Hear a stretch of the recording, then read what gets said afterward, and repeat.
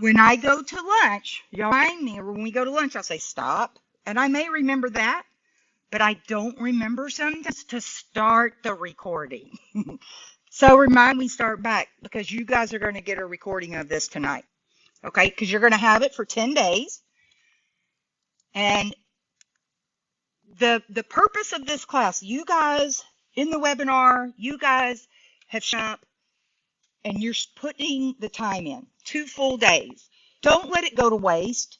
You're getting an information dump of 1,500 slides. And you're going to go 650, 700 today, and that tomorrow. Don't waste time. You're going to get a recording of today and tomorrow, and you have that recording 10 days. You also have your practice exam that you could do for 30 days unlimited. We want you taking your test within 10 days. We are putting so much information. Studies show every day that you don't touch this or you kind of leave it, you forget 5%. Well, in days you lost 50% and you need to start over again. So really want you focus on this, do it over. You can go past your exam Friday. You could have your license by Tuesday or Wednesday of next week. So that's what this program is really designed for, not somebody going to spend a lot of time. Get in, absorb it all, go take your pass, and then learn your business.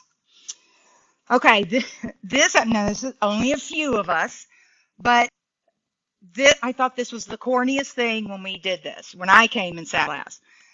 And so I will pass my test the first, and there was one lady who told David, the previous owner, how she loved it. She really made her feel self-empowered. So we keep it, but in my new PowerPoint, every time says that. Some of these get really crazy, and it's like when we talk about I will automatically pass my test. Okay, we're not doing that. We're just going to say this every time we do the screen, because we're going to profess our faith that we believe in ourselves, okay? Because you guys are all going to pass your test after you in this class, okay? So what do we have, 14 chapters or 13? We only have to say it 13 or 14 times, okay? So let's start now. Webinar, you guys say yourselves too, because you all are going to pass when you're done here. Okay, 3, 2, 1. I will pass my test the first time. Okay, squirrel. Anybody taken their test before and not passed? No? Okay. There was a lady, they said, that had taken the test 32, 34 times. Okay, y'all. I'm ADHD. I'm a one person. Like, we need to get in there, do it right, and I don't want to have to visit that again. I think probably by the third time, I would have said, this not be the industry for me, right? Can you, 30? What? Anyway, she came to this class and she passed her test. That's a story. Like, I don't even know how you have the persistence to go on with that after failing so many. Like, I would have already no, I don't have that much persistence. Okay, so now we're going to start with general definitions. The first chapter is the longest.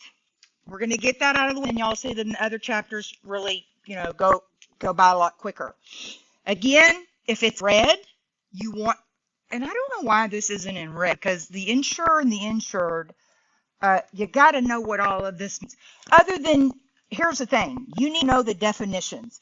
You know the definitions and you can break them down, you're going to pass this test because you understand what every question is, basically, okay? So the insurer, that's the companies you guys are going to be appointed with. Farmer, State Farm, Allstate, Liberty Mutual. Insurer is the insurance carrier that we write our clients with. Insured is the person who bought the insurance, the client. Named insured. So this covers anyone, see how this is red, covers anyone listed, named in the policy. And so if you have a property insurance, everybody that lives at your house is going to be listed, because you have to put who lives in your home, relationship, all of that on. So they're a named insured, right? Have to be listed on the policy. The named insured receives the broadest coverage because they're listed on the policy. It's an insurance for them, right? It's their risk that the insurer is taking. Named insured is for a personal policy. first named insured is for a commercial policy. Okay? So, first named insured, I had a student, I was saying I was going to go get some of these. I had a student go during lunch a few weeks ago, and it doesn't fit with my clothes. It doesn't fit my head anyway. Who knew that they really do make these for 2-year-olds? The first named insured is the king of the policy. These are commercial. So you see the difference? Named insured is your homeowners, your property insurance, your auto insurance. If it says first insured, it's going to be a commercial policy. My business partner, Ronnie, is the first named insured on our policies. I'm not the business person. I'm the warm, fuzzy person who wants to, again, educate people, tell them, is this right for you? Is it not right? All of that. He's the business person. So he handles all of these things. He's the king of the policy. He is the only one that can request and sign for any changes. And we're going to start this first chapter. They're going to ask you in this test who can make changes to the policy. Okay. I know we all think if we want changes made, we make the changes, right? No, we don't. We request the changes. The king of the policy. Who actually makes a change to your credit report? You would request that something was wrong, change, but who can actually make the changes to your credit report? Yeah. So they're going to ask you so many times the next 2 days, who makes changes? Don't slip up. It's not the first named insured. We request. The first named insured can request changes. The client can request changes, but we don't make the changes, right? The insurer is always the one, and they trick me every time. I'm going to tell you, y'all still watch me get tricked by it. So, first named insured means it's a business policy. Additional insured, okay, this is if you have a mortgage, property insurance. It would be mortgagee, your lien holder. They not be named in the policy. Remember, on this homeowners named insured, everybody named on there gets the broadest coverage. But if I have a $100,000 building and I owe $80,000 of it to the mortgage company, the building burns down, who do you think gets that first $80,000? Oh yeah, you bet. Because they have an interest, right? Because we owe them money on that building. So then I would get whatever was left. So they are called an additional insurer, a mortgagee, some type of lien holder or something like that. Principle of indemnity. You guys, this is going to be tested on. This principle states that the insured will be restored to the same financial condition as before the loss. The insured is given an amount after a loss which will buy another property of equal value. Equal value. Insurance is not about profiting. If you profit from a payout, it's illegal. That's not insurance. That's gambling or stock market. Yes, exactly. So you cannot win in insurance. You cannot gain. You just can get back your position. So indemnity means putting you back to the position you were before the loss. Okay, principle of indemnity. The insured will be restored to the same financial condition as before the loss. Depreciation is used in determining how much is paid for the loss. So depending on how much insurance you have, we're going to take depreciation out, subtract it, and give you actual cash value or replacement cost. Okay, underwriting. Underwriting is the process of determining if a risk is acceptable to the insurer or not. What limits will be issued and what premium. So the underwriting department is taking our application, which has all of our information on it, and they're going through it. What they're trying to do is classify our risk. Are we going to be, first off, will our company accept you? What are we doing? So the application is the offer because we want an agreement or a contract. We fill out the application and offer to the company. They then classify us, preferred, standard, substandard, however they choose. So underwriting is really the process of classifying a risk.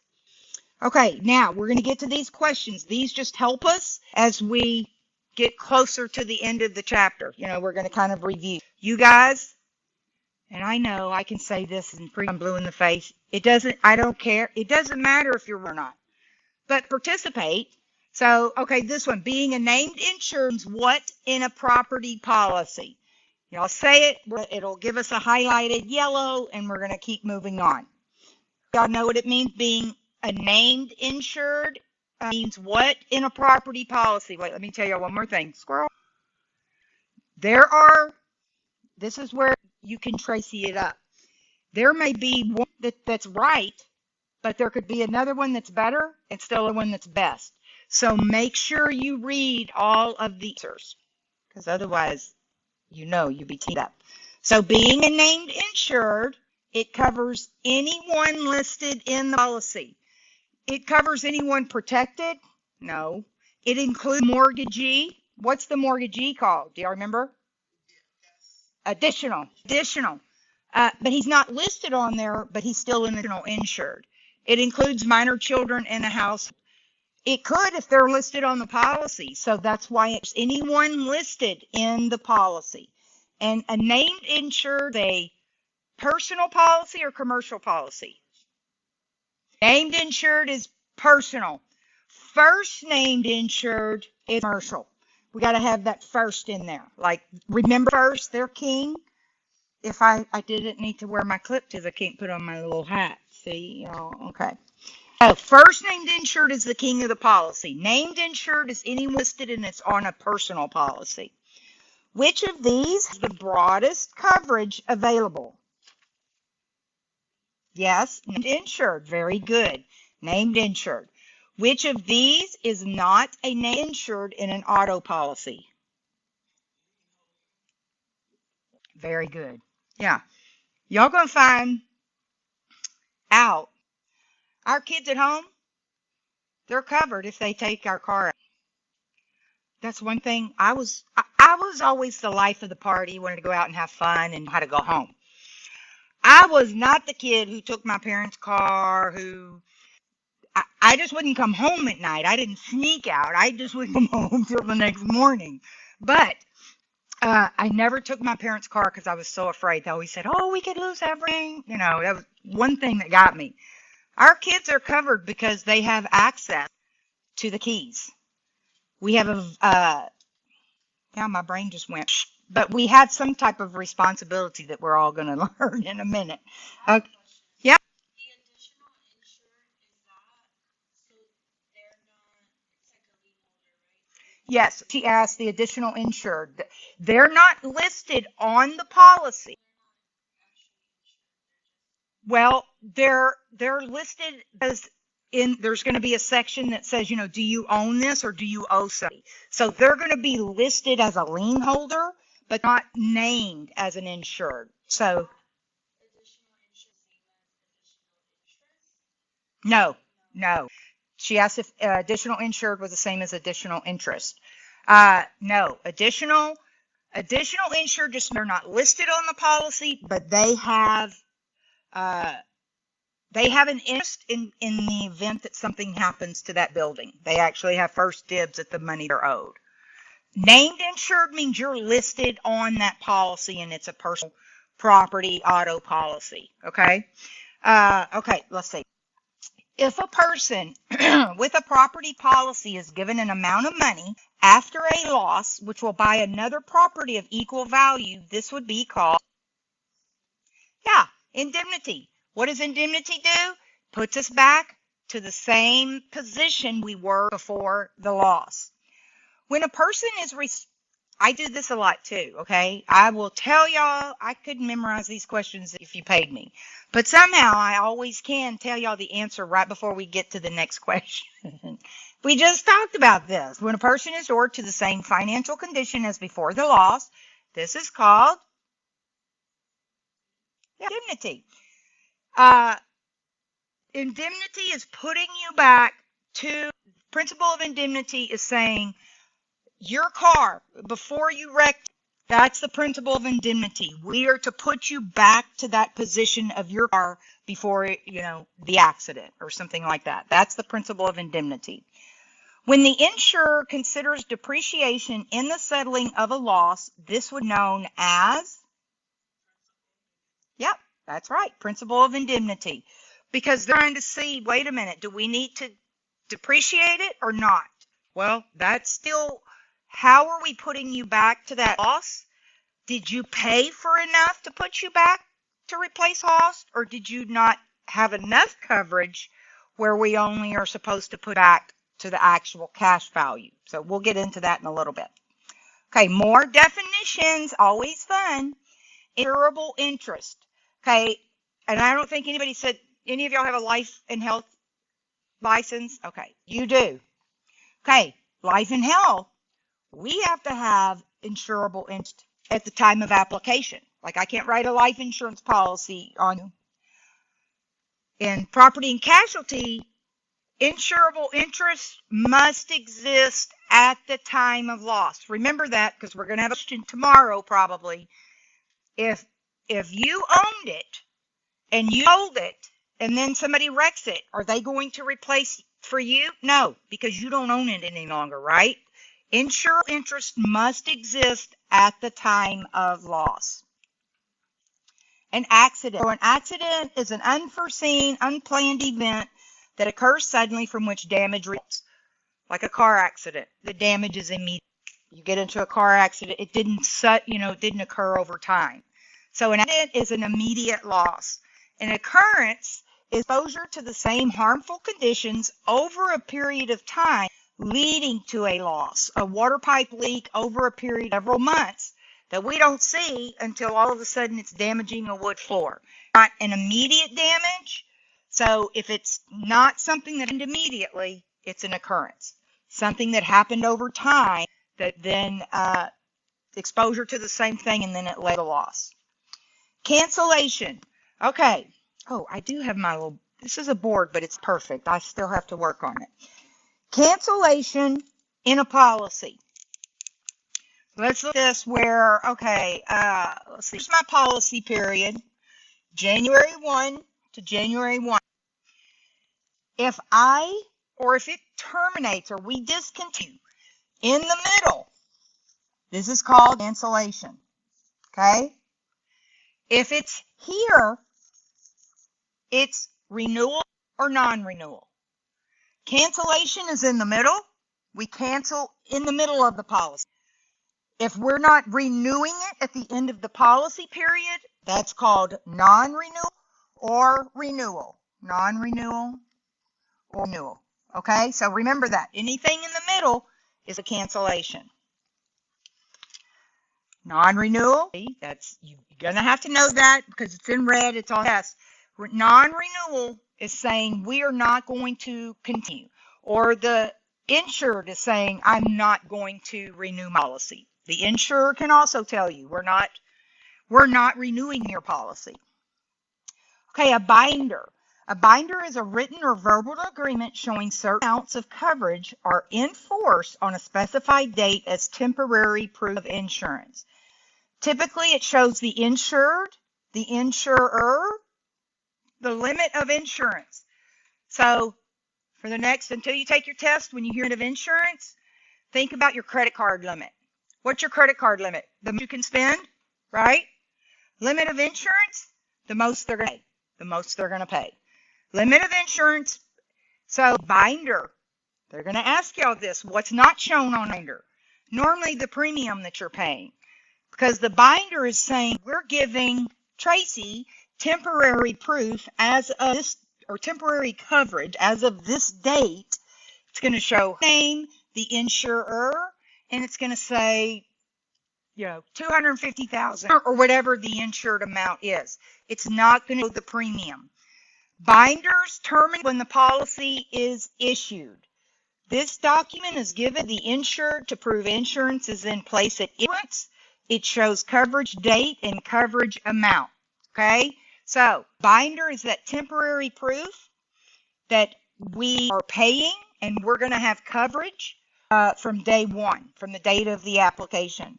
Dale Earnhardt. Everybody in here know Dale Earnhardt? You too young to remember? Do you know him? See, he was a race car driver. My son loved him.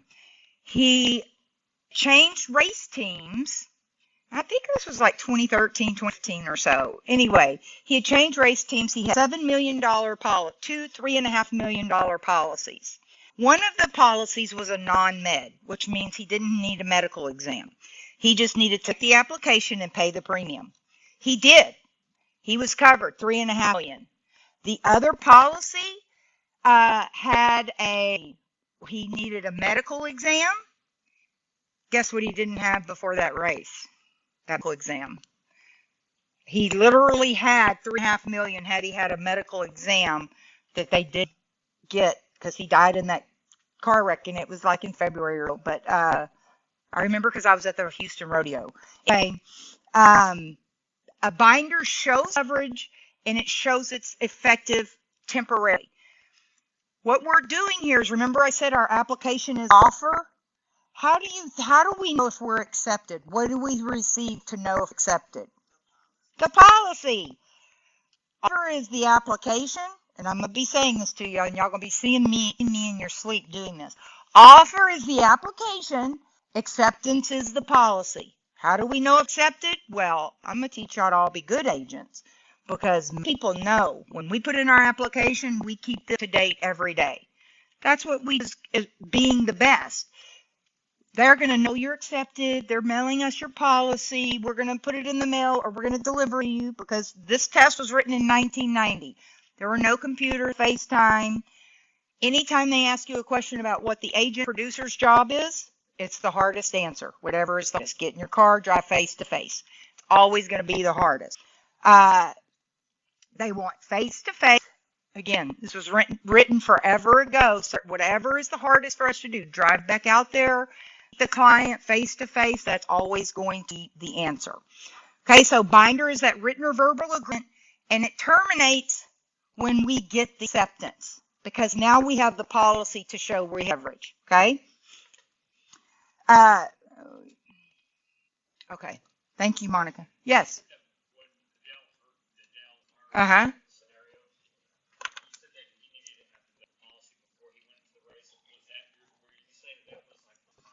He had to have a medical exam. It was a pre-qualification in order for him. It's a conditional receipt, which we'll see. It was conditions he had to meet before the temporary coverage went into effect. And it was just a medical exam where they, somebody comes out, does your blood pressure, all that. He'd have passed it with flying colors. That would have led his coverage, because all he needed was that second part that he was asking Dale Earnhardt, and was that a binder. It was that and we'll get to a second, but he didn't have the conditions met on his conditional receipt in order for coverage to start. Okay, a certificate of insurance. This document that's issued by insurance company used to verify the existence of insurance coverage. Certificate of insurance I have to give the landlord when I move in here. They need to know the certificate of insurance. What does it say? The effective date, type of insurance, how much I'm insured, what types of policies I have.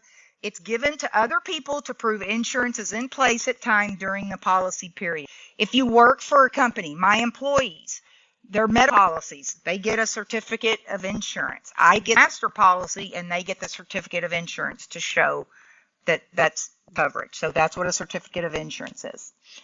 Insurable interest must exist at what time in the writing a property policy? When? Do you remember? When do we have to have an insurable interest? It's at the time of loss.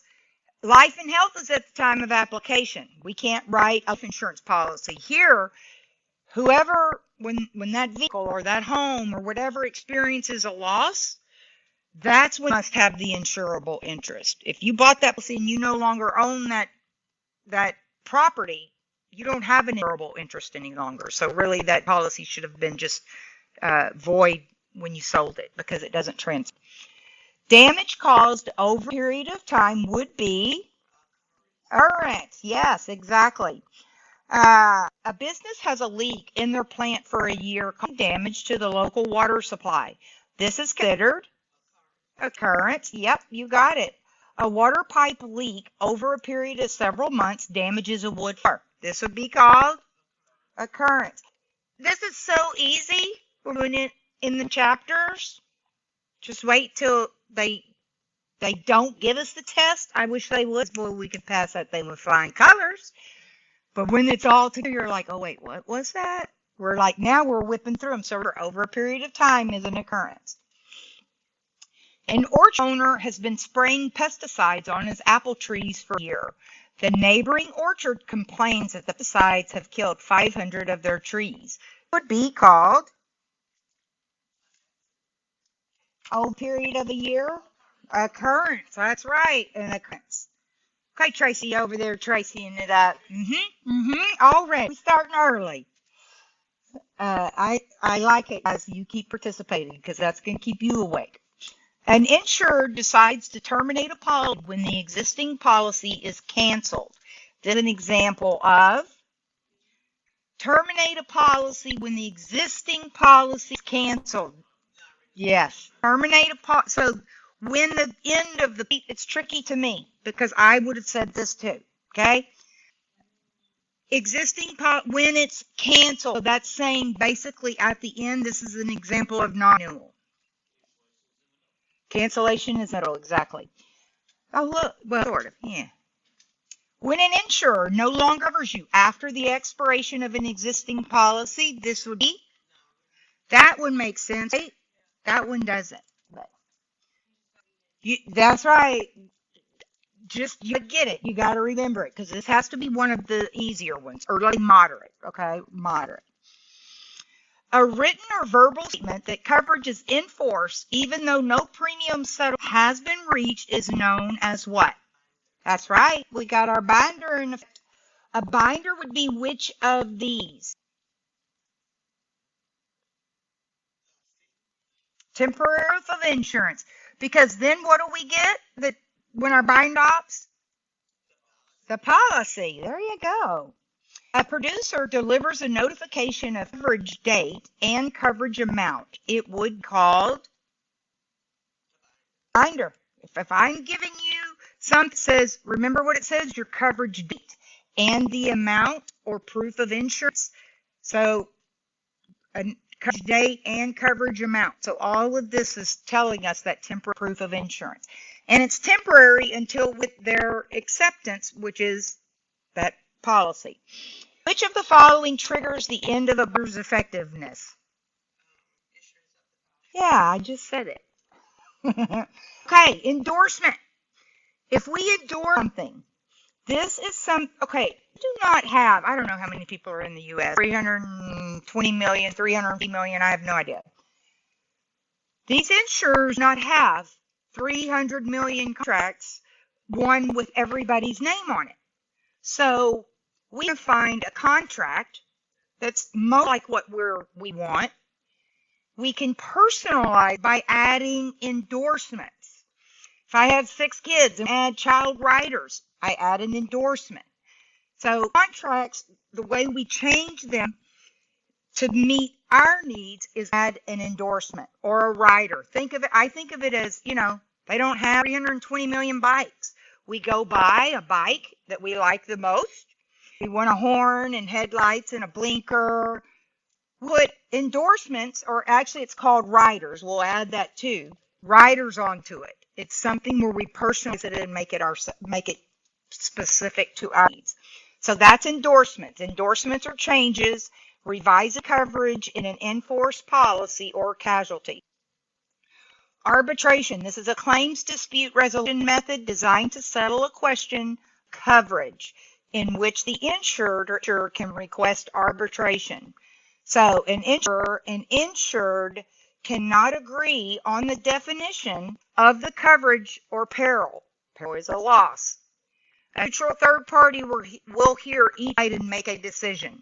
Arbitration, me and the insurer cannot agree that board should be covered. Okay, that's arbitration. Appraisal, me and the insurer can agree that that blackboard is worth $1,000.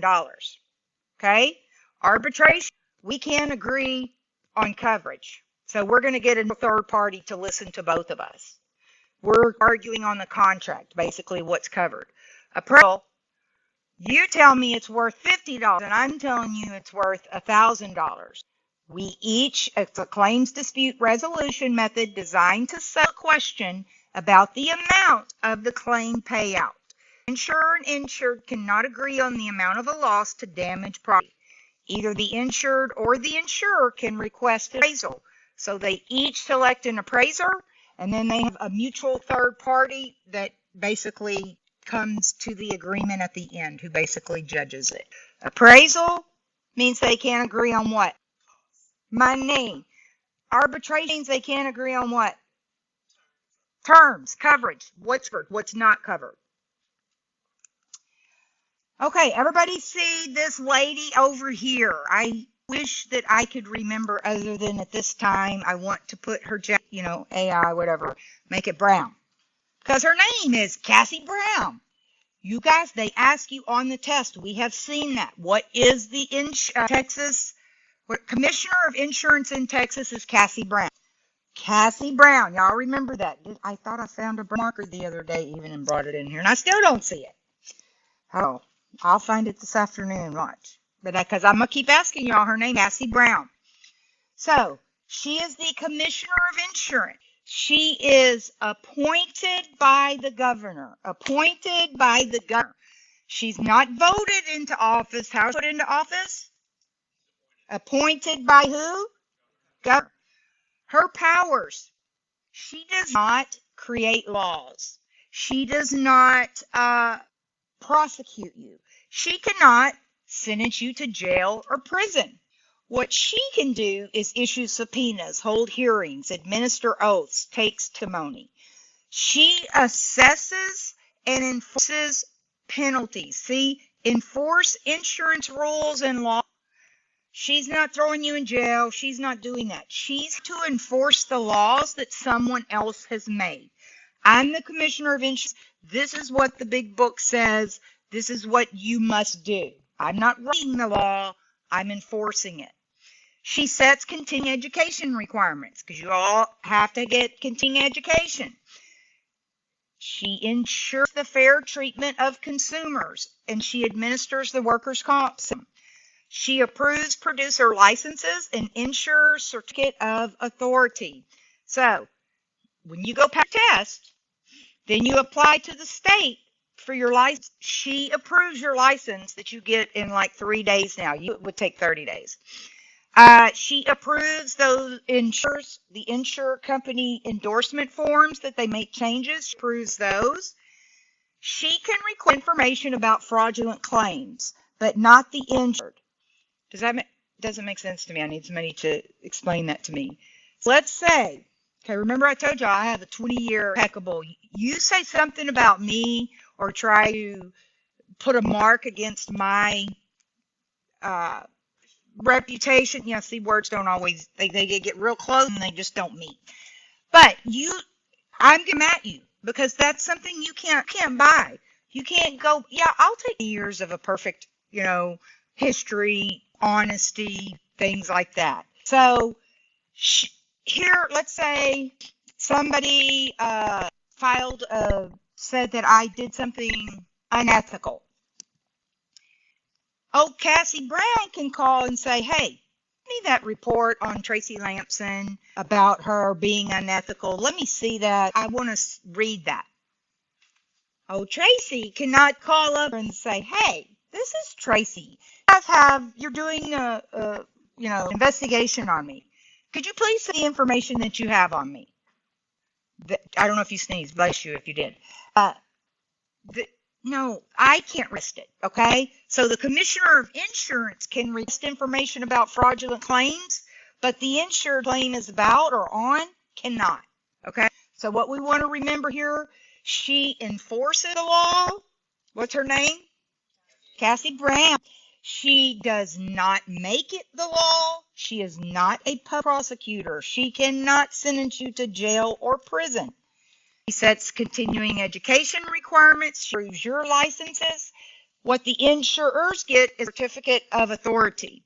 So she approves the endorsement forms, and she requests information about fraudulent claims. She also comes in. The Department of Insurance will examine books and records of each domestic and each admitted insurer to determine their financial stability. The Department of Insurance examines them at least once every 5 years. They must do this because if you are an insurer and your home office is in Texas, we need Cassie Brown needs to tell you how much you have to keep in reserves. Okay, so she's got to go examine your books and records once every 5 years. An insurer making a change to a liability policy would use endorsements. That's right. That's a change to a policy because we're now making it, personalizing it for us. Exactly. Customizing it. What would an insurer use to revise coverage provided in an enforced property insurance policy? Endorsement. Which of the following conditions applies when the insured and the insurer cannot agree on the coverage for a loss? Yep, going to arbitration. You better believe it. If the insurer and insured disagree concerning a loss, which of these could the insurer choose? Yeah, that's easier because we don't have the, well, they didn't have it in that one either. I was thinking it didn't have so it doesn't have the appraisal in those, so that makes it a little easier. Which of the following conditions applies when the insured and insurer cannot agree on the value of a loss? That's right. We're talking now. We're going to talk about appraisals. An insured and insurer cannot come to an agreement about the amount of a loss. The insured could request. You are so quick I can't even take a drink. Appraisal. Which of these is true of the Commissioner of Insurance?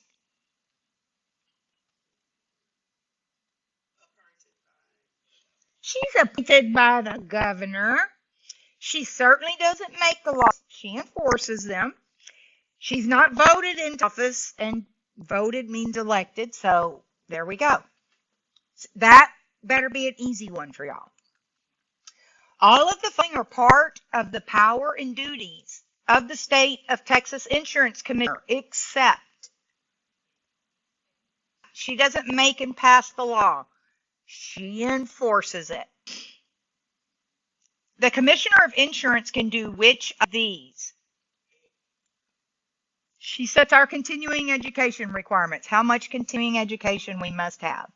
The Commissioner of Insurance in Texas does which of these?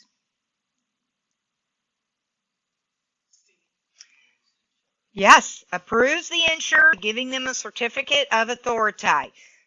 Get to that authority here in a second. We get a certificate, we get a license. What do we get? A certificate of insurance? And she gives them a certificate of authority, right? Authority. Insurance company endorsements are approved by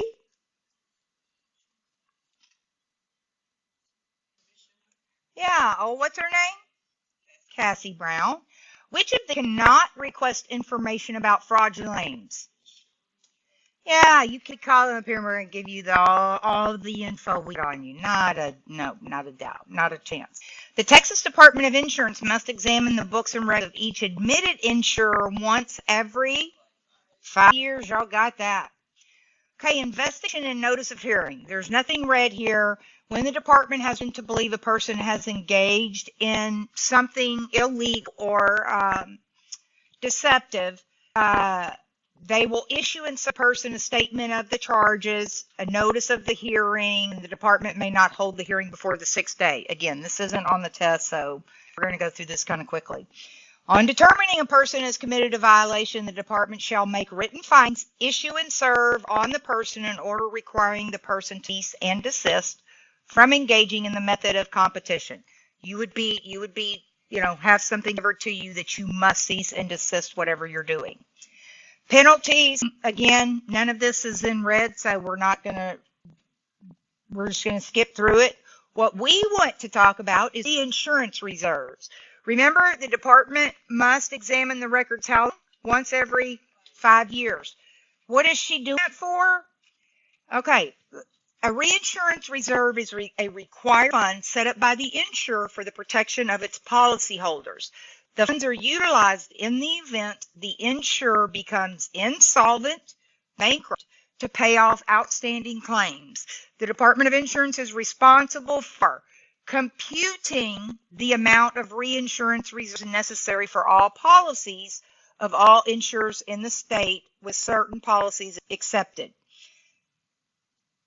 The department does not have the right to tell an insurer when to release the funds. So, the Department of Insurance tells they compute the reserve, they cannot release.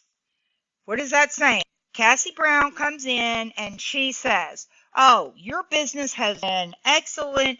You need X amount of dollars in your reserves.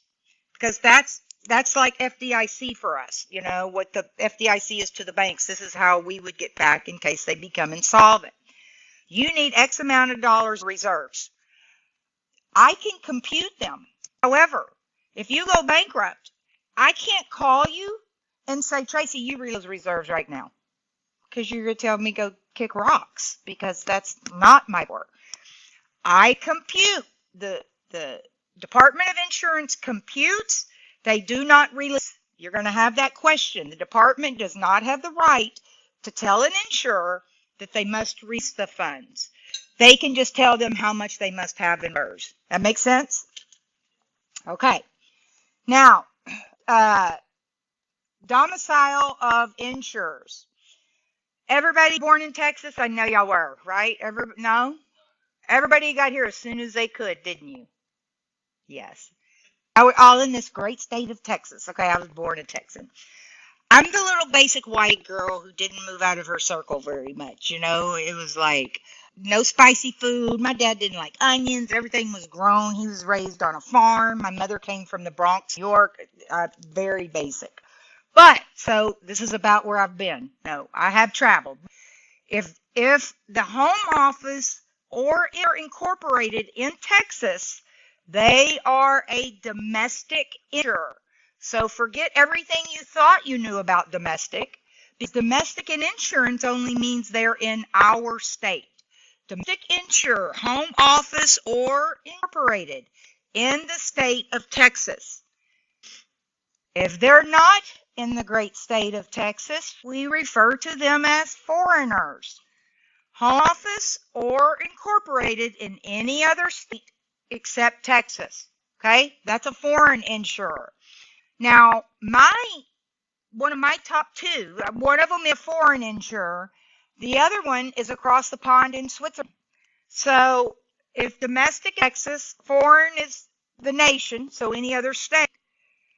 Across the pond, if you're out of the nation, you're an alien insurer. Their home office or they're incorporated in another country, not in the United States. Y'all must know all of those.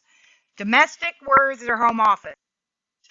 Great state of Texas. Foreign is anywhere else in this nation. You know, they're still they're here. And then alien is they're out of the nation and their home is in another country. And again, one of my top, they're in Switzerland. They're one of the best. The Department of Insurance does all of the following except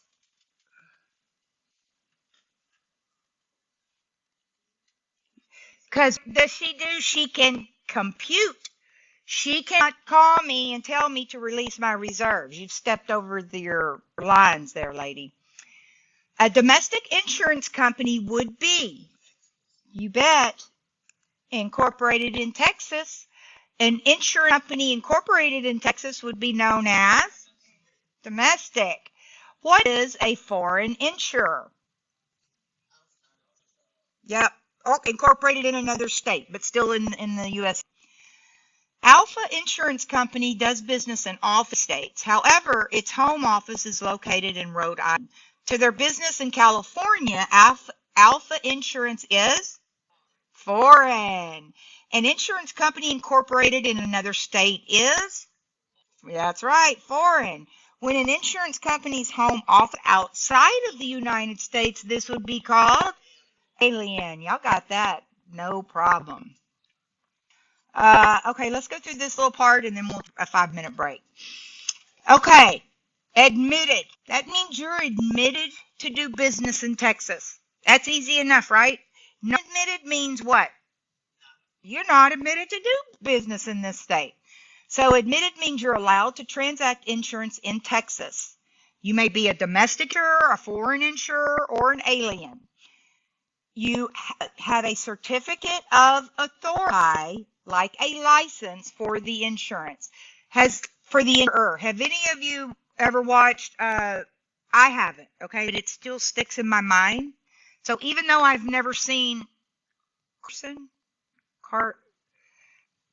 South Park, and the Carson or whatever his name is, see, I don't even remember. Anyway, tells people, don't disrespect my authority or something like that. A guy finally told me last week, and I've known this for a year, but I never knew how to connect it. So, authority. So the insurer get a certificate of authority. They have the authority to transact business in this state.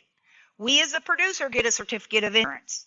They get a certificate of authority. They must have a certificate of authority and be admitted in order to transact insurance in the state of Texas.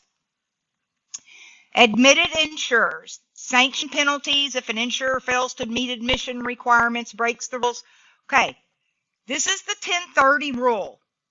You got to find it, put it in your file. When is the 1030 rule? The 1030 rule is for an admitted insurer, okay? Not us producers, but the companies that sell.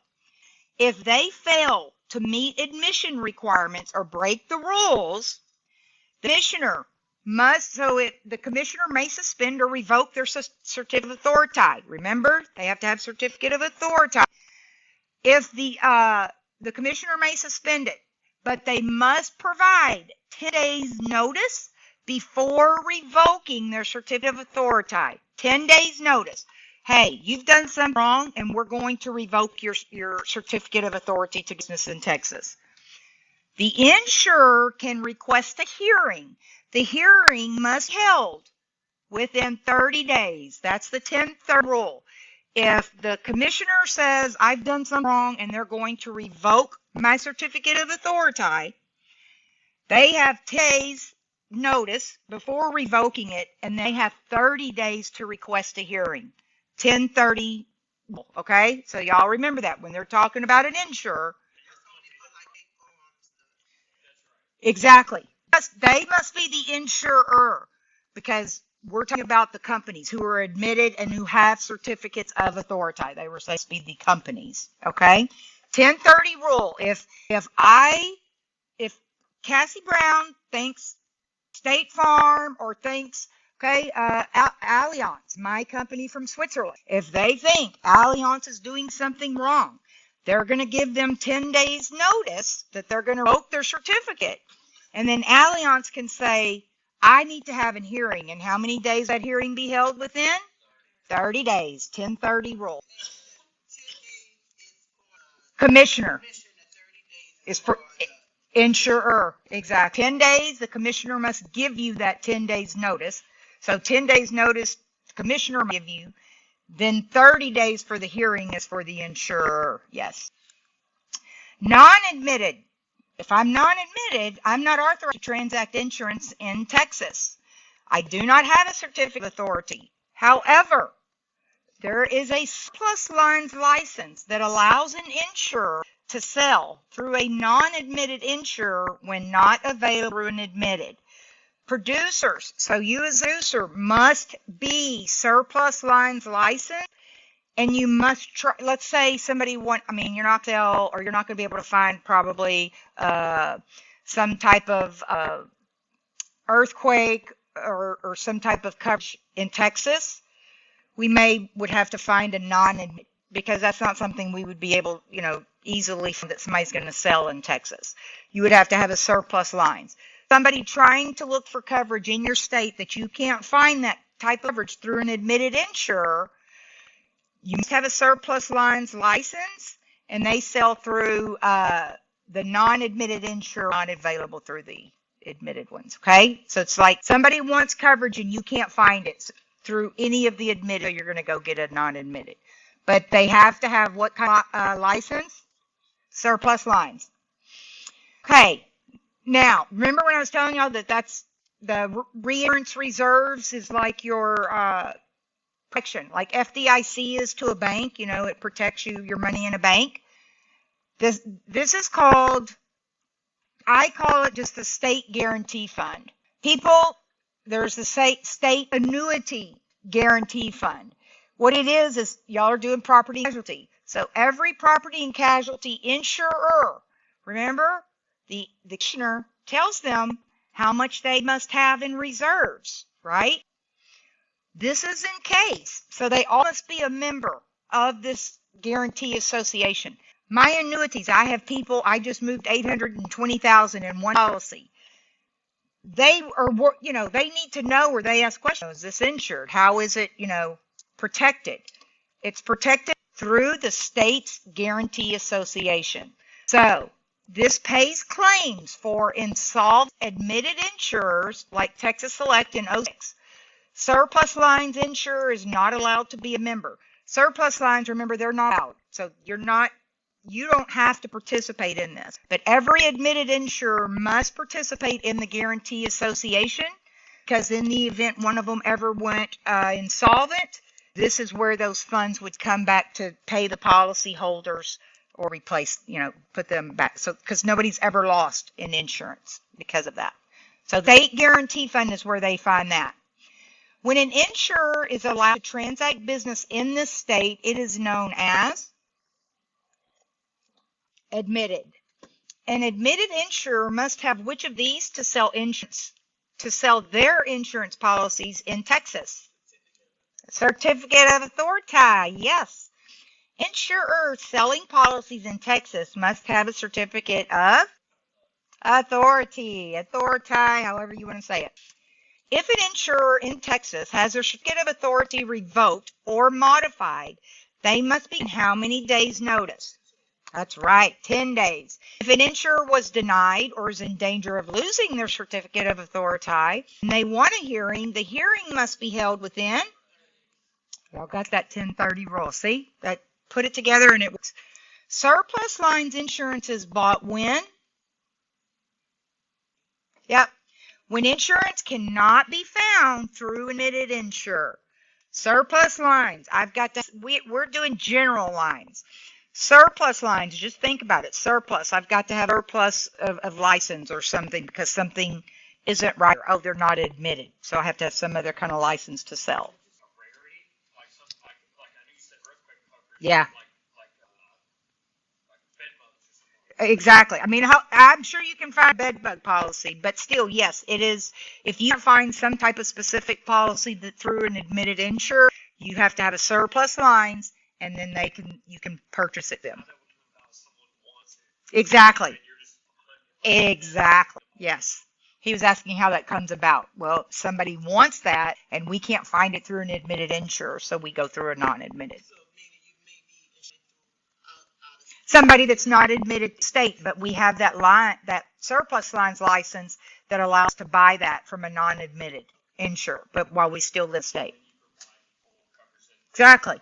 Yeah, whatever it is, yeah, but it's just exactly. You're doing something for them. When does the Texas Property and Casualty Insurance Guarantee Association pay covered claims?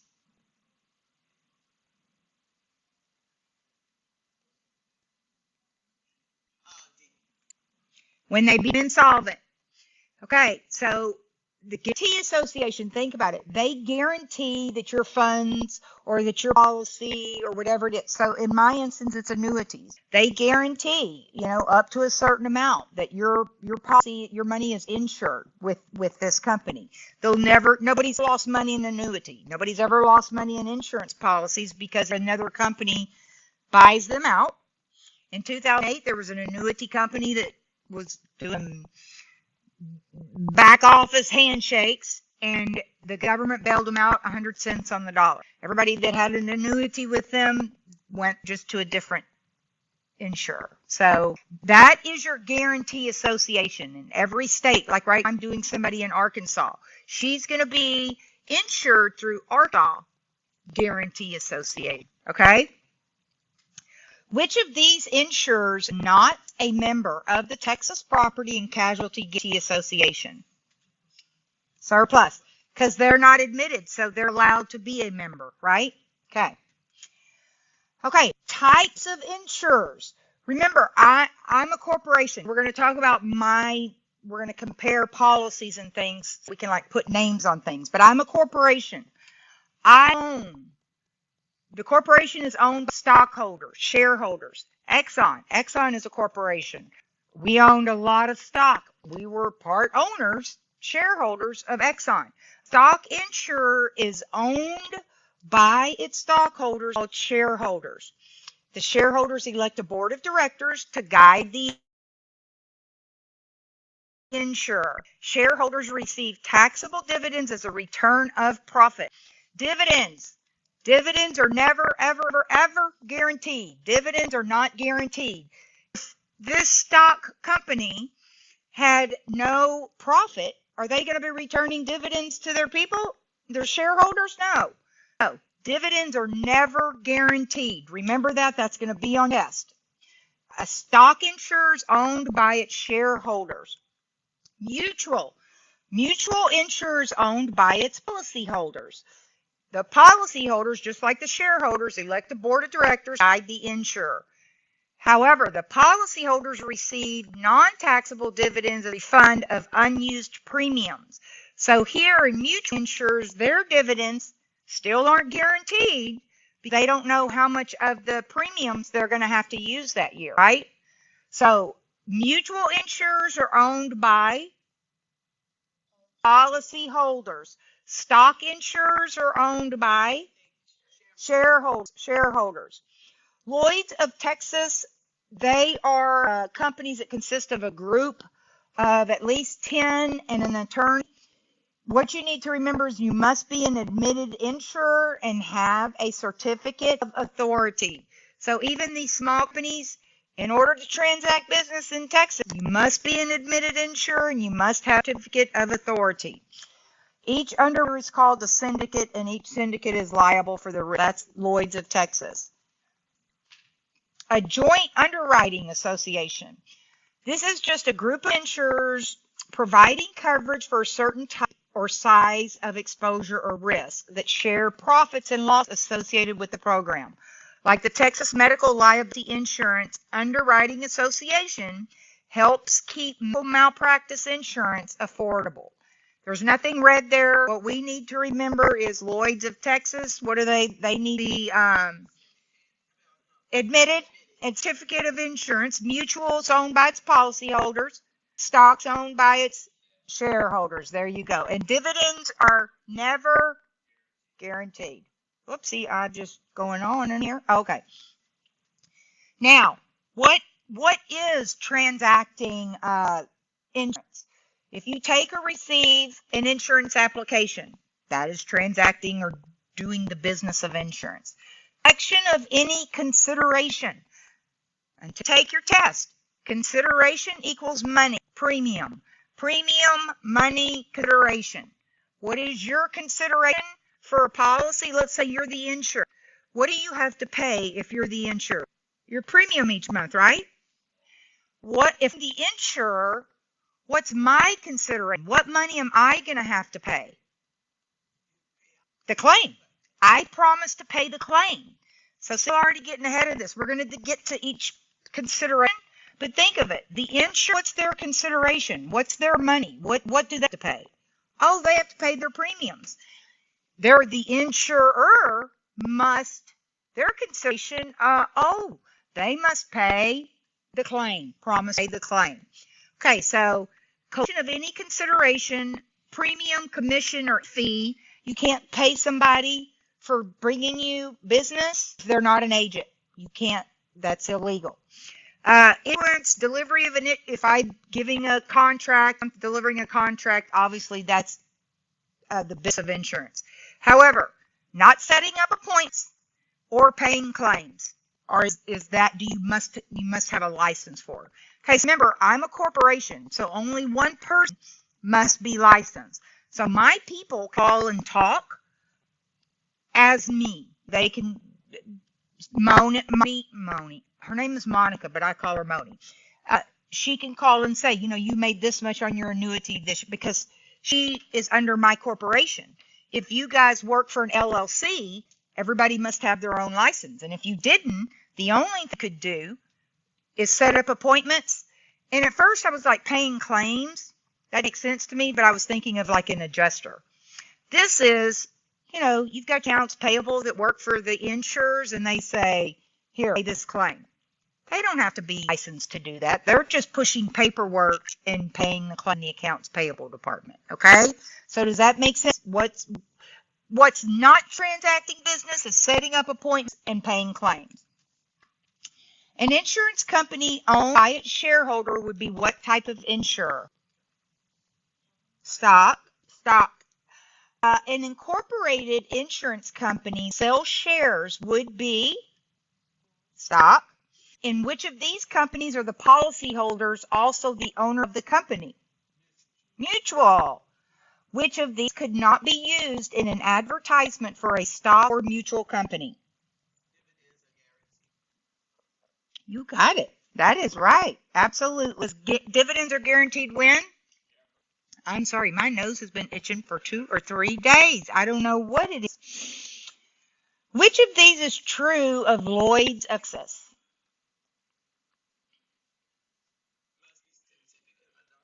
Very good. Yeah. You know what? We don't have to have a certificate of approval. Must be foreign or must be alien? No. None of so must have a certificate of authority. Lloyd's of Texas must be admitted. Which of the following would be considered transacting the business of insured? Collecting a premium. Which of the following would not be considered transacting the business of insurance? Yeah, you can make appointments and pay claims all you want. That's good. Okay, this is the dumbest slide that we're going to go through in the next 2 days. Things just make sense, and when they don't, it's like, and I'm going to tell y'all, and y'all don't tell anybody, even though I'm recording, rule number 1 at my office is people are dumb. People don't read, I mean, when you accept, it makes your life a little easier. You just go, okay, people just don't read. They don't know insurance, so they're not going to know things. I get that. If they're going to tell me that I have to be at least 18, right? This is what it says. The government will issue an agent a license. The applicant is at least 18, not committed an act for which a license may be denied, so you're in good standing with the state. You must submit an application and pay a fee, and you have passed the exam. You have 12 months. I've seen somebody, they passed their exam and they never filed for their license, which I know you guys aren't going to do that. But she was passed the exam for her husband who owned an agency. It sat at her desk and he never applied for her license for 12 months. And so if she wants to be a license, she has to go take her test again. So you have 12. Okay, so this part's okay. What I have a problem with, if I have to be 18, why do you don't have to be 21? I mean, I don't have to be 17. I don't have to be 20. For me, it's like not required.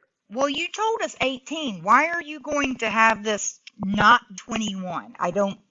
Anyway, for my little peon brain, it just doesn't roll smoothly for me. But it's probably because there's a question. They're going to say you don't have to be. Well, obviously we know how old you have to be, right? 18. You don't have to have a high school diploma. You don't have to be a U.S. citizen. And you don't have to be 21. Okay? So you have to be 18, 12 months for your license to get your license, and you must be in good standing with the state. So no diploma, no, you do not have to be a U.S. citizen, and you don't have to be 21 because you have to be how old? 18.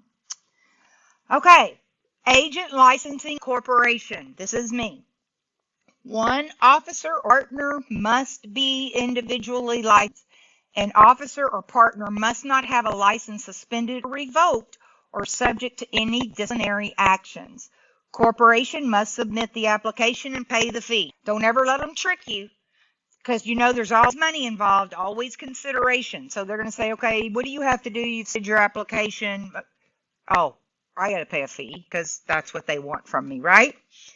So corporation, only one officer or partner must be licensed. That's why I came and took the P&C. I had McKenna, who still works for me and will probably take the business over one day. She for P&C, but I didn't. So I was going to have to make her a partner then, and I wasn't to do that. So I came and got my license. So they operate under my license, but they still can perform, transact the business of insurance, basically. Yes. But also, so, and honestly, I'm the only one. Now for the school, Ronnie's on the paperwork, but for Lamson, he's not. So every time I get appointed with different companies to write their insurance, they ask me questions. I'm a corporation. Do any partners does it, because they want to know everybody's background that's in that corporation. So only one person has to have a license, but everybody must be in good standing or not. I mean, even if he's not licensed, he can't have felonies and be a part of my business. They wouldn't let me be a licensed owner. Okay. And pay the fee. Always got to pay the fee, y'all. Okay, temporary agent. I actually started as a temporary agent. A temporary agent, the department may issue a temporary agent's license for 180 days. How long is that? 6 months. 6 months. It cannot be renewed more than once in any 6-month period. They're going to ask you a question when you can renew it, and it's going to be once in a 6-month period. It's valid for 180 days, 6 months. In order to get a temporary license, you can't call Cassie Brown and say, oh, I'd like to have a temporary license, please. If you would issue it today, should be. You got to have a sponsor, Tracy. Somebody's got to sponsor you. I went to work for Senior Wealth Care in the Netherlands in 2005, probably in February, and I got my license in April. It must have a certificate signed by an agent or an insurer stating that you're being considered for an appointment. So basically a sponsor and 40 hours. You work 1 week, and that's your 40-hour supervised training. They can request a temporary license that's valid for 180 days that you can, what does it say? Not that you can renew once in a 6-month period. You must have a sponsor. So remember it like that. And you must have 40 hours. So think of it working 1 week in order to have that temporary license. It's good for how long? 6 months, 180 days. Yes. Okay. I am licensed in Texas. You guys are doing the requirements for Texas. If we lived in California, we'd be here a lot longer. Their requirements are insane.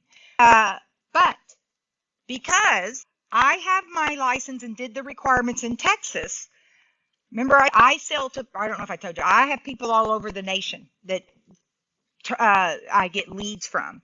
So I'm somebody in Michigan, somebody in Arkansas. Because I'm good standing in Texas, I get a reciprocal license where I have non-resident licenses in the states that I don't live in. I have a resident license in Texas, which allows me, because I've passed and I'm in good standing, this reciprocal license agreement where the states will say, if you're licensed in Texas, you want to be licensed to sell in Louisiana, all you have to do, guess what you have to pay? A fee. You want $100 or whatever. Illinois was $500. It's all about the money. Every system has its, remember, if you're thinking outside the box, I see all those. Oh, there's a system, that system, don't get me started, y'all. Person living in another state wanting to sell insurance in Texas, they would get non-resident license. Must be licensed in your own state. That makes sense, right? You're good standing, you're good non-resident license in other states that you want to sell in. Limited lines. Is anybody here doing only a limited amount, not going to be doing the P&C? I feel like somebody called and asked us about it. Maybe not. limited lines, which I would still tell anybody, get your general lines, because one day you're gonna need it. Life and health. We have it where you could just take the life class, and actually we stopped offering it this year because it's 3 more hours, literally, stay for life and health. You're going to go and be able to sell life only, and then you're going to want to sell Medicare, and they're going to go, oh, you have to get your license. And they're going to call us and they say, we want to take the health section. No. Guess what, Jimmy John? You got to come back and take the whole class because you have to take the whole again. So, limited lines means you can only sell a limited type. Okay? You're getting your general lines. Limited lines, limited types of insurance. This lines is not for a limited period. It's for limited lines. Okay? That's what you want to distinguish between the limited lines. Okay? These are easy, right? When y'all say this is kind of the easy slide. There's an emergency license, which if the agent becomes disabled, insolvent, or dies, then must prove it necessary and the license is valid for 90 days. None of that's in red. Remember we were talking about the surplus license. This is required if an agent wishes to place insurance with a non-admitted insurer who have no certificate of authority. Y'all remember that with the surplus lines. That's pretty easy too. If you are a manager of other agents, you have a managing general agent. MGA license is required to supervise others or an insurer they represent. So they're going to ask you who manages or who oversees agents. The managing agent, the manager. It has it in the word, okay? Manager. They must have an MGA in order to manage other agents, okay? Risk manager, there's nothing there, but what do you think of risk manager? If he came in here and we had books and paper and everything all over the place, he's going to say, or if we just all take a walk down that way, I can show y'all 2 or 3 offices that he's going to say, this is a hazard, because we boxes we haven't unpacked yet. But that's a risk manager. They give advice for a fee on how to reduce loss. An adjuster, anybody have their adjuster license? You're going to get that too? Girl. Okay. They investigate and settle the claims for an insurer. Y'all know if we have a loss, who do we have to call? We call the insurer, but they're going to call what? The adjuster, right? To come out and look at it. Okay? Which of these is not a requirement for licensing in Texas? See, y'all should see them laugh, okay? Like, oh, here we go, that damn 21 years old. How old must a person be to receive an insurance license? 18. How long after you pass your exam to apply for your insurance license? That's right, 12 months. After that, we'll see you in class again. An agent, and that's the last thing you want to do, okay? Because I don't want to visit it again. I don't like that. And agents do all of the following to be a corporation except. Very good. Right? Y'all get that? A corporation, we have to pay a fee. One officer or partner must be licensed, and nobody else must be suspended. I had a girl she was one that I worked with. She missed almost every question that had except. So it came to where, okay, I don't even remember her name. Stop. If you see that except, go back through here and try to group, which is again another method for you to use when you answer. See if we can put 3 together and 1 apart. If one's different, one must be licensed, and this one may be a little bit harder where you distinguish kind of one that's different from them. But I would always see if we can do that. If we can, take that one, read the sentence again, and make sure it makes sense. And normally that helps you find that answer. Yes, ma'am. What are we saying when they're talking about corporations? They're talking about licensed agents, right? Yes. I'm a corporation, which I'm a corporation. I was an individual. She's asking, are they talking about who has to be licensed, or what corporation are we talking about? You as a producer. So I got my license in '05. I was an independent agent until 2015. We filed for C Corp. I don't even know what we are, but we filed an open Lamps and Retirement Solutions.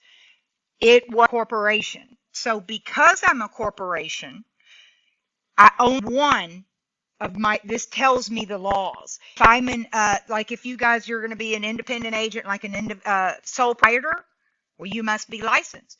If you're an LLC, then the members must all be licensed. So it's based on the type of business that you become or entity. They're going to say who has to be licensed. Still, everybody has to be in good standing. But when you're using the word agent, that's anybody that's licensed. Licensed. Said when you're using the word agent, that's anybody that's licensed. Yes, I'm an agent because I've passed my exam. You're not an agent yet till you pass that exam. And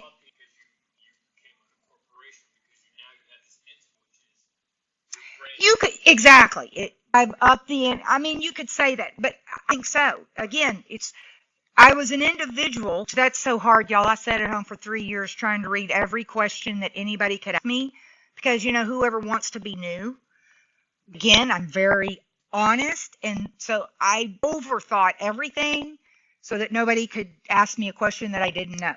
Didn't probably until 2011. But you know what? 20 years later, sometimes I still get asked a question that I don't know. It's things happen. So just, I think people today appreciate honesty, be real. Yesterday, I had an appointment at 12:30, and I looked at 12:21 to find her phone number. It's the first day, remember, job between Christmas and New Year's is when us moms get to relax finally. I was in green pajamas, white polka dots that said Mary, makeup, probably black still under my, and it said it was a Zoom, and I'm like, oh no, I can't get on a Zoom looking like that. So I called her and said, and she'll be a client, but here she is in Arkansas. I'm real. I'm like, I can get on the Zoom, but I'm askew. You can go to my website and see all of our episodes of Gray Houston and all of that. We ended up talking for an hour. Just be real. Be honest. That's what I think. The corporation is you could still be an LLC and it's not really going to be any different. It just would mean everybody in business would have to be licensed. Me being a corporation, I only have to have one person. Exactly. Exactly. Right. Trying to figure out. Exactly. They're trying to understand the terminology. And we'll get to that slide. Y'all you're so good, we're just going ahead of it. Okay, y'all take a break a little bit ago. I know y'all are sitting here. Let's do 5 minutes, 10:45. So take a break, look around, whatever, 5 minutes, and we'll start back at 10:50. I'm sorry? Oh, we're going to keep it. Thank you. He is on it. I thank you. Only when we go to lunch, stop the recording. They're going to have to sit here in the 5 minute and look at me. I forget to sometimes take my earpiece out and I go in there. One day, who knows what I said there. I came back out here and one of the girls on the chat goes, I would love for you to be my boss. I'm like, oh my gosh, what did I say? Out here to the right, yes. And there's no in those.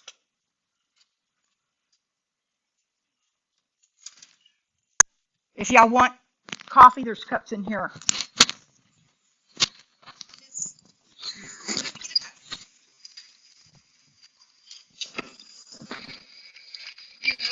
Make yourself at home here. I see everybody's family. We haven't done all the cutouts because we haven't. But that's good. Do you like them? Okay. So that out. I don't have Irish party.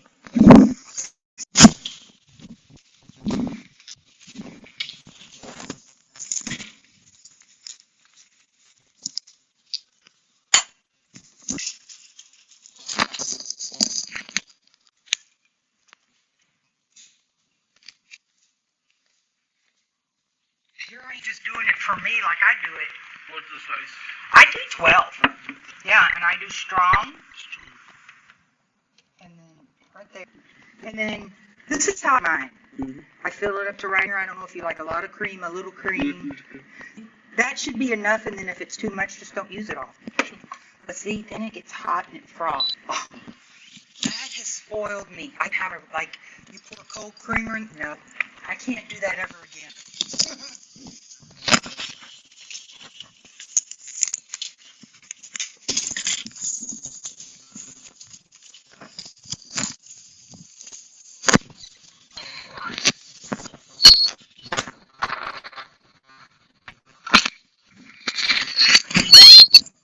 Go in there. So just leave that there. I'll out later. White metal cup.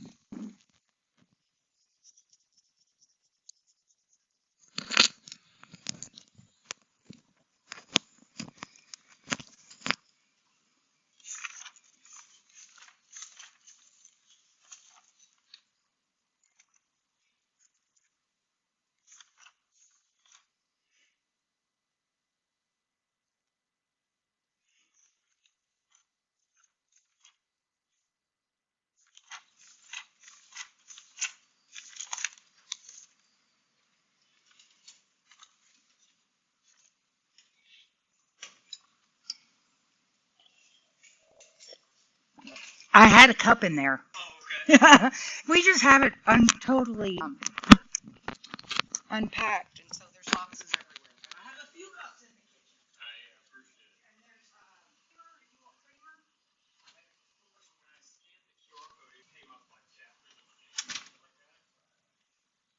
Chapter and it has blank spaces. Yes. Yes. Because when we get to the end of the chapter, y'all gotta take that test.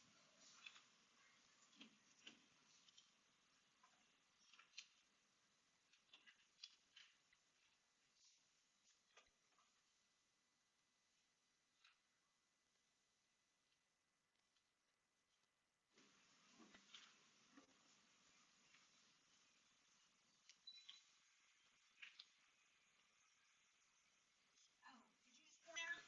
Oh, that, okay, you okay that way? Sorry. Well, do you creamer? Or you second black? Okay, that's fine. Go ahead. I'll use that creamer. I'm so spoiled that that's all I can do now. Okay, go ahead and put your. I don't, who knows where the bottom is. And then, yep. Put that there. Okay. I'm strong. It. So, quick question.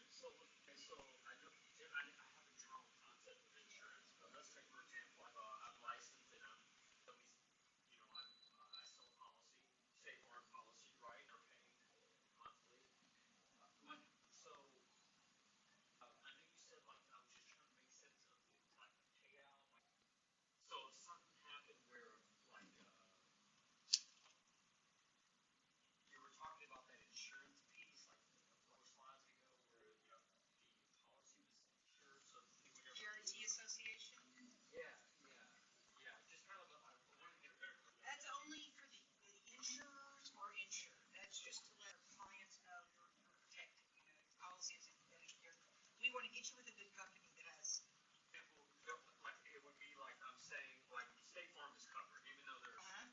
Right. Right. Right. Go ahead.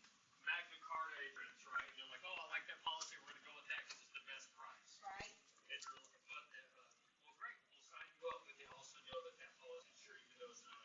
Exactly. They're all insured. Right. Yes. That's exactly it. Yes. Uh-huh.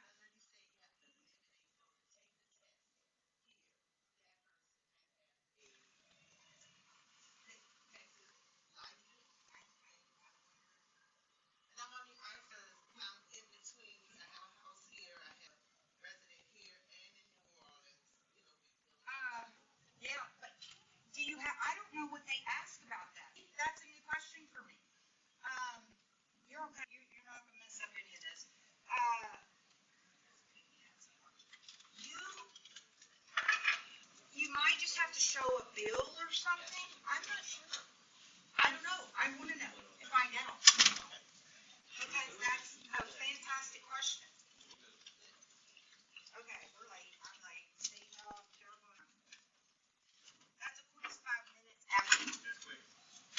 so maybe everybody kind of, my kids were like, 5 minutes. And I'm like, well, yes, I'll go here and get you one.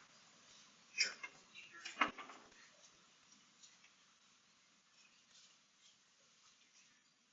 I'm still in Christmas month, okay?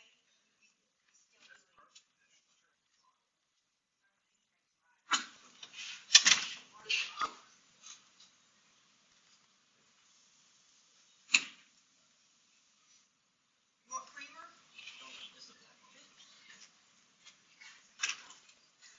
Okay, take your time. Yeah, it's not a black coffee. Okay, I gotta get going started. I gotta get mad. Put it in and start. And then when you're done, will you put mine in? I like.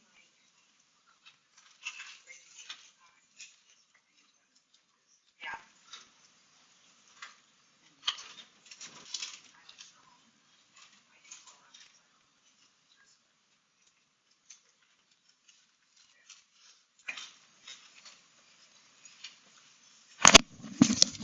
See the camera just wants to watch y'all over there. Don't follow me. Y'all tell me put the camera back. I have tried because they had a camera that was in the ceiling that you couldn't. I'm kind of tech. I would say for 58, I'm probably tech savvy. Above, my friends can't even use a QR code, and I'm like, yeah, there's no hope for you, okay? Because this is the world within. But where it wasn't where you couldn't, like on the webinar, they couldn't really see. So we're still working, have so much to do still. We'll get there. It doesn't.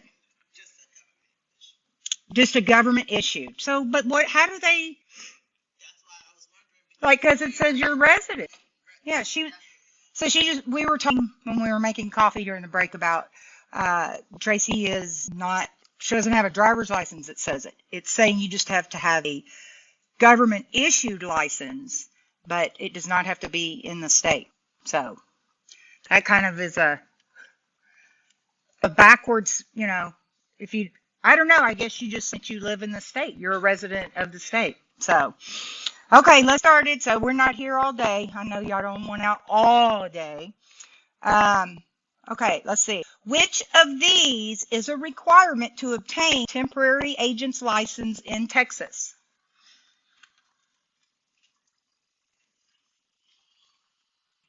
Right. What do we need? We need a sponsor.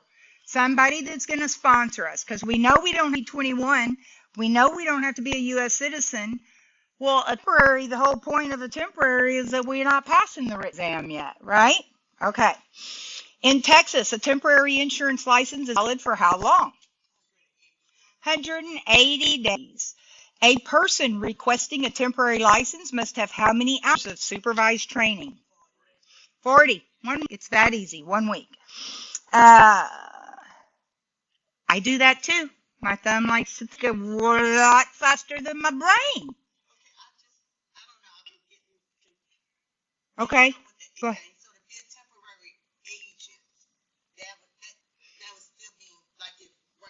You could be a temporary agent right now. You have taken the exam. I went to work. She was asking me about being a temporary agent. And I understand that gets confusing. It's like you're being able to transact insurance without passing the exam. So they're giving, somebody is sponsoring. They're saying, I am considering Tracy to work here. So you get a temporary license for 6 months that you can transact business insurance.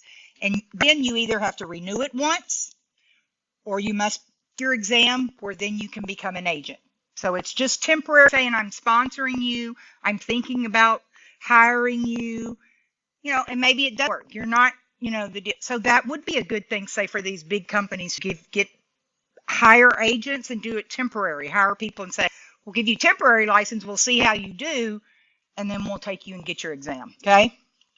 So when can a temporary license holder not be able, this is the question I told y'all, not able to renew. Remember, it said you can renew once in the 6 months, so you cannot renew after the 6 months. Okay? Make sense? How do non-residents of Texas get licensed? Start my coffee. How do they get licensed? Oh, very good. Yes. Non-reciprocal. I hope I'm not, I know. Yes, but it's a reciprocal license. Here, if you take the test, yes, yes. There you go. A person living in another state wants to sell insurance policies in Texas would need non-resident license. Exactly. To get a non-resident license, the applicant must,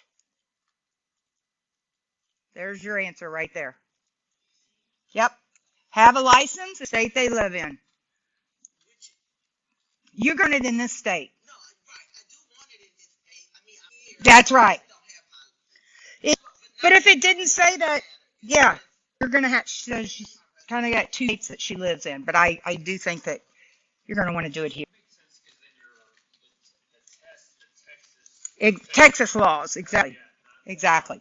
Right, right. Yeah, I still think you're okay. You just showed that you live here as a resident. Yes. There you go. Have a license in the state they live in. And then you're going to get your non-reciprocal everywhere else. A limited lines license would be with the following.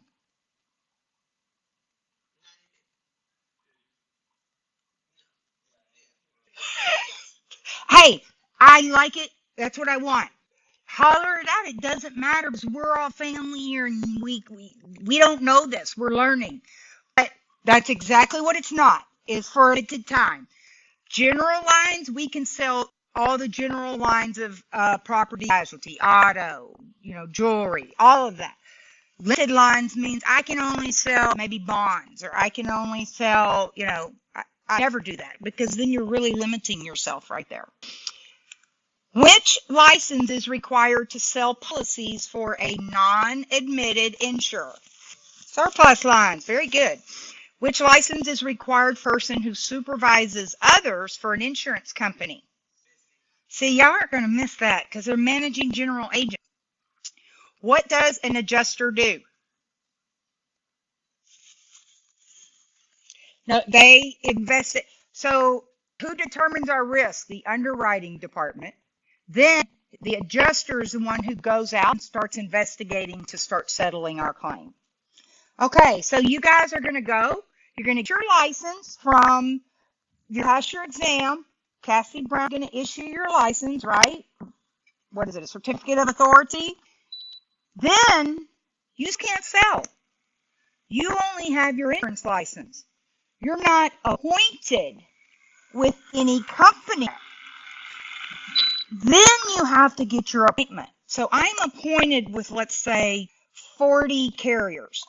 These are the companies that I'll put my name on. They've passed my tests. I've done this for 20 years. And there's a lot of people, a lot of stuff in writing that can always play out. So appointed means you have to be appointed with each insurer that you want to sell policies with.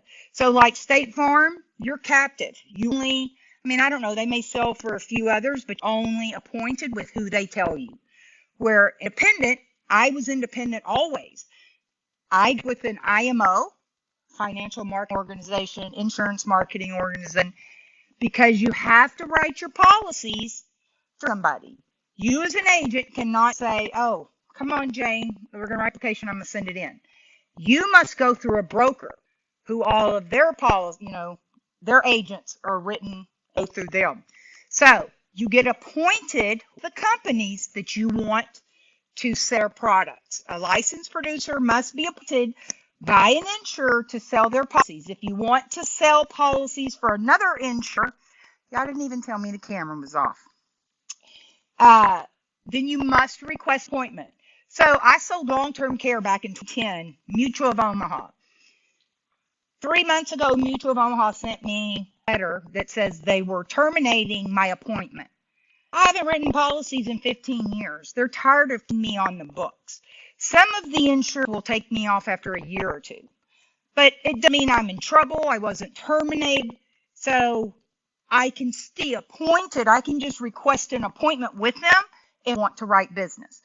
There's still some companies, maybe I've got a client who we're going to create income, a pension income for them, and maybe that a company that can give them the highest pension payout, I'm not appointed with yet. I can be appointed with them and write them. It's just you must be appointed with the companies in order to write their business.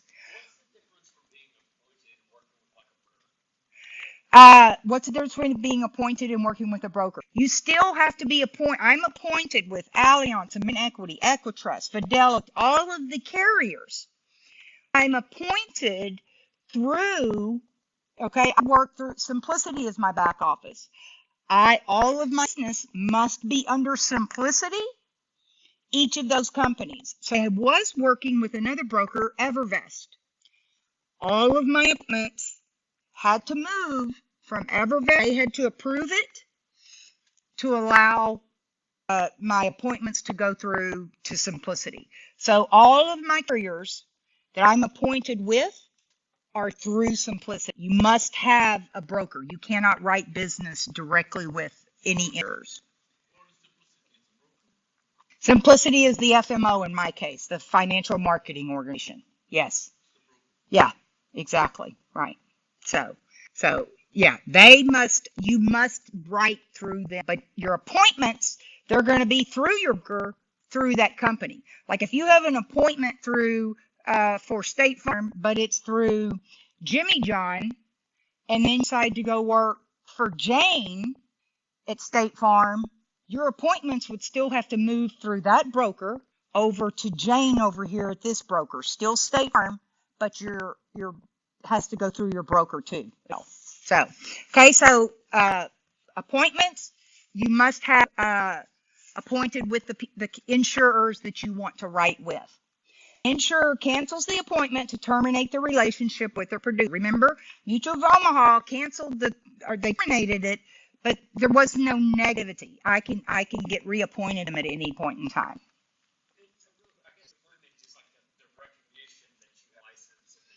You're appointed. The appointment is that you have to be, you've met their requirements, you've answered their questions, you're a licensed agent. I'm not appointed with State Farm. I'm not appointed with Progressive. I can't write any business with them. Not unless I become appointed. And they wouldn't let me if I have all these other companies. I have to only write with companies that allow me other appointments, where State Farm, Farmers, they are captive and you can only be appointed through them. That's the difference. Okay, now we're going to move to continuing education. We have continuing education on our website. So in 2 years, or if you're an early bird and like to get it done first, you can go to our website, go to the CE classes. I've had somebody call and go, do you have continuing education classes? I go, they're all online. I need an in-class. No. Classroom equivalent. So in 24 months, 2 years, in 24 months, your license is to expire. They've changed it because I got my license in April of 2005. So it expired in April of 2007. Now they've changed it to it expires the month of your birthday. My birthday's in July. So it expires July, I think mine's 28. No, maybe 26. Probably is 26. Seems like that had, I don't know. But I have to then, I know it's my birthday month. I don't know exactly which year. So you guys are going to be getting your license in January. It will expire in 2 years. Let's say your birthday's in March. It will expire in 2 years in March. Okay? By then, you must have 24 total hours for 20 months, because we have to do it in 24 months. So that's easy to remember. I need 24 hours every 24 months. 50% of it. 50% of 24 is what? 12. They're going to ask you both ways. 50% of it must be in a classroom or classroom equivalent. You guys may, when you go to work for companies, they're going to give you training. If you get it as continuing education requirements or, points, do it. You have to pay. Remember, you always have to pay. But do it, because that will show you turn it in state and then it's going to be there. You do it tomorrow, or, as soon as you have your license, it's going to start accumulating for that 24 months. So 50% of it must be classroom equivalent. Anybody know what classroom equivalent is? Oh, it's that thing where you log in and you start the test or you start the reading, and see, Tracy likes to go skip, all the way to because I just want to take the test, right? Because I just want to go it, right? Classroom equivalent says, oh, no, you don't. You got to stay on this page for 3 minutes and 30 seconds, and then you can go to the next page. Literally, that's what 50% of it is. It's saying you need to spend time on every page before you turn it. So what I would do, I have a few screens, or put an iPad and I'd go back and change it. And then finally, when I got to the end, I'd take my test. Which, by the way, after 20 years, you no longer have to test. Now that I can ace those tests like this, I don't have to take them anymore. Finally. So, and only have to take one continuous, like you have life and health. You only have to do CE for one of them. You don't have to do it for both. That was my first question, was, wait, do I have to start P&C now? And they're like, no, you have 20 years. Okay, so we need 24 hours every 4 months. 50% must be classroom equivalent, so that's 12 hours. 3 must be money laundering, teach us all that stuff, where we're selling to people who have their money in offshore banks. 3 of them be ethic hours. After 20 years, the license is exempt, the licensee. A penalty of $50 for every hour properly completed will apply, up to a maximum of $500 per license. If a licensee does not complete the 24 hours of CE, by the expiration date, you have 90 days to complete it and pay the fine. Okay, so when I got my license, I did it part-time. I full-time mom, teen mom. I was all about raising kids. So when my license expired, I wasn't really doing a lot. I wasn't doing anything. So I just let it go. Then I had something that said, in order to keep it, you've got to have this done by a certain date. I called them. I somehow sweet-talked them where they didn't make me pay the fine. Okay, ADHD, one and done. I want to do it the fastest. I like to work smarter, not harder. So I just did 24 hours that I had to sit and push. So I didn't have my 12 classroom equivalent. They let me do it, let me off, because otherwise, if you don't, let's say that you had your license, you're not actively working in 2 years, and so you let it go. You let it go, and then 5 years down the road, you decide you want to come back and get your license again. You don't start all over. You have to pay your $500 fee. And we have people that say, I want to come back. I haven't done it in a while. And we found out over the last few months, like, wow, you got to pay that. That's ridiculous. So if you ever tried, or if you're not going to renew it, you call them and cancel it. Because then you're going to have that renewal because you canceled it. So then in 5 years, if you want to come, you don't have $500 penalty waiting for you before you can ever get your license again. Okay? 24 hours, 24 months. How much has to be classroom equivalent? 50%. 3 ethic hours, $50 fine. You have 90 days at the expiration date, and it can be so it's $50 per hour that you don't complete. And it won't be more than 500. Yes. Yes. Then you have another 8. They're going to have in that, you can buy packages. She was asking, 12 are classroom equivalent, 3 are ethics. You have a choice to pick those other 8 hours. And maybe what profession you're in, like I always have to have the annuity training. So I may take 4 hours annuity training. So you can buy pre-packaged plans that have it all ready for you. Or you can go in and set your package, and it's on WebCE, but it's done through our website as well. So, okay, so we got that. Everybody needs to know your continuing education. A person selling insurance for one company wants to start selling for a company. What must they do? Request an appointment to the second company. An insurer wishing to dissolve their relationship with the producer would terminate terminate appointment. You're going to keep your license. Your license is yours, and nobody can take that from you. Your appointment is only with them, and they can dissolve your appointment. How often must your insurance license be renewed? Every 2 years. What must be done to renew your license?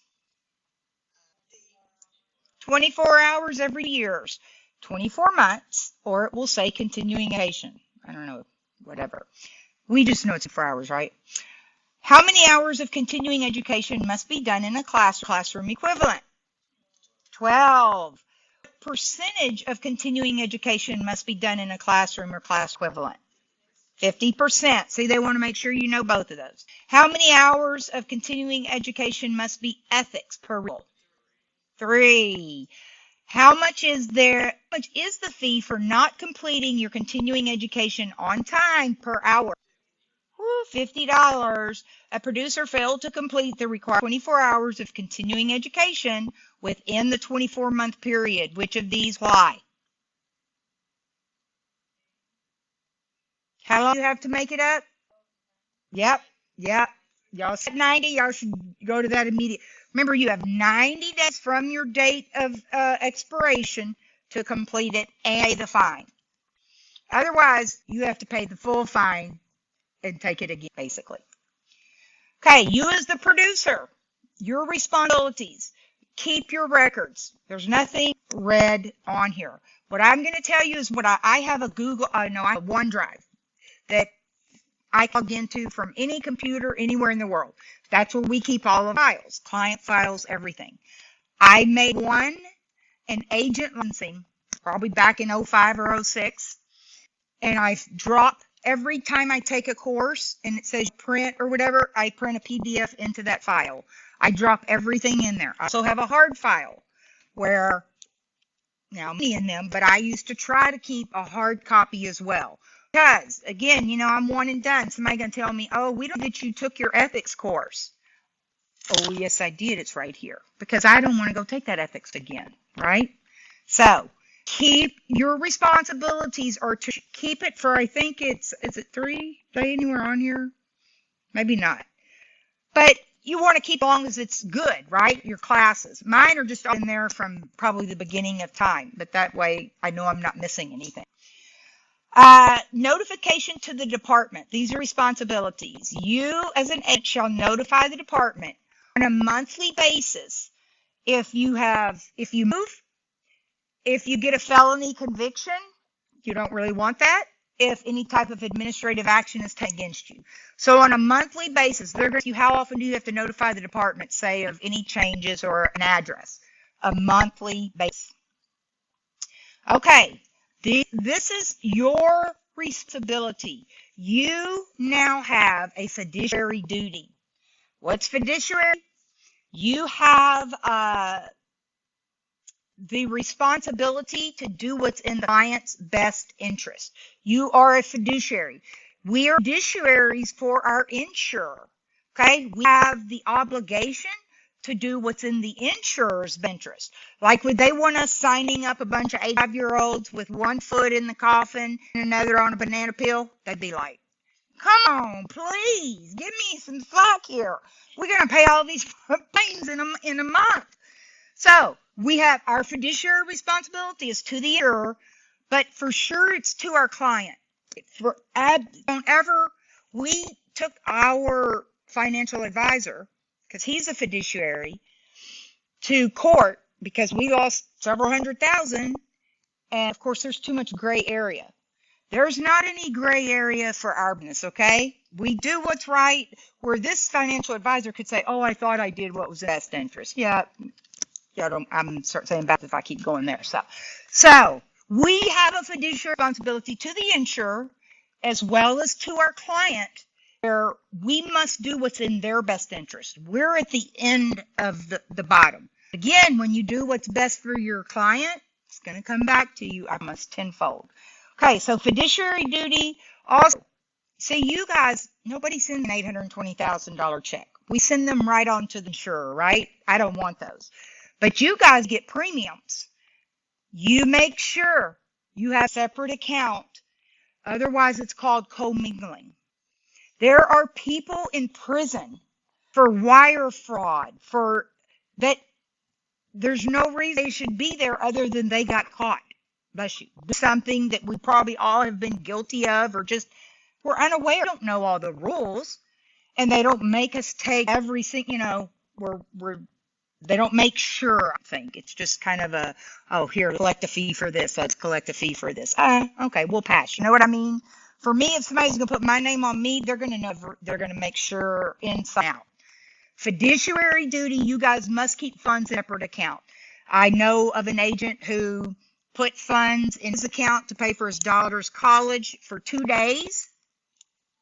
That was long enough. That was commingling funds. He lost his life. So you're saying in that instance, say for example, the insured gives you a check for whatever amount for premium. Yes. He's taking that money, putting it into his personal account, commingling at that point. Yes. Versus that money going directly to the Or not directly to the insurer. It may go into an account that the insurer takes from you.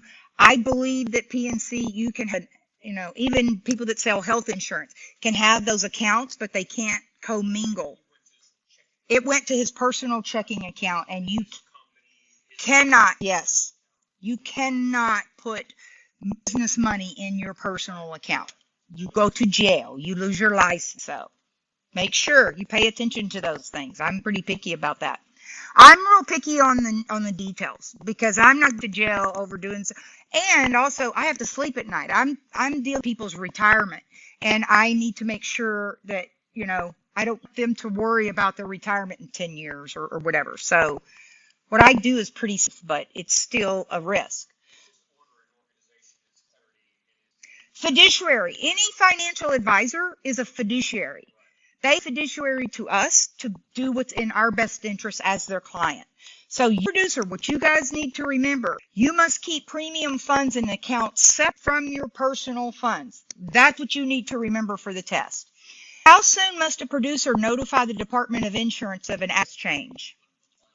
There you go. Monthly. See, that's telling us that for. You guys are going to pass this test. When a producer must keep premiums in a separate account from their own personal account, that makes the producer. See, y'all are so smart. I want y'all to all the time. Fiduciary.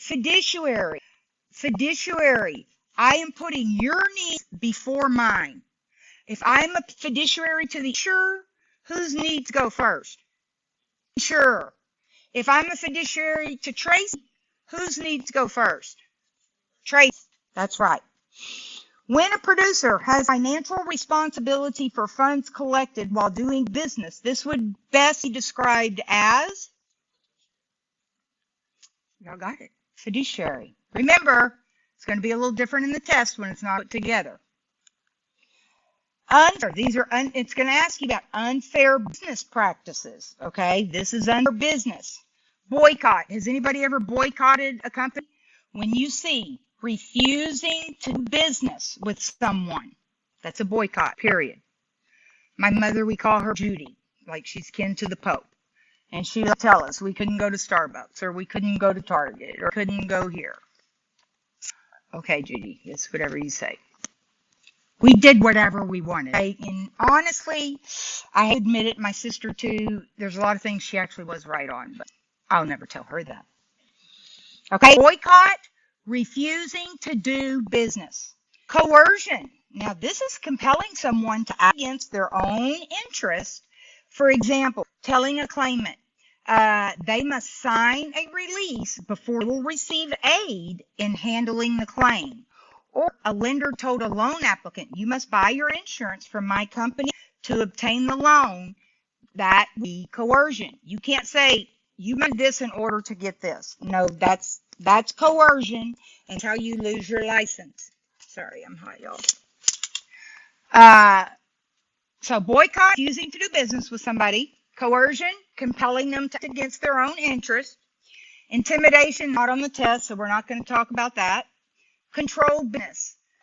Controlled business. You cannot get your license to sell only to your family, friends, employer, or group of people. You cannot get your license solely so your group of people can have insurance. Because that's why a lot of people go to work, they don't have insurance and they go work for a company. That is called controlled business. You must get your license and make yourself available to everyone. Everyone. Okay?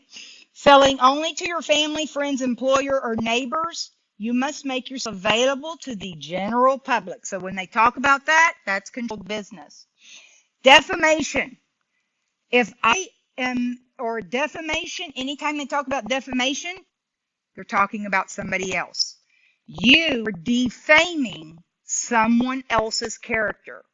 False advertising, you're falsely advertising about your company.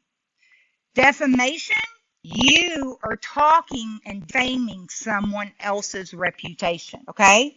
So boycott, refusing to do business with someone. Coercion, trying to coerce them to do something against their own interest. Controlled business, you can't only sell to the people. You must make yourself available to the public.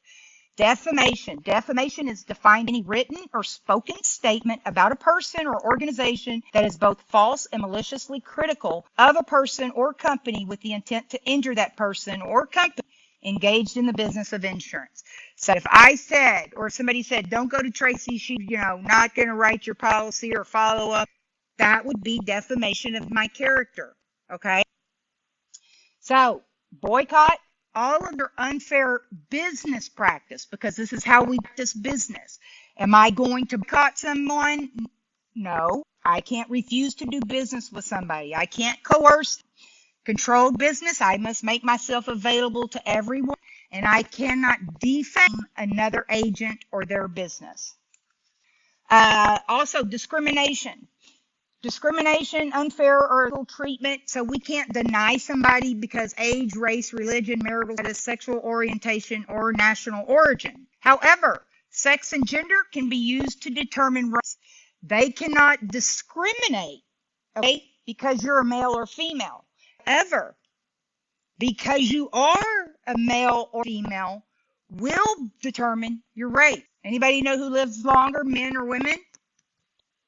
Women. I know. We take care of men all our lives, and then they leave us for nobody to take care of us. Huh? Yeah, y'all gotta go. Bye. Y'all just check out and leave us here. Anybody know who files more disability claims, men or women? Men have more disabilities. Women file more claims. You know why? Oh, come on. Y'all know why. Now, I didn't say that, but Tracy did say, the other Tracy did say we're smarter. Men, I just fell and broke my arm, but, fine, I'm good. I'm good. They don't file. That's the problem. Women file, so we have higher rates. We file, my finger, you know what I say? It's not that. We get pregnant. I have been on disability one time. I was pregnant. And I was on short-term disability. So because women, so we have higher rates because we file disability claims more. That's just a little side deal. But discrimination, so unfair business practice, we cannot, sex and gender can be used, term and rates, but we cannot discriminate against someone because of their age or race. However, because I'm 58 versus, you could tell us how old you are? 58 versus 28. Who's going to have a cheaper policy for us? Obviously, because she 30 years on you of everything getting older. Let me tell you, it does. So that they use it to determine rates, but they can't use it to discriminate against us. Okay, remember I said defamation is you're defaming somebody else's character. False advertising is an insurer who misleads the public about assets, corporate structure, financial standing, or age is guilty of false advertising. An insurer or producer who puts in print that future dividends are guaranteed would be false advertising, because dividends are guaranteed when? Never. Exactly. So false advertising, you are telling someone false information about your company. Oh, remember I told y'all my company, we started Lamson Retirement in 2015. I can't tell somebody we started Lamson Retirement in 1995. That's false advertising. But if I talk about Joe Schmo over here, that's defamation. Okay? That's the difference between false advertising and defamation. Reading, never ever, nothing can be done as a thank you for purchase of a policy except what is listed in a policy. Don't get caught rebating. You don't want to do that either. You know. My brothers and sisters are clients, and they like to say they help build my house. And so I tell them, I need to swim because somebody else, I just play along with them. They would all love for me to give them some of the money that I make. I work very hard for it, okay? Sorry, that's called rebating. I can't do that. It's me every time. Okay, unfair business practice, more. If commission sharing, it's allowed between two producers who have the same license type where one refers a customer to the other and they're not appointed. So we both have, I have my property and casualty. I don't have State Farm. I could say, here, I'm gonna pass this client to you. And I sometimes do that on our Facebook group. I'll say, I have a client who's somebody, blah, blah, y'all answer me and I'll give you people. But I can't, if I didn't have you could say, okay, Tracy, I'll give you $25 for everybody you refer to me. I'm not licensed with your companies or appointed, but you'll have my license, period. I can't, like my brothers and sisters who want me to give them money because they do business with me, they're licensed. So that would be rebating, okay? You can commission share as long as somebody has their license. You also, here's another, now this is, they're going to call unfair comparisons. When producers' advertisements compare two policies that are not comparable. Apples to oranges. I'm big on that. People always want to do something. Well, wait, first, you're trying to compare apples to oranges. We can't do that. We have to take an apple and compare to the other apple and see exactly what's wrong. So an unfair comparison is exactly when you take two things that are not comparable, you compare them. Okay? That'll be an easy question, I think. Incomparable, and you make incomplete comparisons and to make a sale. Like, oh, look, this has half the cover of this, but I'm not telling you. And look how much cheaper it is. You see, so that's an unfair comparison. Producer refuses to do business with another person to cause public harm would be guilty of, what is it? See, you and I think a lot. I want to think controlled business. That's why I kept telling y'all, anytime you see refusing to do business, boycott, refusing to do business. Controlled business is not making yourself available to the general public, which still, to me, again, I could refuse to do business with somebody, but for the test, refuses to do business is a boycott. If a lender told a loan applicant to obtain the loan, you must purchase your insurance from a specific insurer, that lender would be guilty of coercion. You can't coerce anybody to buy that. If you do this to get this, that's coercion. A policyholder is told they won't receive aid in handling a claim unless they sign a release on a claim form. This is called no coercion. No, don't be coercing anybody to do anything. An agent's license can be revoked or non-renewed for each of the following. Which one? You cannot only sell to your family because what is that? Control. We just started an insurance or a company just to sell to our family. Oh, no, ma'am, you cannot do that. I mean, just tell anybody. I am available, but the only people that have bought so far are my family. I mean, I didn't say that. See, and it's being recorded. If a person makes a false statement about another company's financial condition, this is known as defamation. I'm defaming someone else's character. A false statement in print about another company's financial condition is still defamation. Which of these can be used to determine insurance rates in Texas?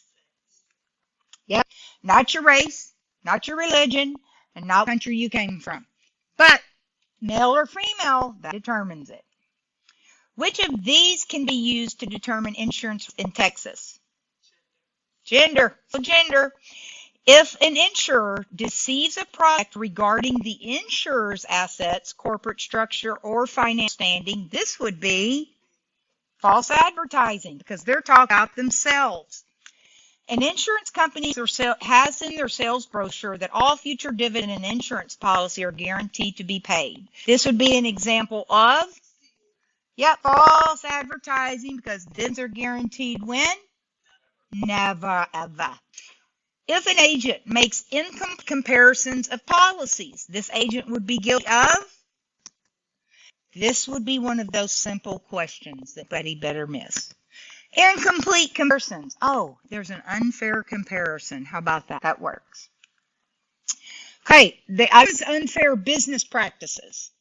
Now, unfair claims practices, okay? If I misrepresent to a claimant, however, you guys want to remember the stuff ahead.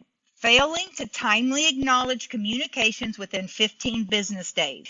The insurer, if I call you and tell you I wrecked my car, they have 15 days to get back to me. They better not wait more than really 15 minutes or I'm going to be calling them again. But they have 15 days to acknowledge communication. What else is unfair? If they fail to settle with clear liability, like they need to explain. If they fail to provide explanation and they deny my claim, if you denied somewhere, say for your credit, then the credit bureau has to send you something that says why. Fair claim settlement, refusing to pay claims without conducting a reasonable investigation. So they must acknowledge us within 15 days. They must. It's unfair if they fail to provide an explanation for denied claim, or it's unfair if they refuse to pay a claim without conducting a reasonable investigation first. After an investigation, an insurer denies a claim. The insurer must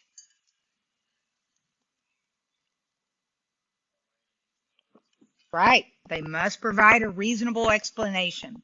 Which of these would be considered an unfair claims practice under Texas law? Failing to provide a reasonable explanation if I deny your claim, I've got to explain myself. Which of these would be considered an unfair claims practice under Texas law? Boy, they made them easy in this one. A. Which of the following is true in Texas?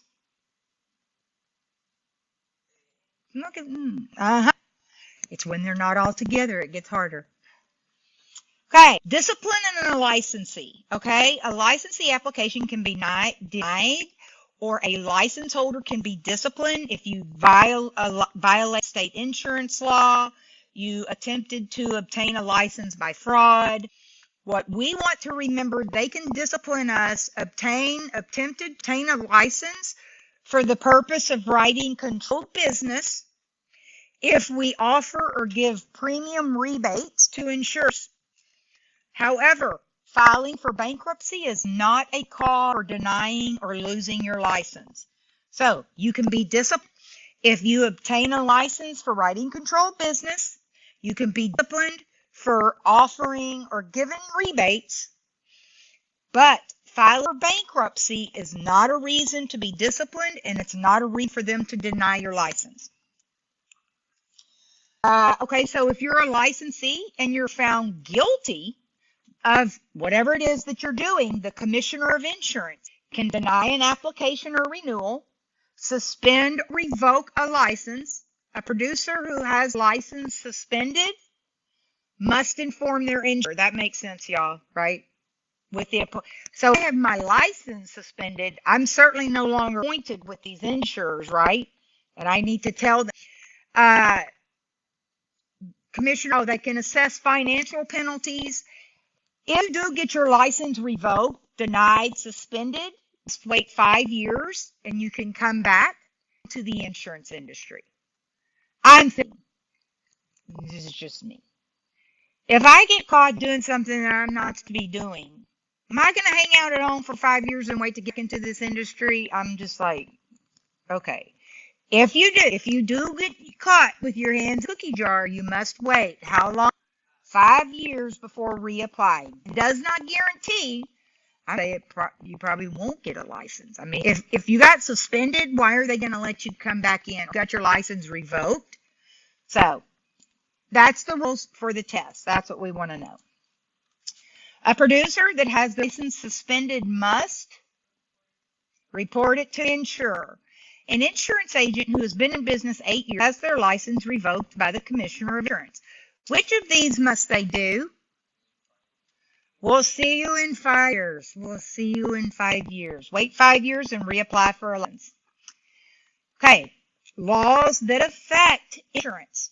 When you write someone, especially in property and casualty, their credit helps determine their rates, because that gives us an idea of their moral character, is what they say. Okay, so the Fair Credit Reporting Act of 1971, it's intended to promote the fairness, accuracy, and protection of private information contained in consumer reports such as a credit report. So if they pull your credit report, they're the only ones that can look at it. It protects the public by ensuring the data collected by an applicant is kept confidential, accurate, and used for a proper purpose. When are we gonna be searching or looking up someone's credit? When we're trying to write them, right? So at the time of application, the applicant must be notified that a credit report will be obtained, and you must obtain the signed permission. Everybody, y'all know you have to sign something that's going to run your credit, right? So what you want to remember, the Fair Credit Reporting Act, it protects the public by ensuring that their data is confidential. You must notify the applicant at time of application that a report is going to be done. You must have a signed permission to do so. What did we say earlier? If there's any inaccuracies in your credit report, who changed them? The Credit Report Bureau. Nobody's fooled here. See, the applicant must contact the consumer reporting agency that provides the report to make the correction. The producer and of course, the insurer and producer can't. This is the Fair Reporting Act, or the credit agency. But the insured can't change it either. They must call the credit bureau to record changes. Okay, this is another federal law that affects insurance. McCarran-Ferguson Act. This act allowed the following. It allowed insurers to share relevant information among each other to lower costs, jointly develop policy forms, and share data. It allows insurers state-controlled exemption from federal antitrust regulation, and it gives states explicit control to regulate and tax insurance. So, remember why I see if we had any Karens? And again, I don't mean it that way, but the way you're going to memorize this to pass the test. The McCarran-Ferguson Act. What are these insurers doing? They're acting a bunch of Karens because they're all sharing. Oh, look, this one had this. Oh, here's this. They're all sharing information among each other about the insureds. McCarran-Ferguson Act, it allowed insurers to act like Karens. Okay, what you could define me as a Karen any day, because I can be. Not always, but I can be. So McCarran-Ferguson Act allowed a bunch of Karens because the insurers are sharing information about us among each other. Okay. One other law that affects insurance. It's a Financial Services Modernization Act. There's two things in this law. It allowed banks, security companies, insurers to merge. So think about it. Financial services, modernization. In today's world, banks and financial companies merge. Schwab, things like that. Before, it wasn't. So financial services allowed them in 1999 where they can merge. Also, it provides the financial privacy rule. Even though this isn't in red, it should be, because it's going to probably ask you a question about that. The financial privacy rule, y'all know that paper that you get in the mail if you have a credit card or whatever, it's one piece of paper and it starts giving you all of this, what information we get, how we get it, how we protect it, that none of us read. We all just I tear it in half right away. That's what the Modernization Act did. It allowed banks and securities to merge. It also started the privacy rule required, and you'll notice how they get our information and how they protect it. So there's an important distinction between these three acts. Fair Credit Reporting Act, it's all about your credit report. The McCarran-Ferguson Act is a bunch of little Karens sharing information about us consumers. And the Financial Services Modernization Act required insurers to tell consumers what information they were sharing. It also allowed those financial companies to merge. The Fair Credit Reporting Act does which of these?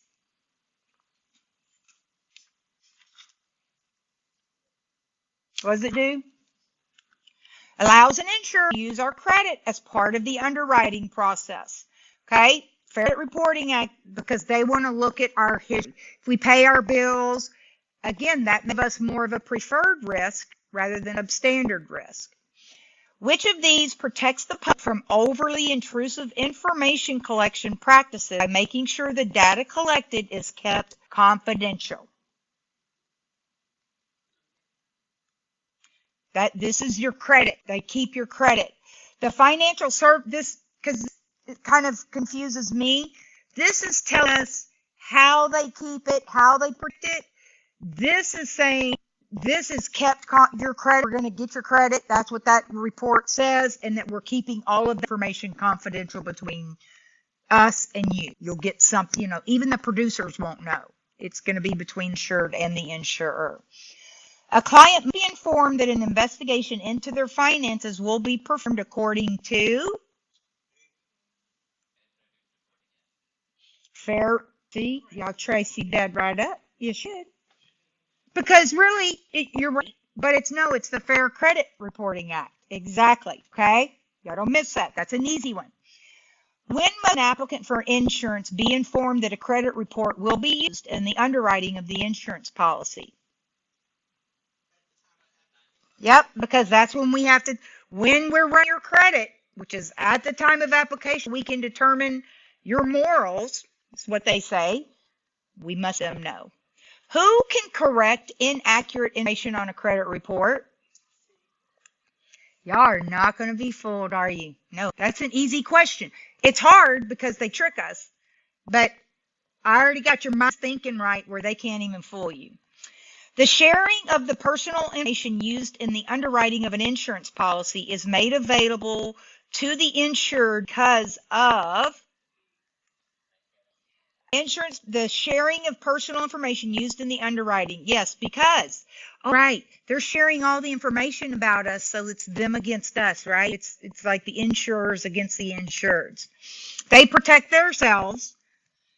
Not that applicant. That applicant told us they had, this. Maybe that you possibly forget on the next application. Which act allowed for the merger of banks and insurance companies? Yes, Financial Service Modernization Act. Very good. Terrorism risk. This is called TRIA. Makes terrorism insurance. It is only available through commercial insurers. You can't buy terrorism from your local personal auto policy. It's only available through commercial insurers. It ensures the continued availability of insurance coverage for the risk of international terrorism. Terrorism Risk Insurance Act defines a certified act of terrorism for the purpose of that act to be a violent act or an act that is dangerous to human life, property, or infrastructure, to have resulted in damage within the United States or outside of the U.S. in the case of an air carrier or vessel or the premises of a United States mission. It's part of an effort to coerce the civilian population of the United States or to influence the policy or affect the conduct. So, this is a terrorism insurance. The definition of acts of terrorism. War is never included in terrorism. There is no insurance that pays for war. No insurance pays for war. Okay, so we got terrorism insurance, and it's made available through what type of insurers? Commercial. Right. Terrorism Risk Insurance Act applies to which of these policies? Commercial. Terrorism Risk Insurance Act of 2015 is designed to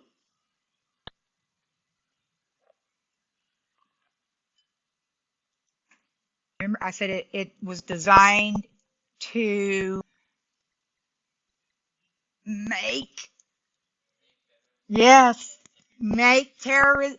It's designed to make terrorism insurance available through insurers. The Terrorism Risk Insurance Act will cover all of the following except. Yep. That war word, very last word stuck out to me deep. I didn't have to read that because it's never ever going to pay for war. Okay, now we're going to talk about risk. Remember, if you're high risk, like when they're trying to underwrite you, that means you have more chances or likelihood for a loss, right? So risk management is the chance or likelihood for a loss. A speculative risk is you walk into the casino, you play the stock market. You can lose, you can win, or you can stay where you are. That is a speculative risk. You cannot insure anything that provides a gain, right?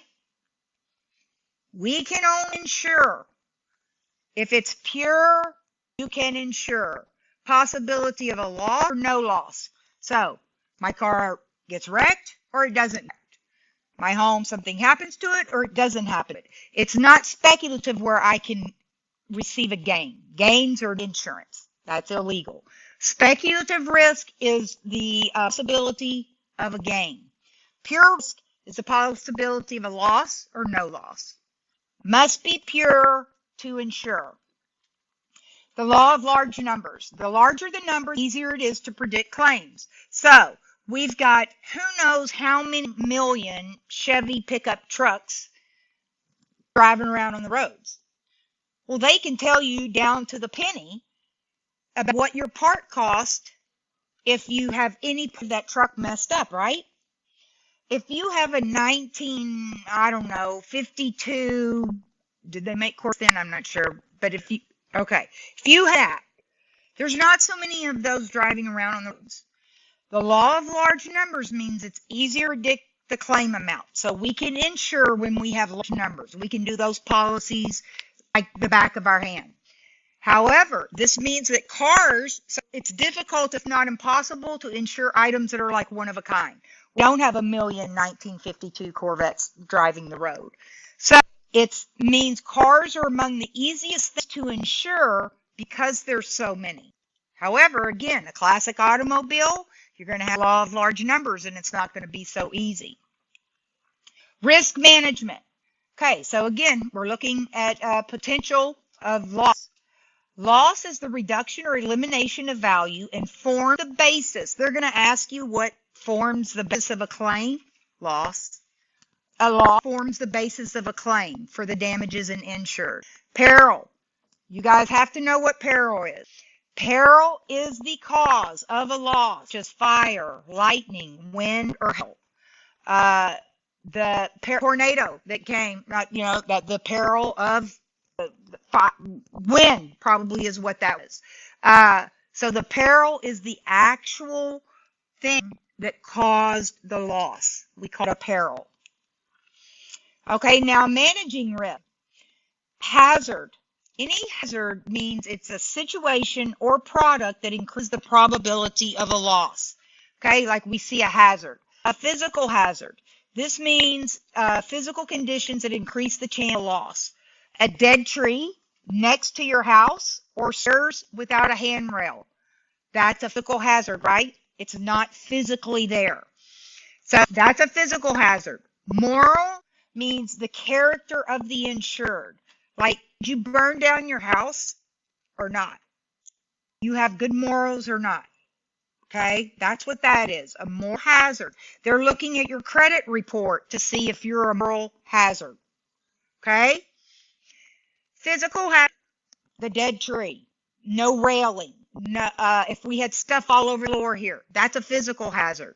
Morale, Tracy and I were talking about this earlier. Indifference or carelessness that increases probability of a loss. Not cleaning spill in a store. I'm going to say morale starts at the top. If you have a supervisor who walks by a spill and all of his employees watching, do you think they're going to go run over there and clean it? No. Morale. Morale means that if you have a manufacturing shop and I show up to do a risk assessment and all your machines are filthy and full of dust and saw whatever, you don't have good morale, right? Because you don't keep your things clean. That keeping things up and in good condition. So you physical hazard means something physically, a dead tree. We can't get up the stairs, there's no rail. It's a physical hazard. Moral hazard, your character. Like you could burn down your house or you have bad things.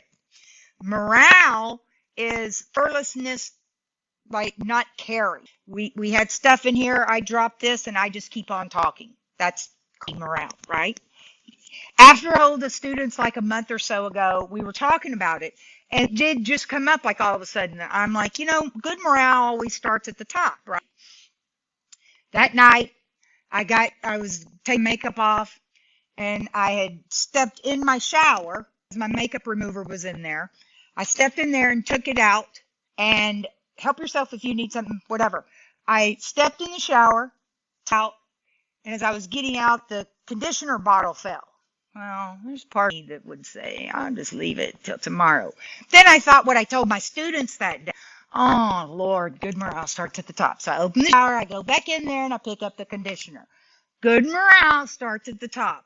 Literally now, anytime, sometimes I'm outside and I'll drop something that instantly goes into my head. Good morale's at the top, so pick it up.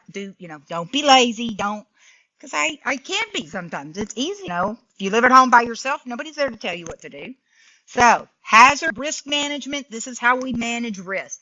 Physical, it's something there. Morale, would they burn down their house? Bad credit. Moral, that's moral. I said it wrong.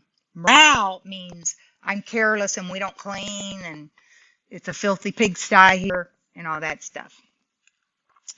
Okay, how do we have risk management? Insurance is actually transferring your risk to the insurer. That's methods of risk management. My risk, I don't want to insure my risk for getting into an accident in my car. That's how the insurance pool works. We all pay, and only a few people have claims, not a few, but they have claims, and that's how they make money, that insurance pool. So, methods of risk management, transfers. We purchase insurance and we transfer the risk to the insurer. Avoidance, none of these are in red, but after, we've identified the dead tree, we get rid of it, right? That would be avoidance. Reduction, Okay, reduction is removing the dead tree. Avoidance, some exposures can be eliminated entirely. We pick up all the trash on the floor. Retention, anytime you see retention, that's self-insuring. Retention, they're not going to process that. It's not in red, but retention is your self-insuring. When there is a chance for a loss, this is known as risk. Chance for a loss. Remember speculative risk or pure risk? Chance for a loss. Risk. Which of these would be an example of speculative risk? Look at you. You go. Stock market. Speculative risk. You go to the casino or you play in the stock market, that's speculative risk. You can win, you can stay the same, or you can lose. Insurance, it must be pure to insure. It cannot win. And what did I just tell y'all? I'm so good at I look at the next question. Which of these is insurable? Pure risk. The law of large numbers shows what to an insurer?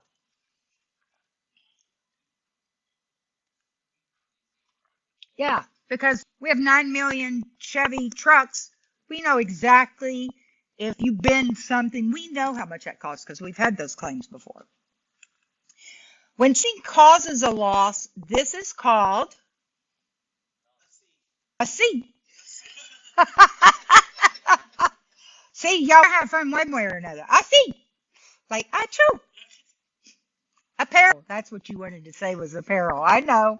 Putting those words together. Peril is what actually causes the loss. What was the peril that it covered? A situation, circumstance, or product that increases the probability of a loss is a hazard. A hazardous situation, right?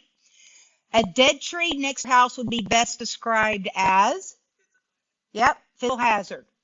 A staircase without handrail would be considered another physical hazard. Carelessness would be which of these?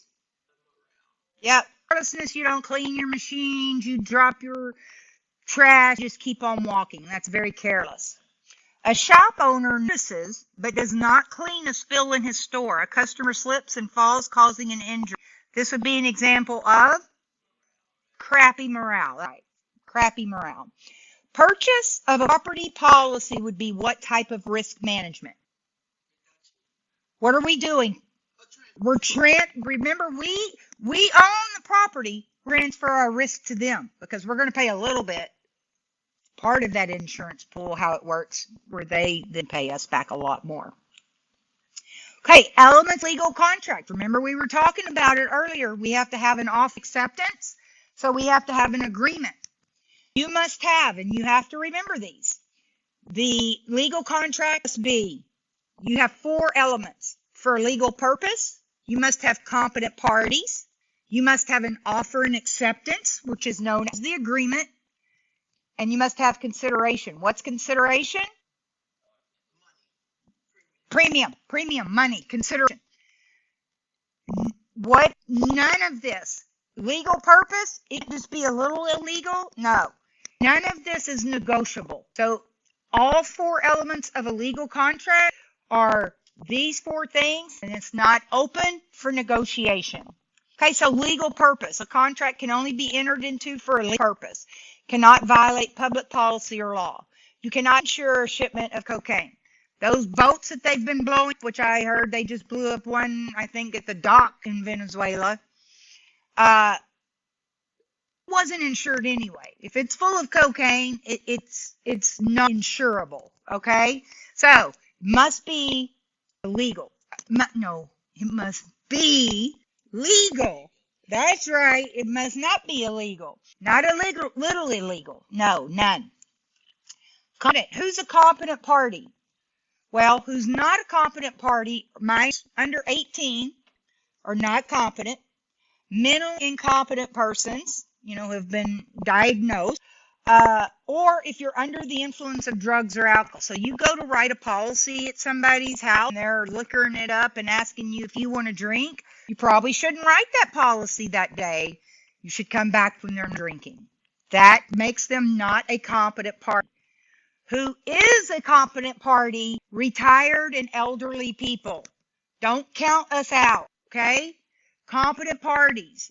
Retirees, the whole point of this is to let you know a retiree, an elderly person is still a competent party.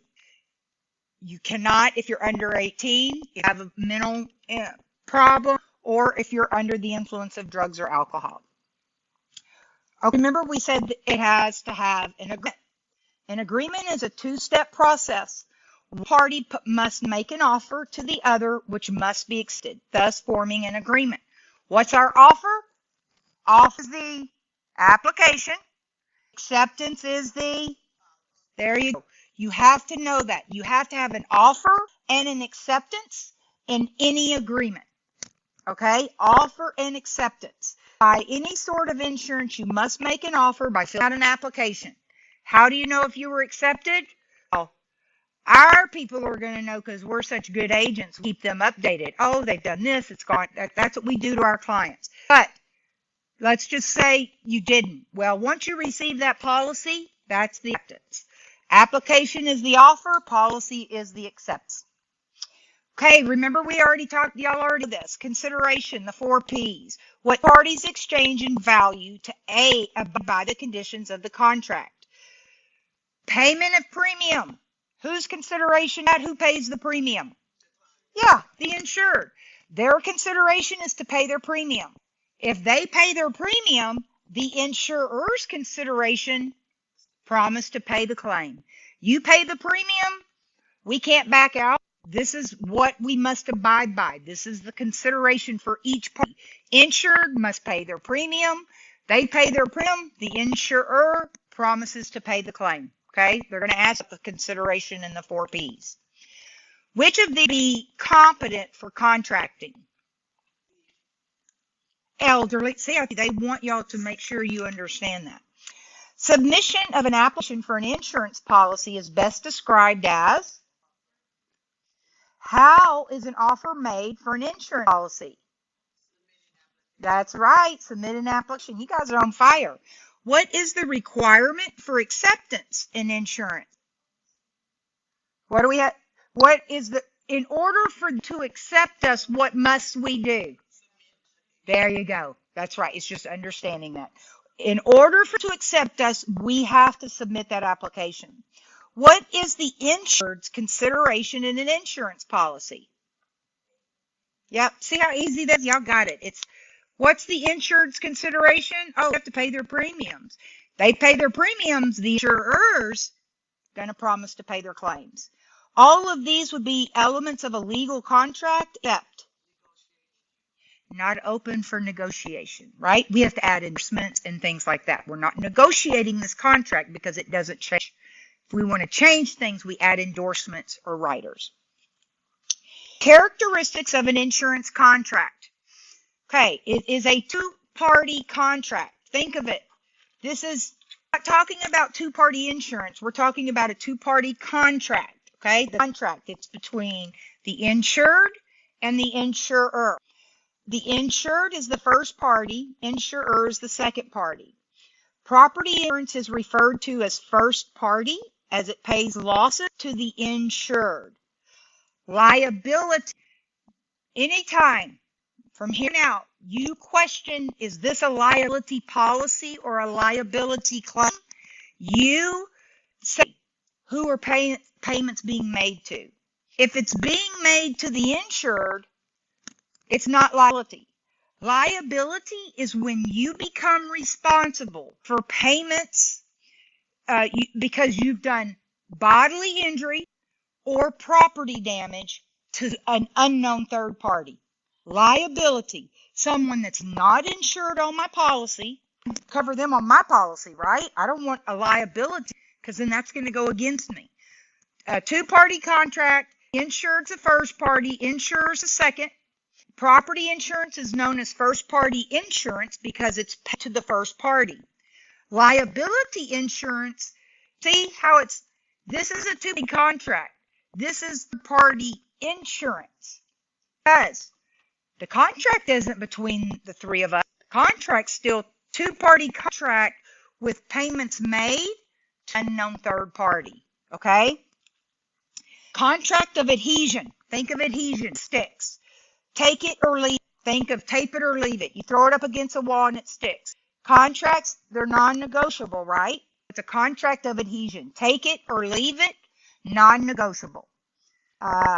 Representation. If I were to fill out an application this morning, and if you have cancer, I would say no, because I haven't been diagnosed with cancer. I am representing to the best of my knowledge that I don't have cancer. So we sign an application, or the insured, that statements on the application are believed true.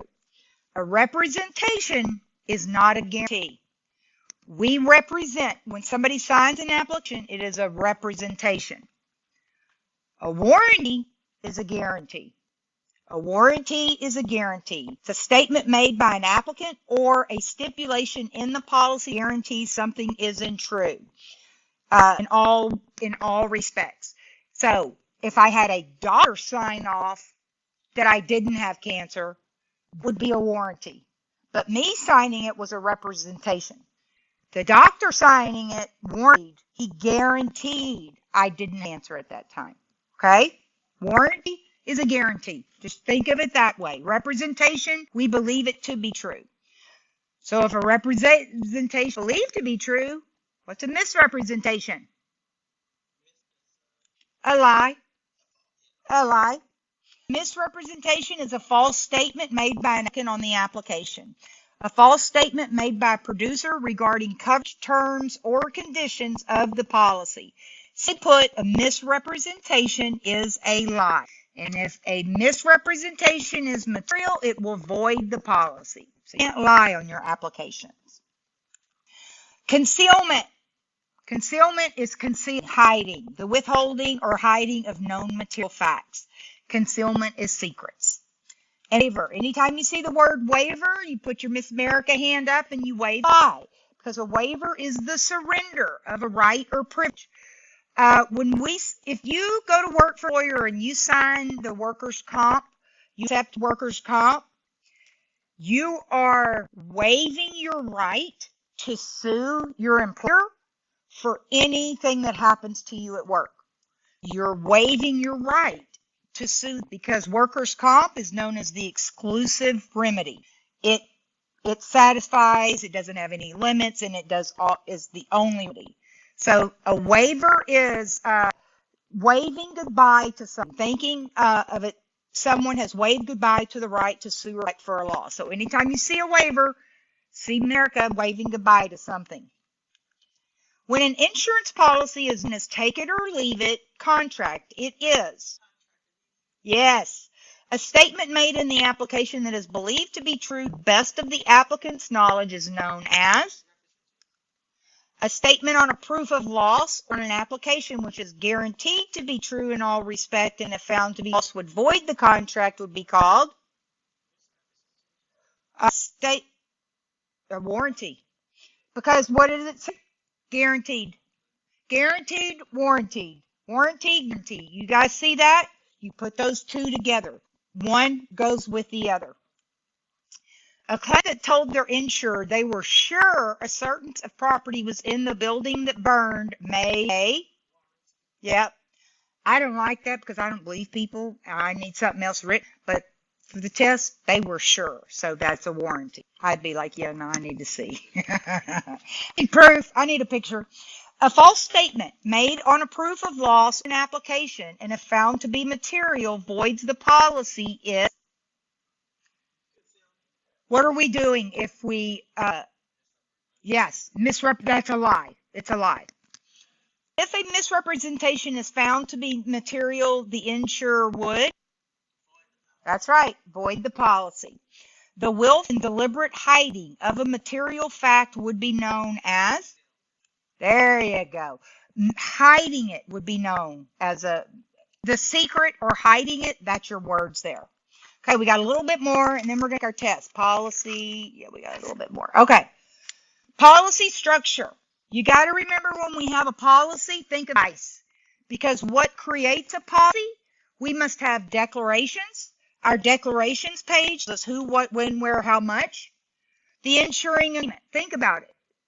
What are we getting here? What are we buying? Insurance? Oh, well, our insuring agreement is going to tell us who they're covering, what they're covering, how much, right? Conditions, do y'all remember what I told y'all in the beginning? Conditions is obligation. Anytime you see the word obligations and duties. Conditions mean what's the insured's obligations and duties, what's the insurer's obligations, duties. And then exclusions. Obviously, if it's excluded, it's not included, right? That's what makes your full policy. You must have the declarations. It must include the insurance agreement. It must have the conditions, and it must also have the exclusions. So, declarations. Who, what, when, where, much.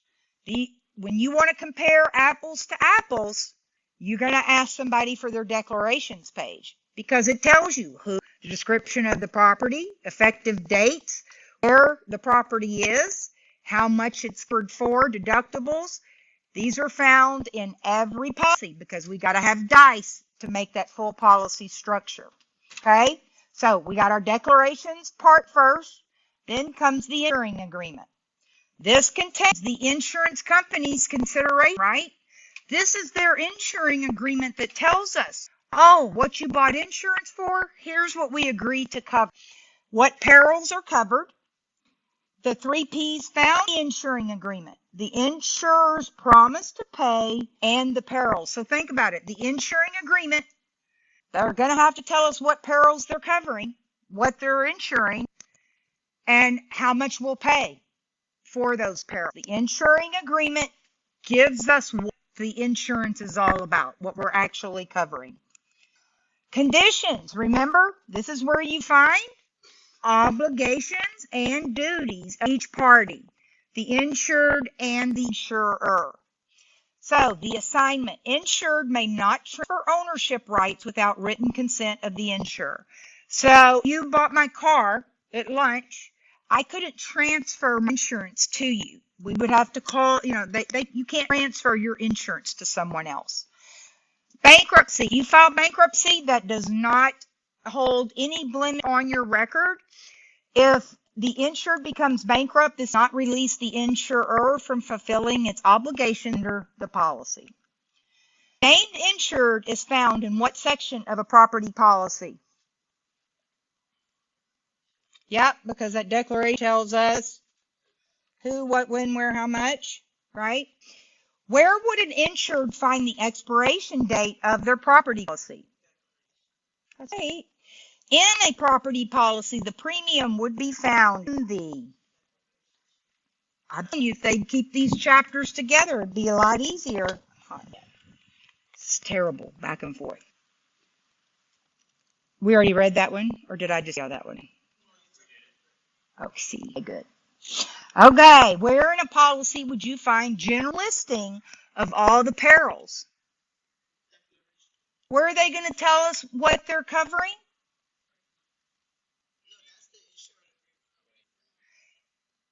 The declaration, who, what, when, where, how much. The insurance agreement is the agreement that we're buying the insurance and what they're covering and how much. In the blank section of the policy where you find the insurer's promise to pay in the event of a loss. Very good. Right, because they're going to show us their consideration, right? In a personal policy, the insuring agreement shows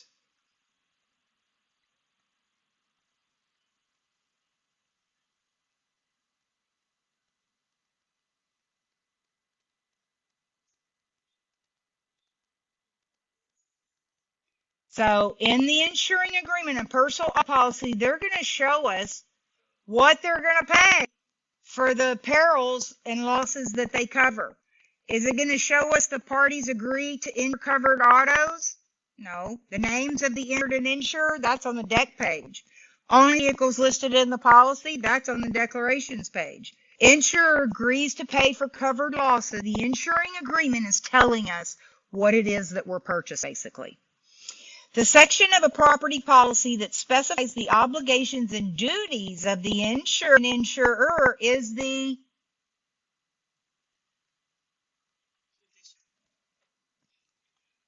obligation and duties. First 4 letters. Conditions. C is conditions. O, obligations. And just the letter N. And then duties. Okay? Get that up and remember that. Conditions. Cancellation. States terms under which a policy be canceled.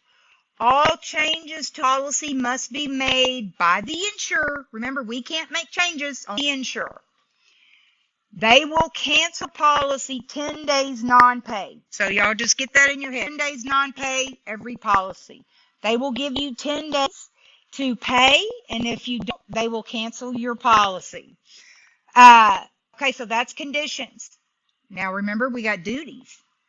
After a loss, you've got to submit proof of loss form, what happened, any other insurance, and provide receipts. Nothing's in red there. More conditions, obligations, and duty. Okay, the liberalization clause. The only way I can remember this is I think liberals and Republicans. Okay, or liberal and a conservative. A Republican is conservative. Okay, liberals therefore means they're more open, right? So a liberalization clause. If the insurer broadens coverage with no increase in premium. So liberalization, think of open more. Okay, I'm broadened coverage, but they didn't increase the premium. So if they ask you about that, it's liberalization. Think of it conservative versus being more open. That's kind of the only way I see it. A mortgage clause. We talk about this. In the event of a loss, payment is made to the mortgagee up to its insurable interest. Paul owns a building with $80,000 mortgage and $100,000 of insurance on it. If the building burns and is a total loss, $80,000 would be paid to the mortgagee and $2,000 to Paul. That makes sense, right? And what are they called? The lien holders? They're not a named insured. They are additional insured. Very good, people. Like, I've been able to pull that out of my brain that quick. No. Okay, now here's some more conditions. Non-renewal. If the insurer is non-renewing policy, insurer must follow the requirements set forth in this provision. The insurer no longer covers the property after the expiration date of the existing policy. Remember, non-renewal is when? It's at the end of the policy. So y'all remember that. Put your non-renewal down there, even if you have to draw a diagram and look at it. If you have insurance, so let's say you have two policies that cover your building. It's called pro rata. Okay, so think of it as pro rates. Like what rate am I in here? That's what rate they're going to reimburse me. Pro rates. If a covered loss is also covered by other insurance, this condition explains how all policies will respond to the claims. The insurer only pays its portional share of the loss. So if I have insurer A and I have them insured for 60% my building, what are they going to cover in a loss? 60% and no more. If my insurer B covers 40%, they're going to cover 40% and no more. Those are known as pro rata. Pro rata insurance, you have two carriers, two insurers that equal the total amount of insurance that you need for the coverage. If a loss of $10,000 occurs, okay, in this event, we've got proportions, right? They're going to pro rata, so proportion rate. Insurer A would pay 60%. So they pay $6,000. Insurer B would pay their 40%, and that would cover the full claim. Okay? Where in a property policy would the insured's duty in the event of a loss be found?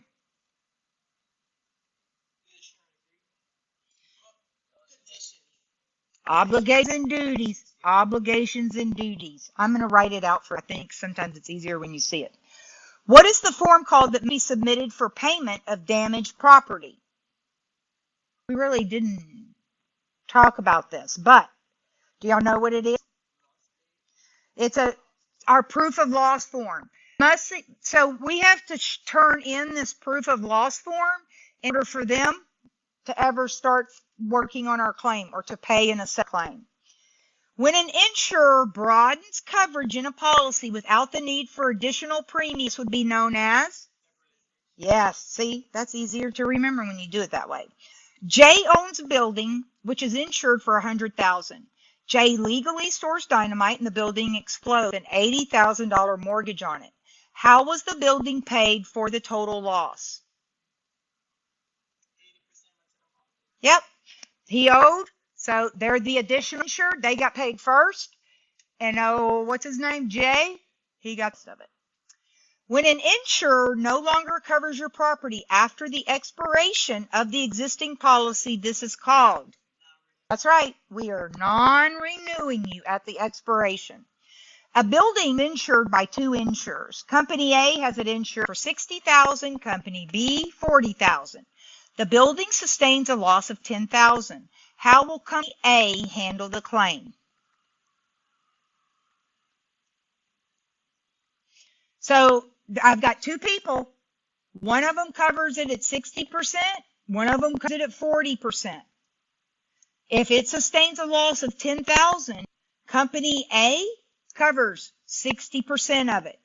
So Company A would pay $6,000. The building sustains a loss of $10,000.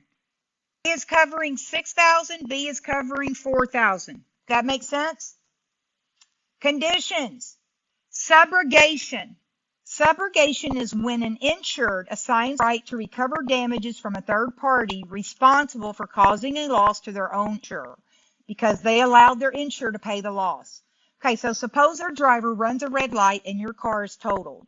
You have insurance on your car, so you call your insurance carrier. They pay for you all your expenses related to the accident. Your insurance company, realizing that the other driver had an insurance policy, then seek reimbursement from the at-fault party's insurance carrier. Your insurer, they're subrogated. They're subrogated to the rights of your policy and can step in your shoes to recover any amount. My son played baseball. Okay, we would get a sheet. Time he got hurt, they would send us. Aetna would send us. Say, is there anybody else that we can get for that? They want to make sure. Did it happen at home or did it happen his senior year of college? Sam Houston, he did hurt his thumb and he had to have surgery. Our insurance didn't even pay for it. It went straight to Sam Houston. But had they gone ahead and paid for it, they would have used their subrogation rights and gone, because they're paying for it, but there's somebody else responsible. Subrogation is the insurer going to get what's due to them. Because y'all know they're in it for money, right? They're not in it just to make you feel good, right?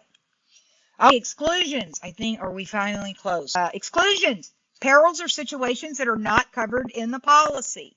Some apply to an entire policy, while others may be just certain parts of it. A was hit by B in a car accident. A files on her policy instead of filing through B's company. How will subrogation work in this event?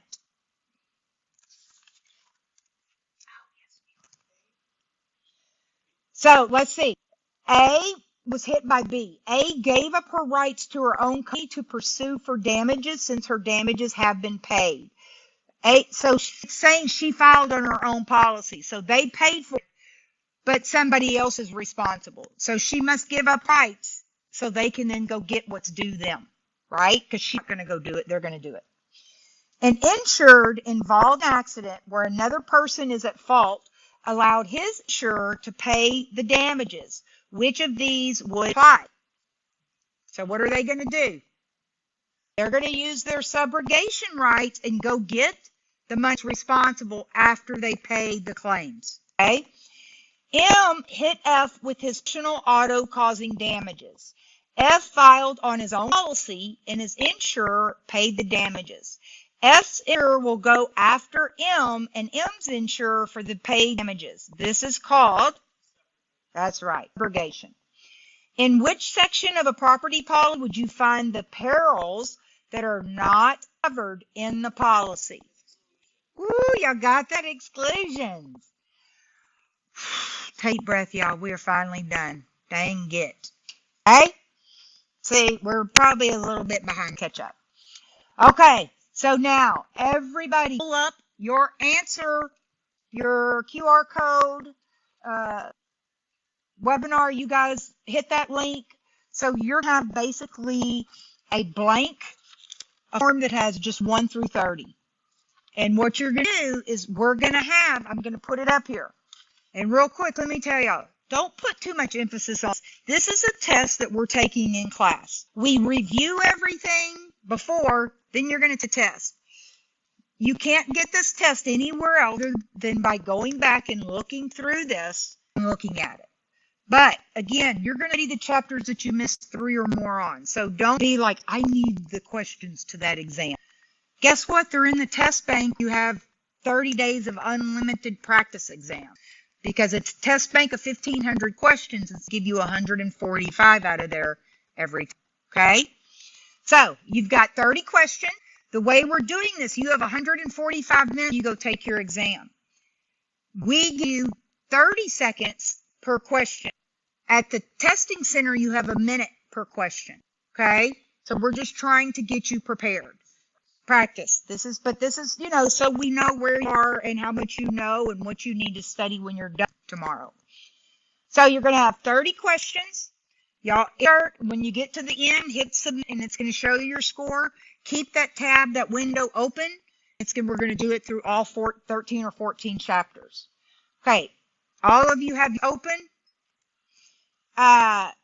Webinar. Any of you have problem finding yours? Let me know because I want to make sure anybody has a problem. I'll wait because if you can't get it open, write them on a piece of paper.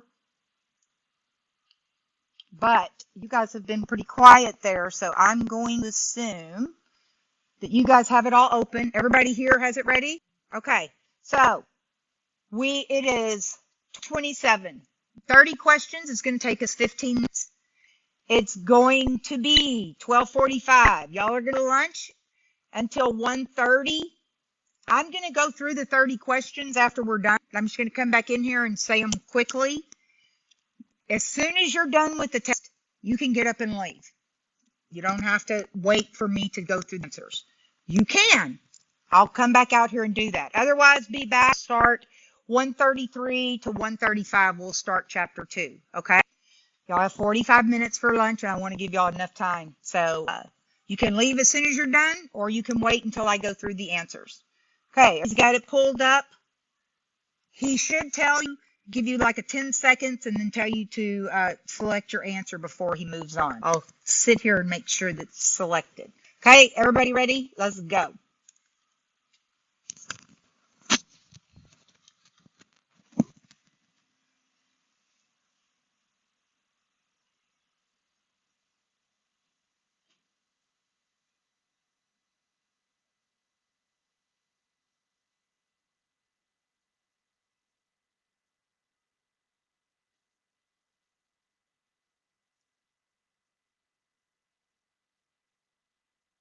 Doesn't look like it's doing anything.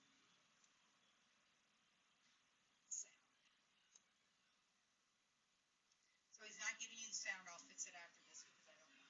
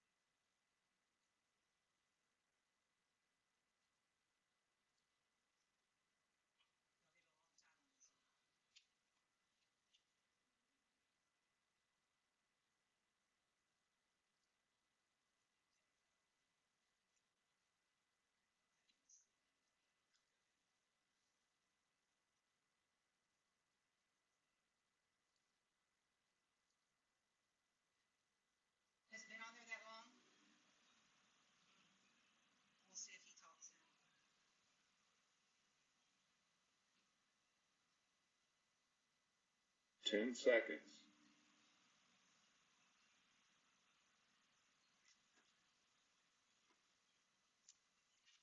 Pick your answer.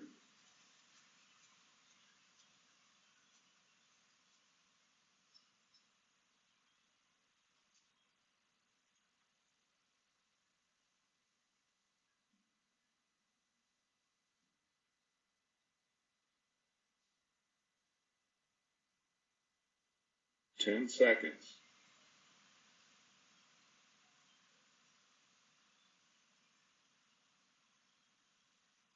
Pick your answer.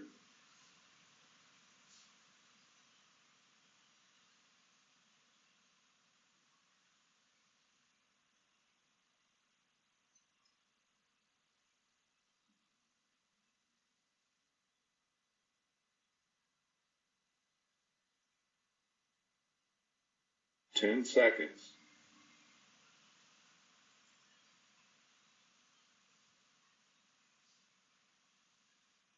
Pick your answer.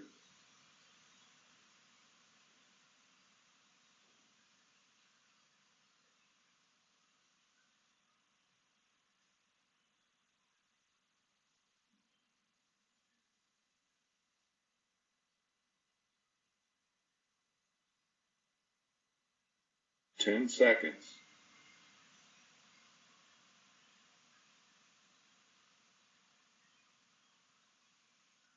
Pick your answer.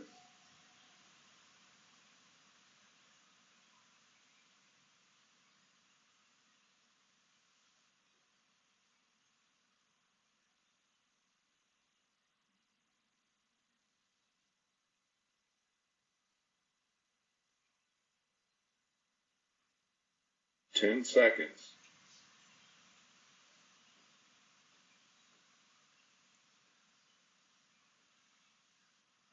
Pick your answer.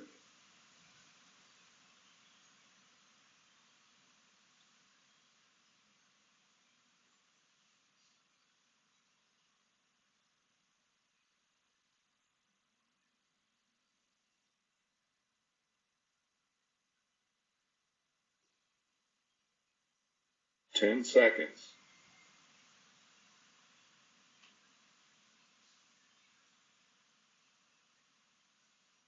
Pick your answer.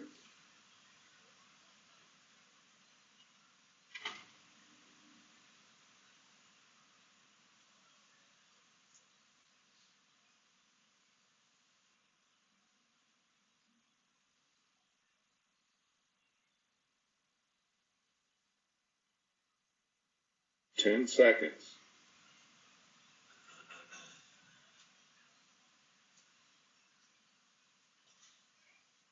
Pick your answer.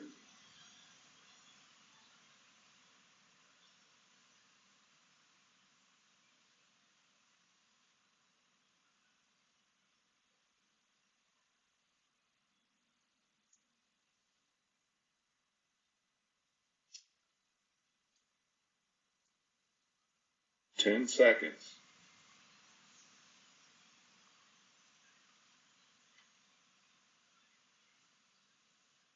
Pick your answer.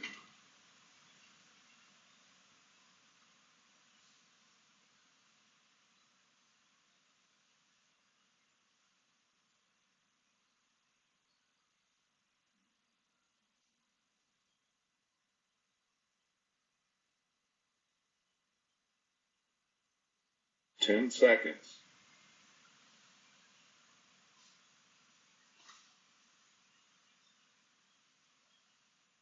Pick your answer.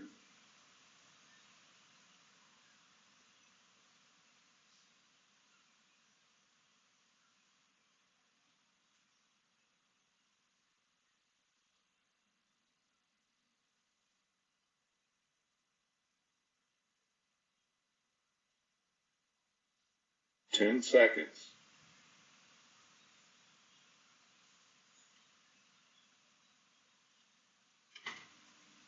Pick your answer.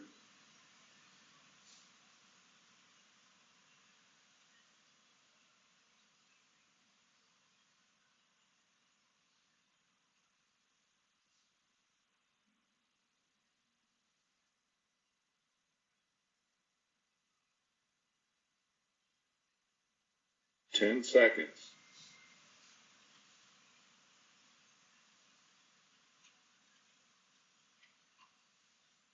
Pick your answer.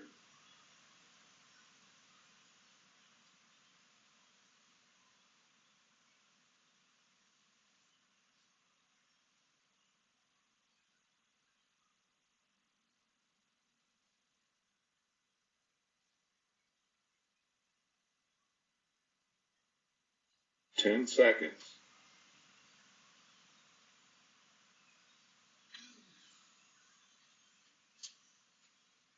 Pick your answer.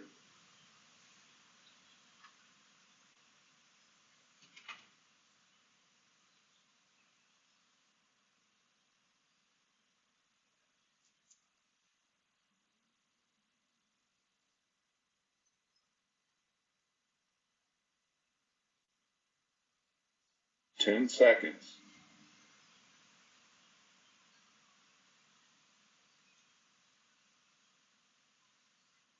Pick your answer.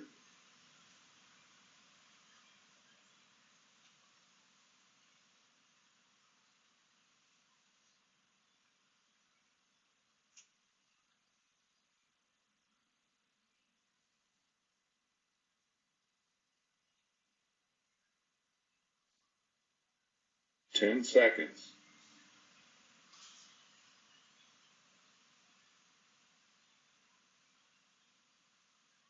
Pick your answer.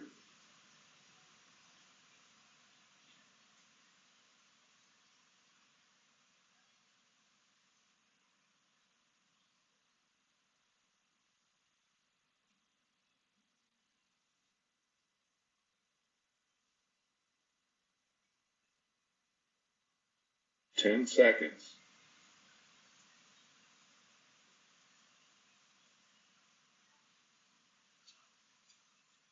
Pick your answer.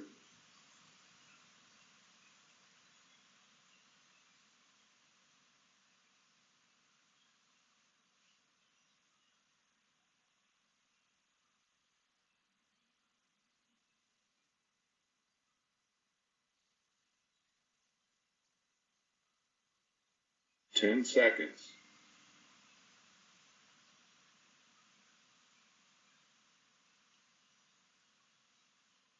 Pick your answer.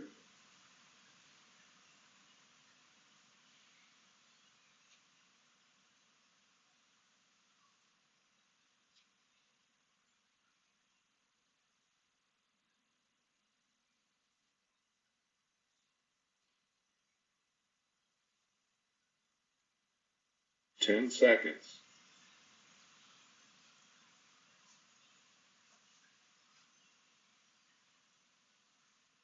Pick your answer.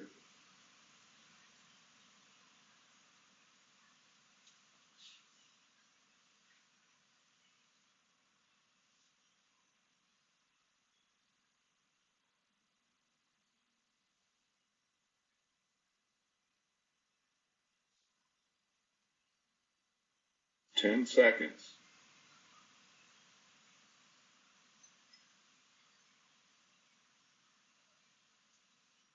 Pick your answer.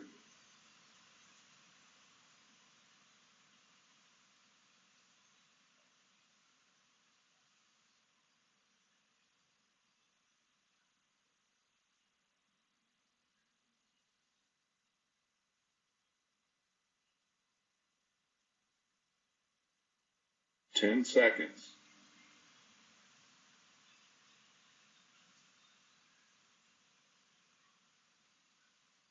Pick your answer.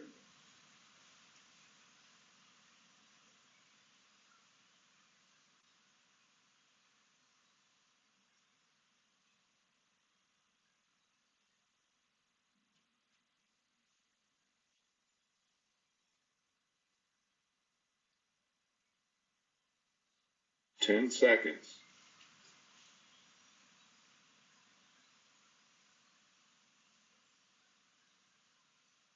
Pick your answer.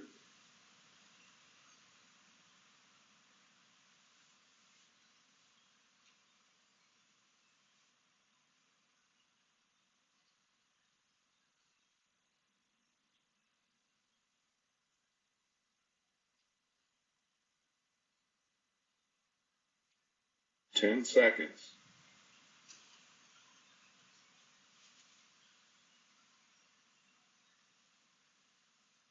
Pick your answer.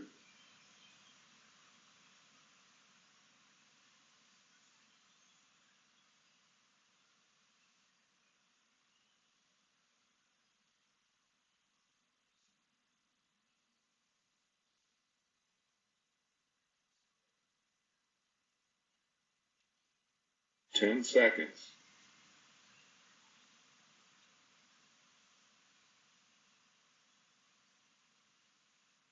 Pick your answer.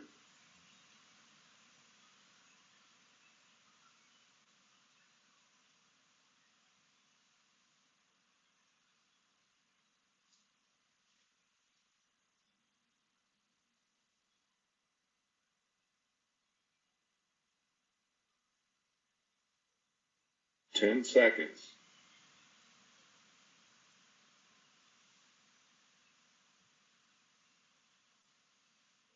Pick your answer.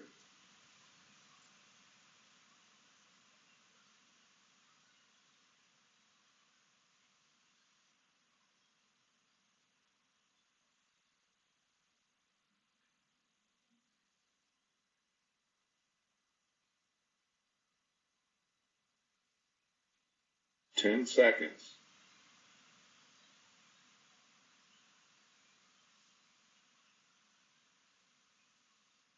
Pick your answer.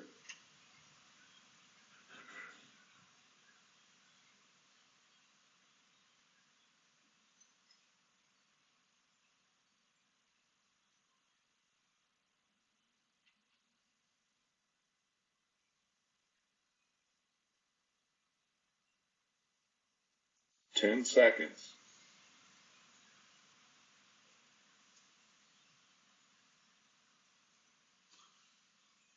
Pick your answer.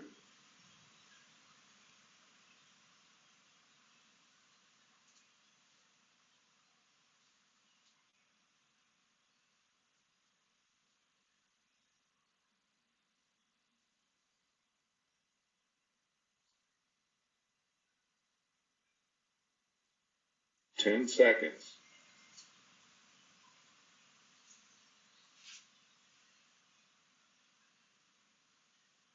Pick your answer.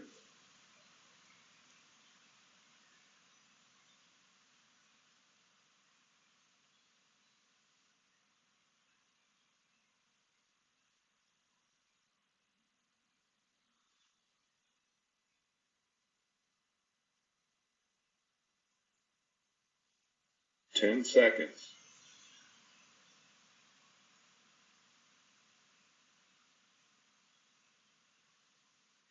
Pick your answer.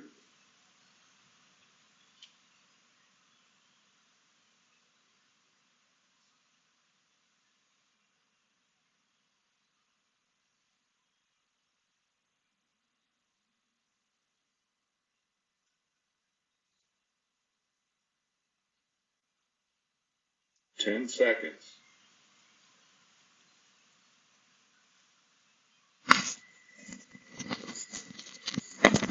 Pick your answer.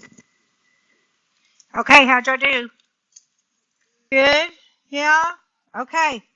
If you miss 6 or less, you guys better get your test scheduled because you're on your way. Okay? If you miss more, then you're just going to have to study a little more. Okay? Let's go through them and then you guys leave and we're going to start back at 1:35. So I'm going to give you all a little bit longer. We'll start back at 1:35. I'm going to go through them now. Okay, number 1, D at the time of loss. Number 2 is A, employees must be licensed. Corporation, you must only have one person. 3, C, alien. 4 is D, occurrence. Number 5 is B, certificate of authority. 6 is A, binder. 7 is C, mutual. 8 is D, commercial. 9 is C, 180 days. 10 is C, incorporated in Texas. 11 is A, 12 months. 12 is A, surplus lines. 13 is D, 24 hours every 2 years. 14 is A, at the time of application. 15 is B, risk. 16 is C, stock market losses and gains. 17 is A, pure risk, must be pure to insure. 18 is C, peril.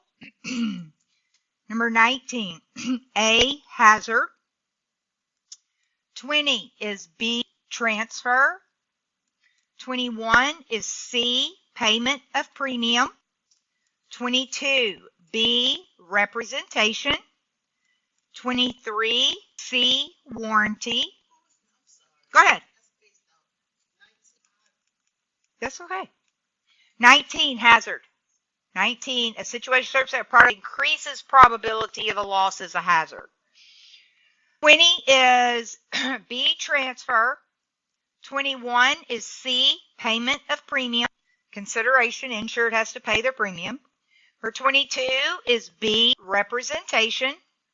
23 is C, guarantee. Guarantee, warranty. Warranty, guarantee. Number 24 is D, concealment. 25 is B, declarations, who, what, when, where, how much. 26 is A, insuring agreement. 27 is B, conditions. 28 is B, proof of loss form. 29 is C, non-renewal. 30 is D, exclusions. Okay, you guys go enjoy your lunch. Y'all can hang out in here. It doesn't matter, but go enjoy your lunch and we'll start back at 1:35. Chapter 2. And they go so much quicker now. And I'm going to stop recording.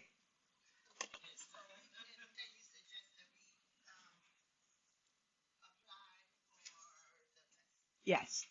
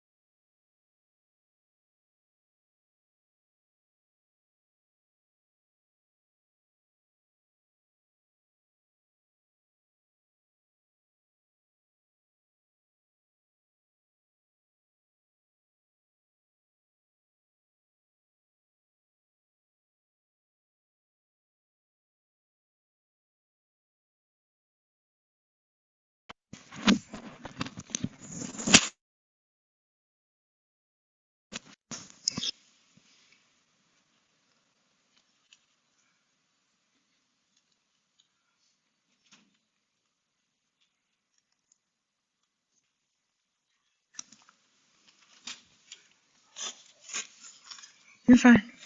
I hate that it has to pull me to get a Kleenex. No privacy here. No privacy. I go to get a Kleenex and wipe my nose. It's like I don't want to do it in y'all's face, but I'm doing it in there. So sorry. It's better that I wipe it than for it to run, right? Okay. Let's get started. Get all those stuff together. I did. I pushed record right as you were walking in. That's what I was telling you. I remembered. Okay.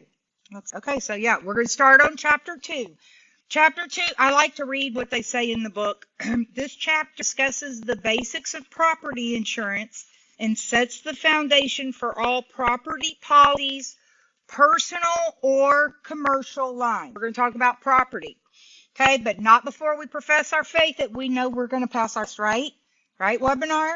You guys too. Okay, so let's say it loud and proud. 3, 2, 1. I will pass my test the first time. You guys will. I know you will. Okay, so we're going to talk about property insurance. Remember, property insurance, first party insurance, because first party's the insured, the second party's the insurer. If something happens to my property, who are they going to pay? Who is the insurer going to pay? The first party, the insured, right? That's personal insurance. Property insurance is a two-party contract with claims paid to the first party. Okay, y'all be sure and check a two-party contract. Like liability is third-party insurance. It's a two-party contract because it's the insured and insurer with payments made to an unknown third party. There you go. Liability. If you have a question, is this liability? You say, who's receiving the payments? If it's somebody that's not listed on policy, you've done body harm or property damage, and you're now liable. So liability means we're paying an unknown third person. Okay, so property insurance, two-party insurance, payment made to the first party. Proximate cause. So proximate cause. Think of proximate is the first domino. It is the cause having the most significant impact in bringing about the loss when two or more perils occur at the same time. So the proximate cause is essentially whatever the first domino is that creates the domino effect.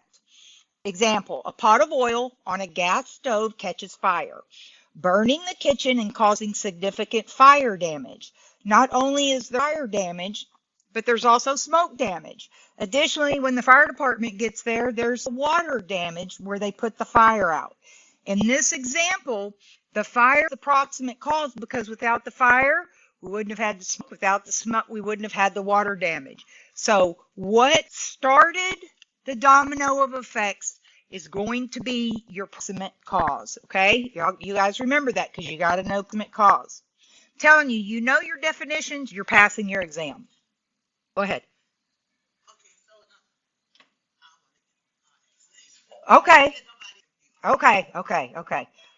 Okay, so now let's talk about, see, eventually I'll have props after we've been here long enough because I think things like the little, key policy. Okay, hostile fire is obviously something that's not friendly. Y'all are like, what the heck is that? My marshmallow, if I have like a little campfire, or if it's in the fireplace. Those are friendly fires, right? Because they're contained and we can keep them contained. Hostile fire is burning out of its, what does it say? Out of its boundaries, such as a wildfire or a house fire. Okay, those are going to be easy. Friendly fire versus hostile fire. Y'all know that. The wind blows a door open, hitting a child and knocking him into a table. A lamp on the table falls off, causing injury to the child. Which of these is the proximate cause? Yeah, because that's the first thing. That's the very first domino that fell in order to create that domino effect. The wind blows the door open. A volunteer fire department douses a fire to an insured dwelling. The dwelling sustains severe fire, smoke, and water damage. The fire damage is what's a loss? Yeah, because it's the one that started it, right? We wouldn't have had the smoke without the fire, blah, blah, blah. The gas stove engine starts a grease fire. The grease fire catches a curtain fire. What would this be called? There's nothing friendly about that, right? No, so that's an easy. Y'all got hostile and friendly fire easily. Okay, now talk about some more definitions. Deductible. Everybody paid a deductible at one or another for eyeglasses, whatever it is. The deductible is the portion of loss that's not paid for by the insurer. So this is what we're responsible for before the insurer is going to kick in, right? So it only makes sense. If I have a high deductible, guess what my premium's going to do? Because if I say on my car, I want a deductible of $1,000, then I'm taking more of the responsibility, right? Versus if I want my deductible, when I was 18 years old and could barely afford anything, I wanted a lower deductible. I'll pay that higher premium every month because there'd be less likelihood, then it'd be harder for me to come up with that big deductible. Now, I can afford a deductible, so I have lower premiums. Always remember, higher deductible, lower the premium, lower deductible, higher the premium. Okay? Co-insurance. This is contained in most every property policy. It encourages the insured to purchase and maintain insurance to a specific value, like 80% of replacement cost. So co-insurance. This means you and the insurer are co-insurers, okay? So if a building burns completely and it's insured for $100,000, you're going to get that $100,000. But what building burns and it only does $10,000 of damage? Well, if you don't have 80% of your replacement cost of that building, you're not insured up to 80%, you don't get replacement cost. You're not paying enough premiums. We're going to give you actual cash value. So, co-insurance means you must be insured to a specific value, and for the test, it's 80%. You must, and it only applies in the event of a partial loss, because if the building was insured for 100 and it burned down, you're getting 100. But how about a partial loss? Are we replacing it, replacement cost, or actual cash value? Okay? Total losses are paid like the contract says.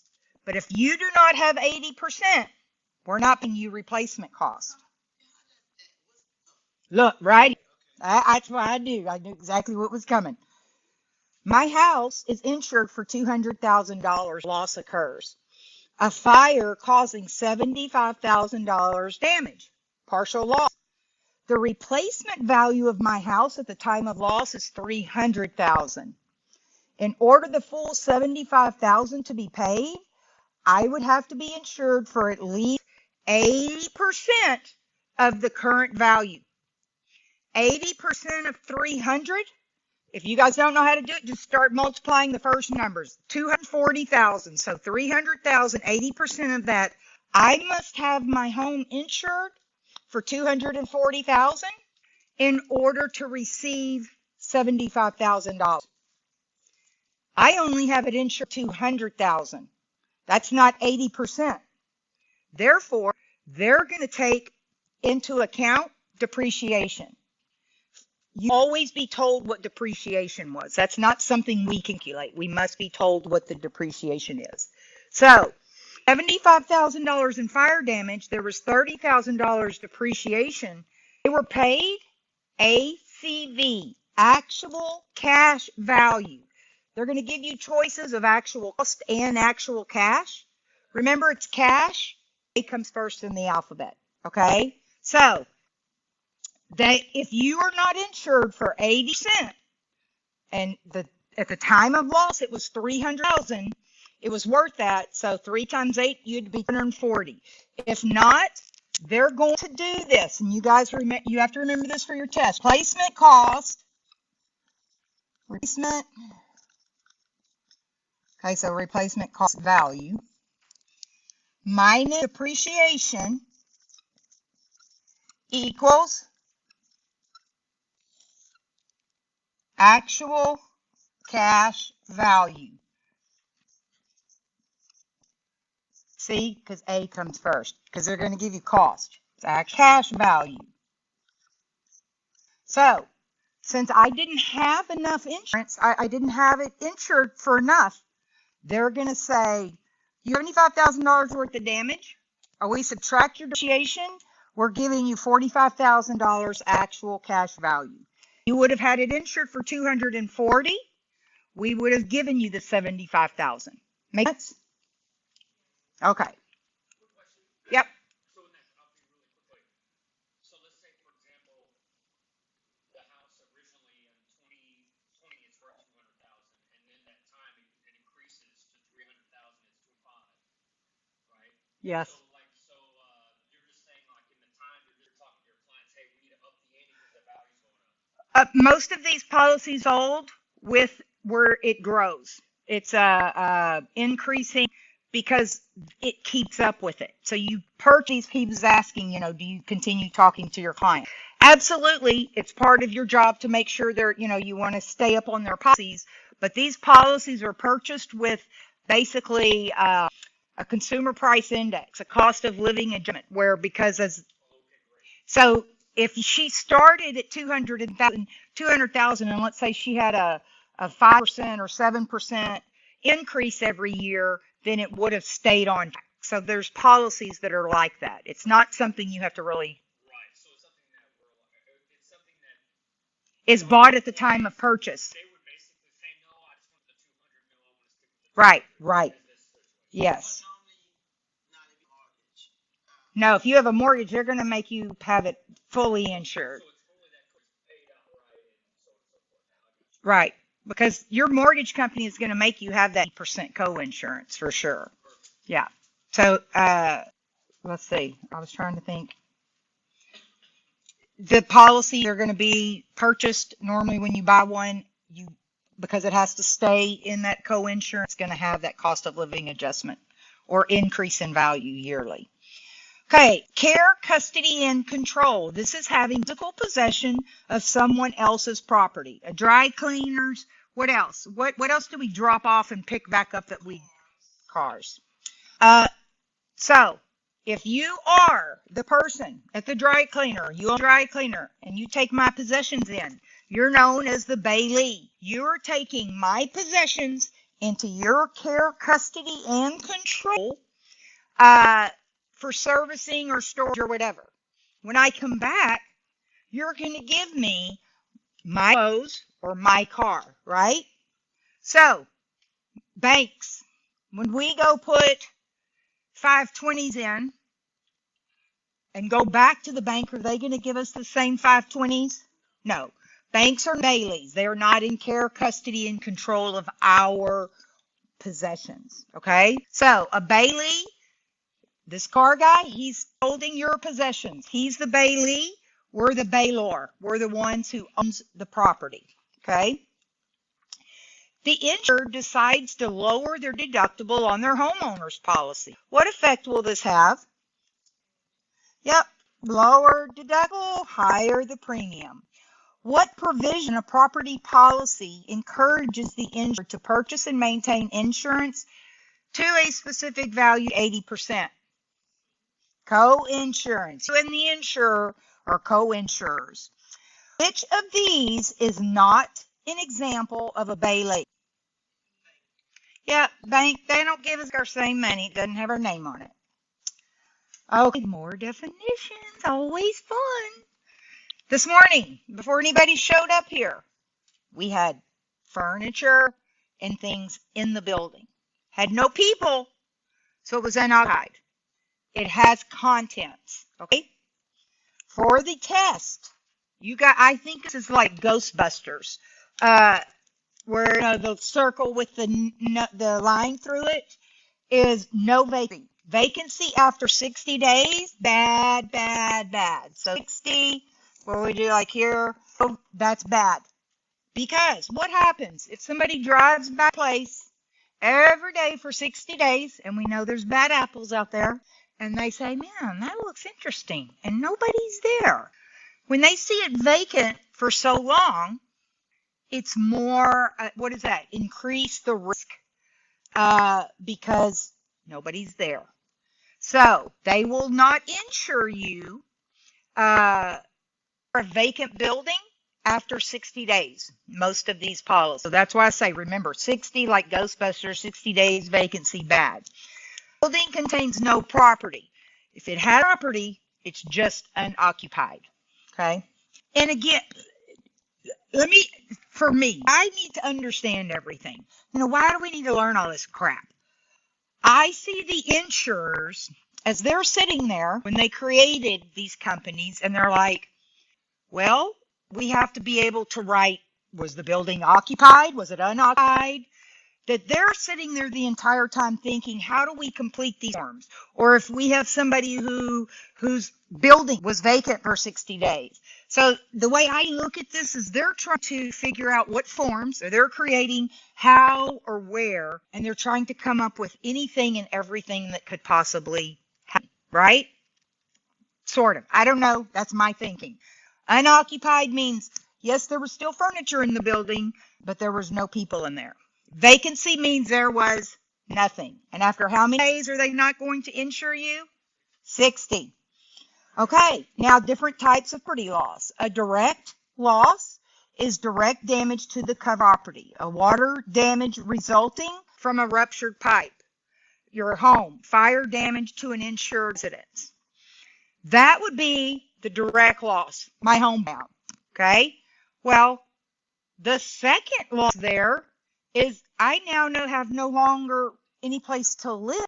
So my indirect loss is from the damage to the covered property is additional living expenses, or let's say a renter, and one of my renter's homes burns. Well, the direct loss is the home is burnt. The indirect loss is now I'm not getting rental income. So that's the type of property loss. Was it a direct loss or was it an indirect loss, where it's the loss that results from the original loss? Make sense? Okay. Vacancy means which of these?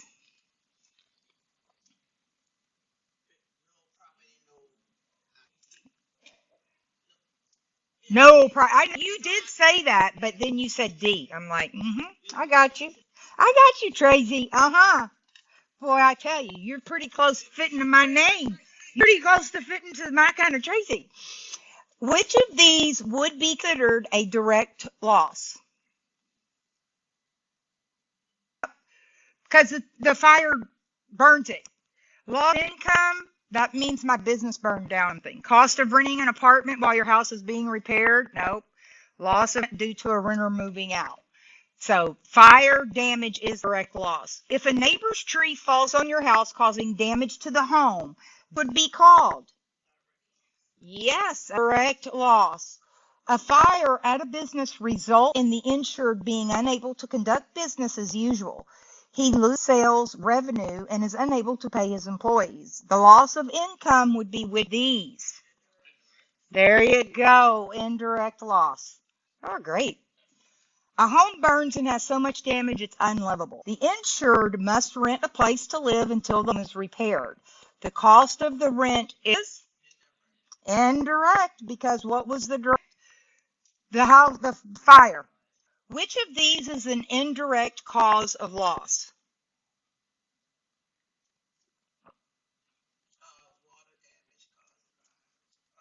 You guys first word. I needed to hear caused. So y'all get that, right? Indirect water damage because the fire was the direct loss, right? And then now, if we wouldn't have the fire, we wouldn't have smoke, hadn't smoke, had the water. An injured renter moves out because of damage caused by a covered peril. This would be, yep, because covered peril, that's our key. That's the direct loss. Here's our indirect loss. Now we don't have any income coming in. Yep. Okay. Types of property coverage. Name, and always remember, we're going to start at the lowest policy and we're going to go up to the highest coverage. So first type is, what type of property coverage do you want? Think about it. Our homeowners, what do we have to get that doesn't come our homeowners? You may not know. Flood. Think about it in Texas. So there are named peril policy. You can get a basic policy that may cover fire, wind, hail, and that's it. Named peril. That's the basic as we get. Covers losses by perils that are specifically stated in the policy. If it's named peril and it's not listed, it's not covered, right?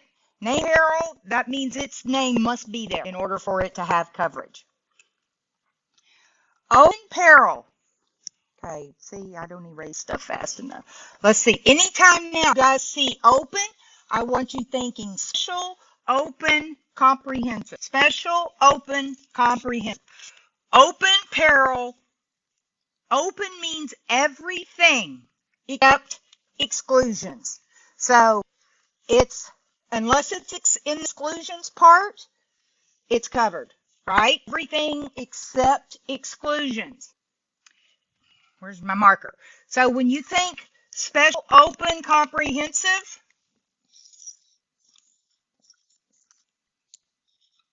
special, and comprehensive. Because all of these mean everything except exclusions is covered. So, open peril, special, open, comprehensive. Everything except exclusions. Covered losses caused by all perils except for those specifically found in the exclusion section. Everything except exclusions. Okay, now, how do we insure? We can insure buildings each to a specific limit. So let's say we want our house insured at it's kind of a little backwards, isn't it, y'all? House is insured at 100. They've got the barn insured for 200,000. You know who wrote this policy, right? The husband? I'm just guessing, okay? Okay, thank you. Specific limit. That means each building has a limit. Or we could do a blanket. What is a blanket? It covers everything. I can say, I want a blanket limit of 300,000. Then the wife can have her 200,000 on her home, and we can get the 100,000, however it is. But we just can spend up to that blanket limit. There's no individual specific limit, okay? Specific limit means building has its price on it. Where do you find what is not covered in an open peril policy?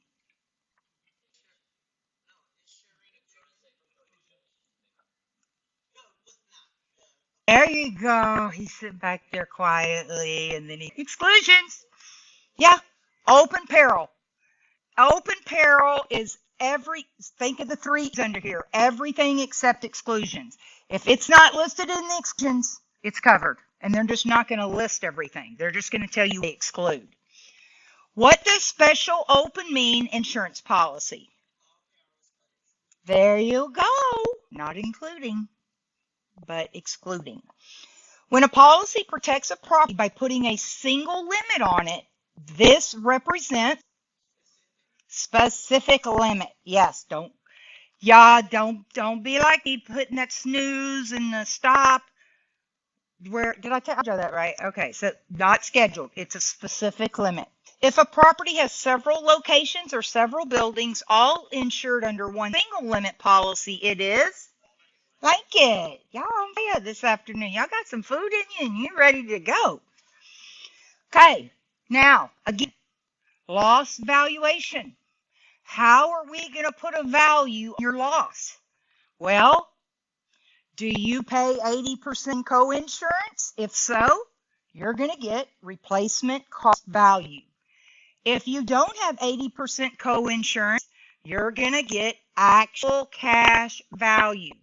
Remember, I erased it, but y'all keep that formula in your brain. Replacement cost minus depreciation equals actual cash value. They have to tell us the depreciation amount. That's not something we can figure out. Okay, so they had a 2025 Ford F-150.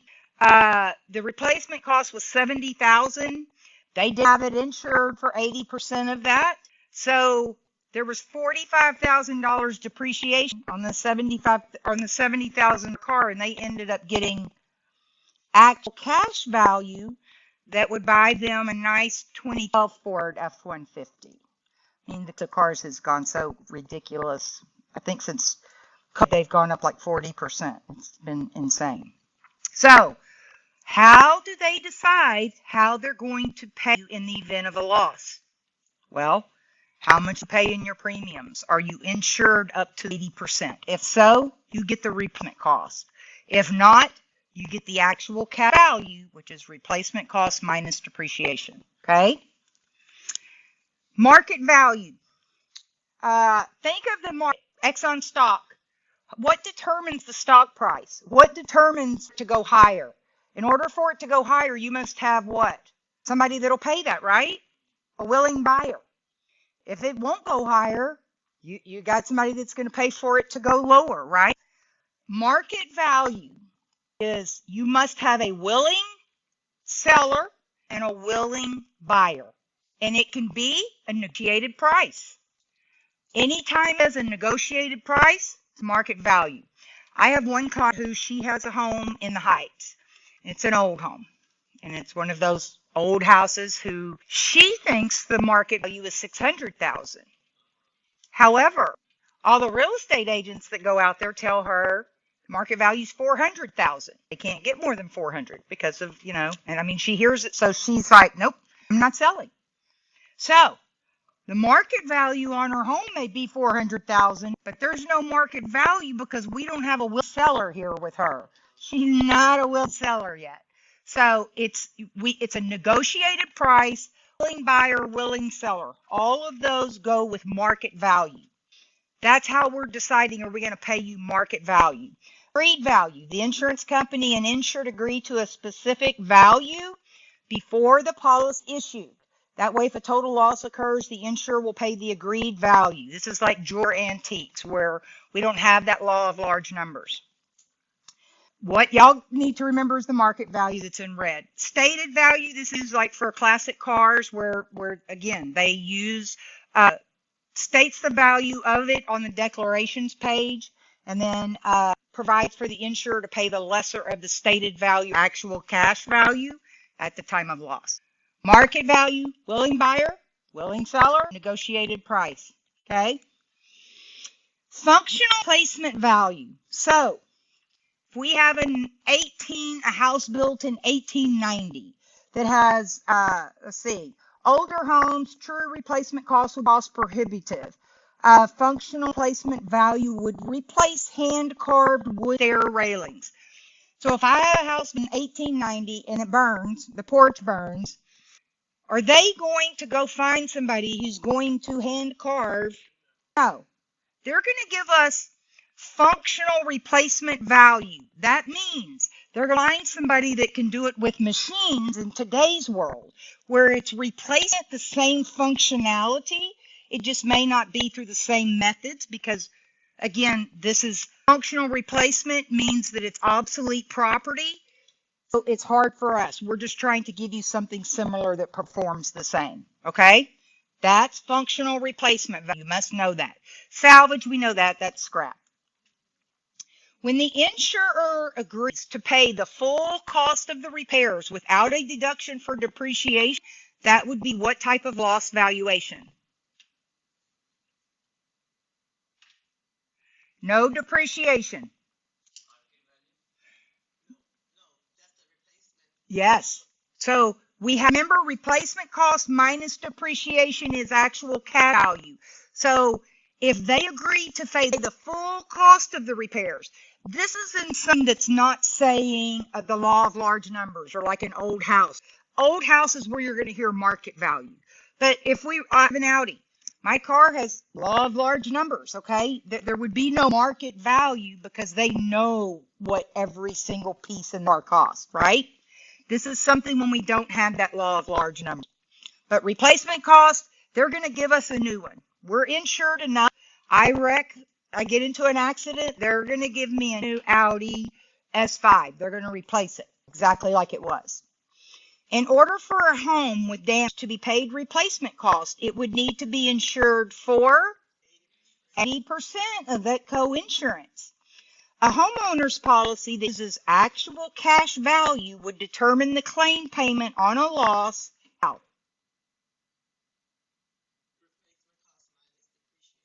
Yep, that formula, replacement cost minus depreciation. They have to tell us depreciation. We know then that gives us actual cash value.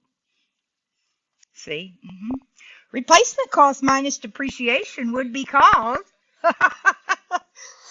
I'm good at that, y'all. I'm good at that. I wish I could be that good intentionally, but it just happens this way on accident. A building bought 10 years ago. This is close to kind of your question. Bought 10 years ago for $50,000 is now worth $100,000. The building has depreciated $2,000 every year. What is the building's actual cash value? So how long have I had it? And how much depreciate every year? That's how much. There you go. So my actual cash, there you go. There you go. You know what? It doesn't matter what I paid for it. That's irrelevant in this question. What they're telling us is it's now worth $100,000 and it's been owned for 10 years.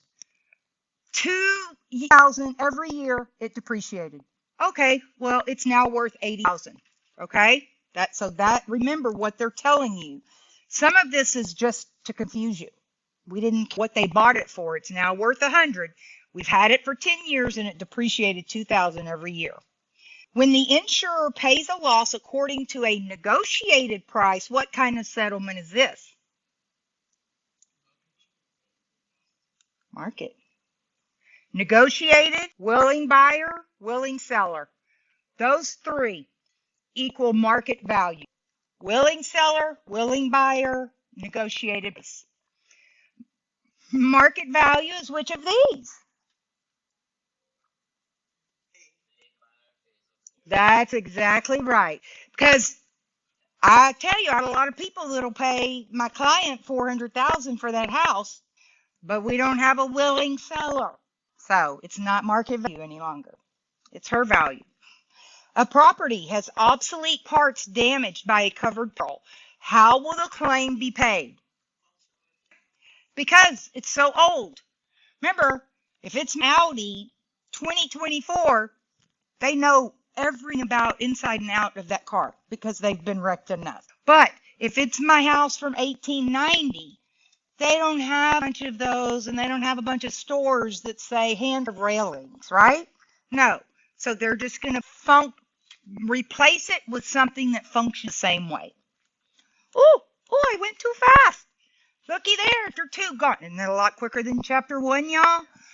I swear chapter 1 goes on for me too. I'm always like pages are left. Oh.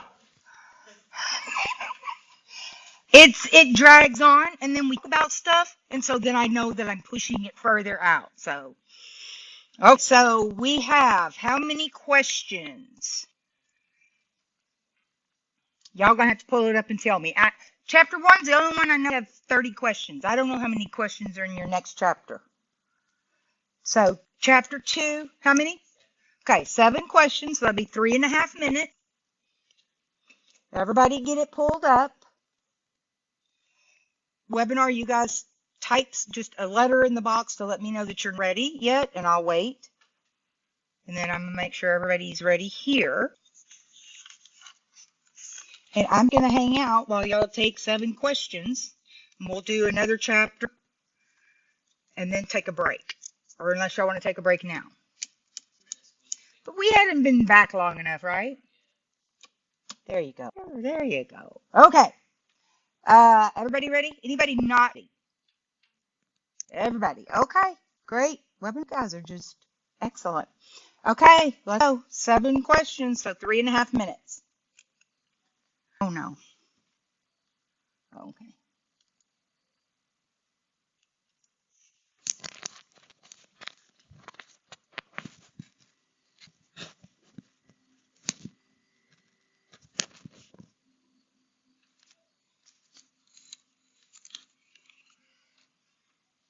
Ten seconds.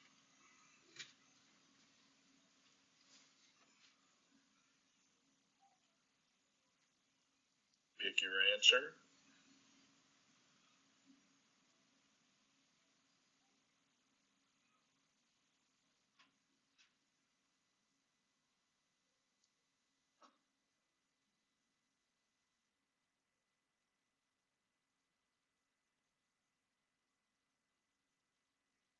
Ten seconds.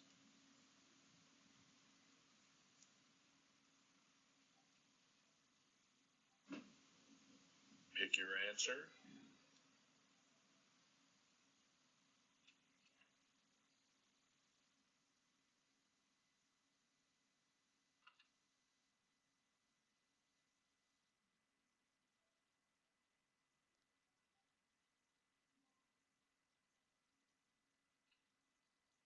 Ten seconds.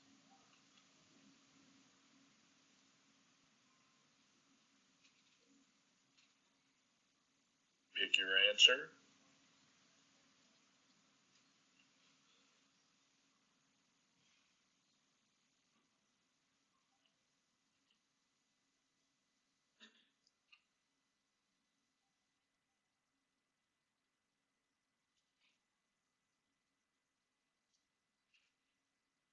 Ten seconds.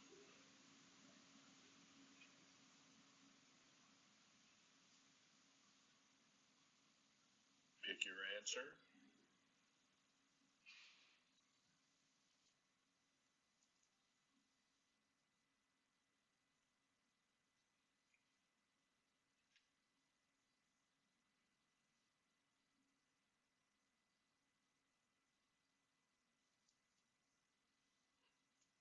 Ten seconds.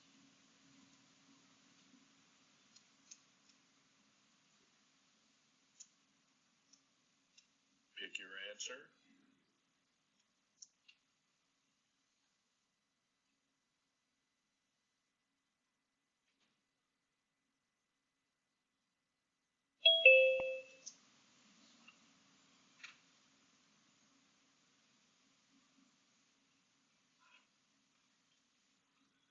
Seconds.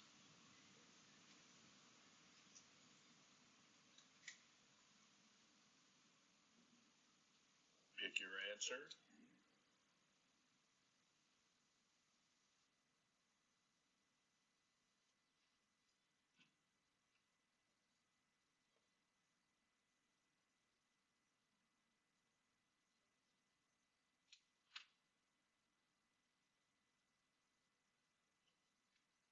10 seconds.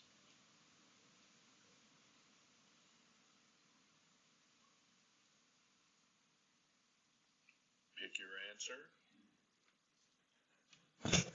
What you do? Good.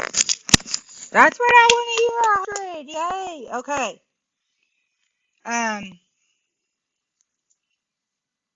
Sorry. So I'm talking to my back office. He's trying to help me get contracts done. Okay, let's go through these real quick. Number 1 is D, proximate cause. Number 2 is C, co-insurance. Remember for the test, 80%. Number 3, B, indirect loss. Number 4, A, blanket. Number 5 is B, actual cash value. Remember that C, cash, starts with an A instead of cost. Number 6 is A, price a willing buyer pays a willing seller. And number 7 is functional replacement cost. That's okay. Co-insurance, 80%. You got to have co-insurance. Okay, let's keep it going. I think I'm going to have to, oh well, our new slide show if I would brave enough. Maybe tomorrow we'll do it. It's got Kahoot. Okay, you younger ones know what Kahoot is? I didn't. I said, and so it made me nervous. You got to log in. So if you are patient with me tomorrow, and we'll play again. Like well, I don't know, but y'all gonna be my guinea pigs tomorrow, okay? We're gonna try it. Okay, so now let's talk about Chapter 3. This chapter discusses the basics of casualty insurance, also known as liability insurance. It sets the foundation for all liability policies, personal or commercial. Is this cracking is my sound cracking, guys? I'm just going to fix it anyway, just in case, because I sometimes hear it. Sorry, y'all.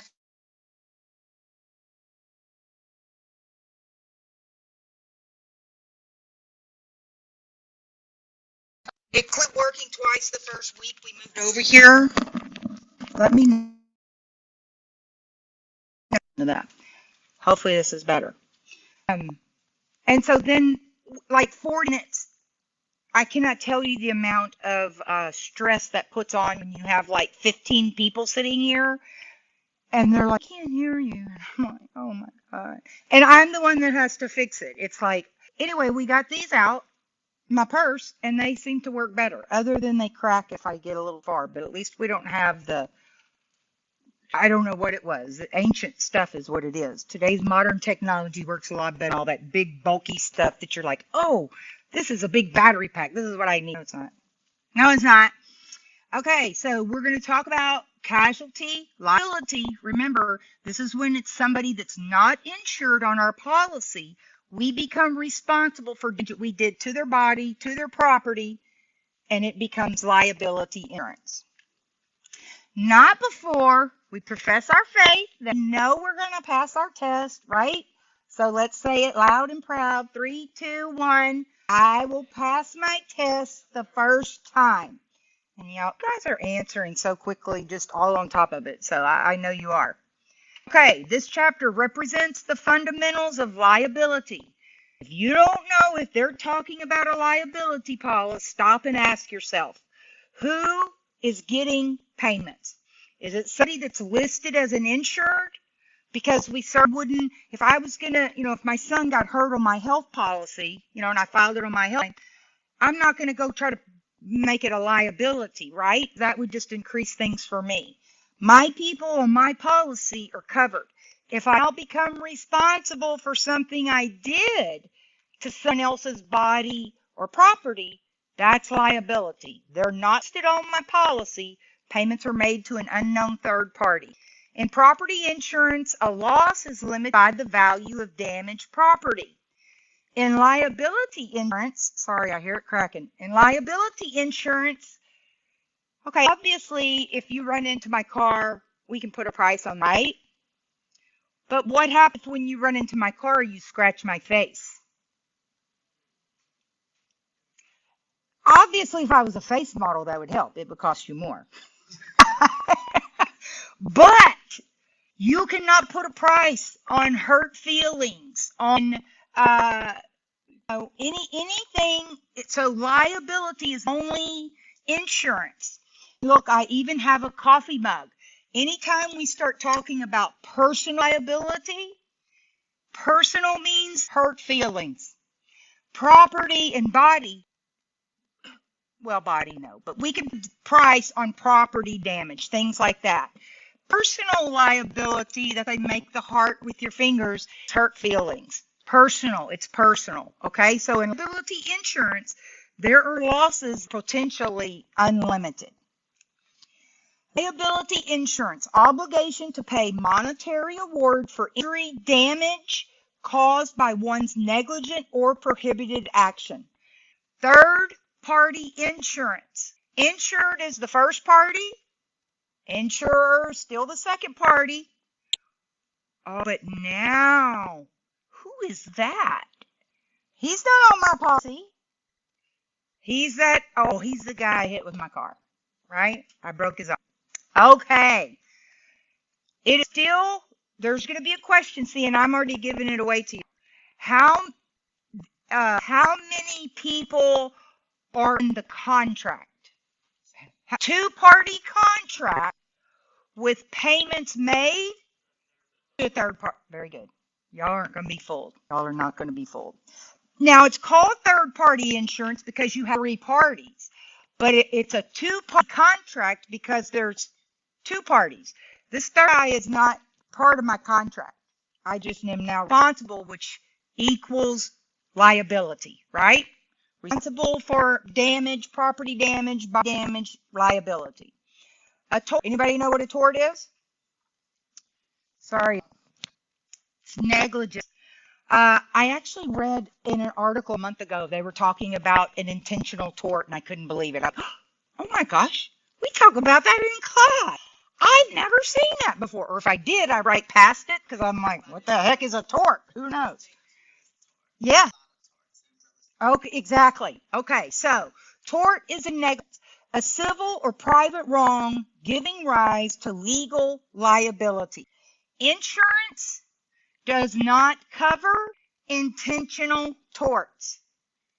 Insurance does not cover intentional. What's an intentional tort? You intentionally went to the next door neighbor's house to beat their hiney or whatever they're doing. It looks like they're going at it fist first. You intentionally crawled over that fence, right? Trespassing. That is an intentional tort. However, I know that nobody here texts and drives, right? Right. Right. That's what I say too, okay? An unintentional tort is negligence, but it's an act of failure committed without reasonable care. If you get in your car and you're driving here today, you weren't texting with the intent to hurt someone, were you? No. I still think it's all crooked because when you pick up your phone, to me that means you're intentionally doing it, right? But we're not going to confuse it. An unintentional tort is insurable. You're texting, you didn't pick up phone to get into an accident, you didn't pick up your phone to run into a person in front of you, where these are intentional. Obviously, somebody has some hostility and went to beat somebody up. Here, somebody wants to climb that fence and wants what's on the other side of it. Those are intentional. They are not insurable, but an unintentional tort is insurable. Negligence, the failure to use the same level of care a reasonable person would have used given the same knowledge and set of circumstances. They're going to ask y'all that in your definition, negligence. Negligence is a type of civil tort, an act or failure to tort. An act or failure to act. How about that? Okay, negligence. It's the failure to use the same level of care a reasonable person would have used. I have to always read that because people would say I'm probably not a reasonable person. So then we can't, because I'm, a little crazy. I'm extra. Let's just say I'm extra. Okay, so that's negligence. Failure to use the same level of care a reasonable person would use. Liability, what did I tell you? We become liable. Bodily injury, property damage to an unknown third party for which a monetary reward may be due. That's how you're going to know if it's liability, right? If you're questioning the question, who are they paying? Are they listed in the policy or is this an unknown third party, right?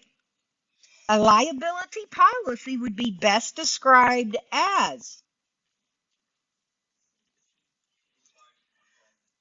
see, none of y'all were full. None of y'all were full. Just don't be fooled on the test either. There's only two parties in the contract, but we're making payments to an unknown third party or to a third party. A liability policy is designed to provide coverage for each of the following. Yep. Intentional or not insurable. Intentional, not insurable. Unintentional are insurable.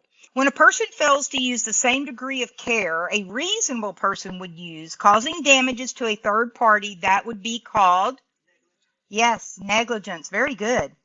Which of these would be considered liability for you?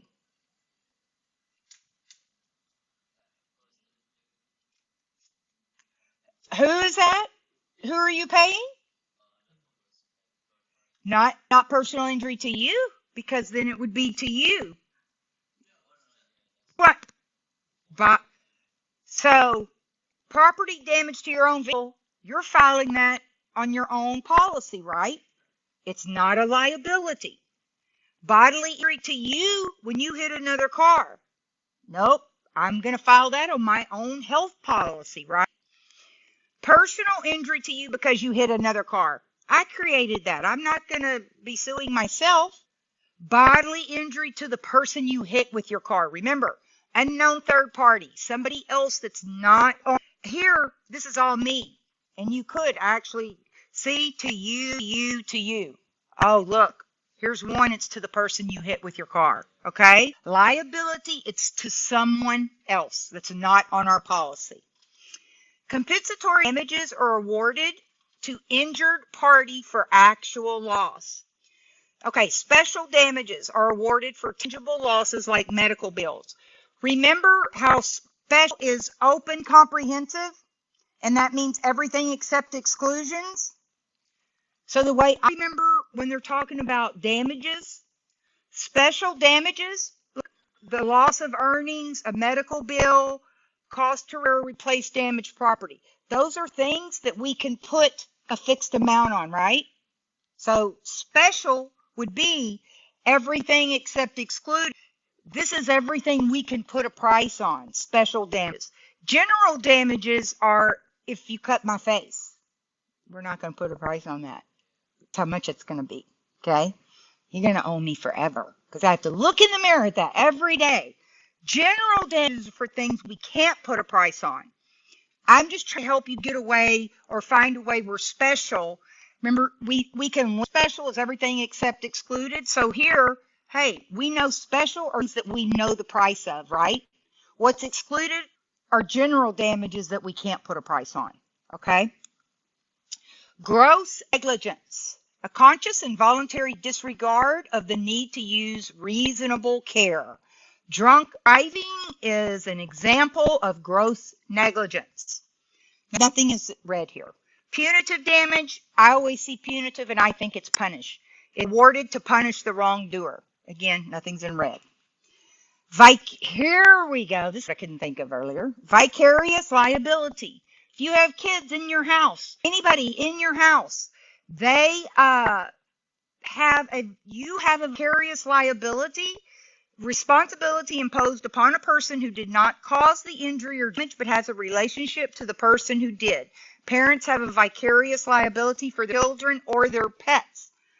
I have vicarious liability for things that my employees say. So, because I'm ultimately responsible. Vicarious liability, your kids have access to the keys, so they are covered. I didn't know that. Again, how many kids would take your cars they knew they were covered? Yes.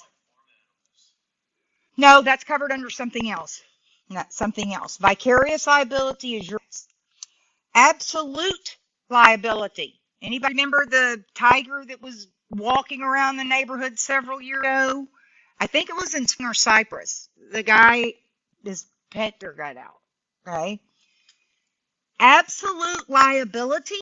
You have an absolute liability for animals, ammo. You are absolutely liable for anything dangerous animal does to someone, or that say ammo, a warehouse or something like that. Absolute liability, animal and ammo. Okay? An employer, absolute liability for my employees. 100%. Whatever they say, I'm liable. So that's absolute liability. Strict.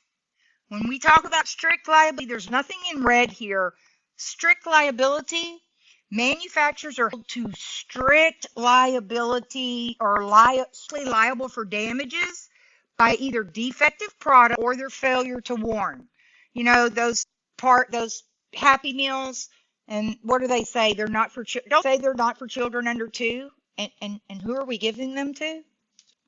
All the children under 2, because my little Burger King hat isn't going to fit somebody that's, much bigger. So strict liability is about products. Remember that. If it's strict liability, only about a product. We'll get into products later. Now, types of liability. If you have a swimming pool in your backyard, a trampoline, you have a provision that imposes a special duty of care on you to maintain artificial condition of land, swimming pools, trampolines that might attract children who would be considered invitees even though they're trespassing. So you have a pool, you have to have a fence that would deter children from seeing that, would really be trespassed, but you have this attractive nuisance liability. It's your responsibility to make sure kids walking by can't just come in onto your property and jump into your pool or something like that.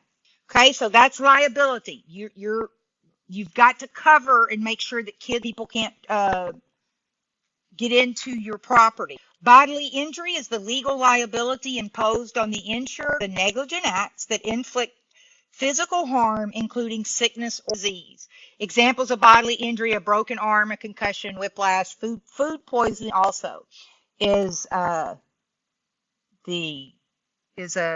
bodily injury, right? Because what do? You hurt their body. Okay, nothing's red here, but I just think interesting to know. Property damage liability. Okay, my first thought is he was all liquored up to get in that house like that.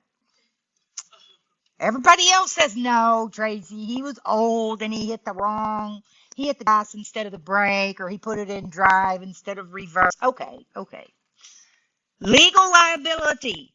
This is property damage. So he destroyed that property. He has liability to an unknown third party, right? So you see, legal liability imposed on the insured for their negligent acts that inflict physical damage to tangible property, including loss of that property. Which of these would be considered special damages?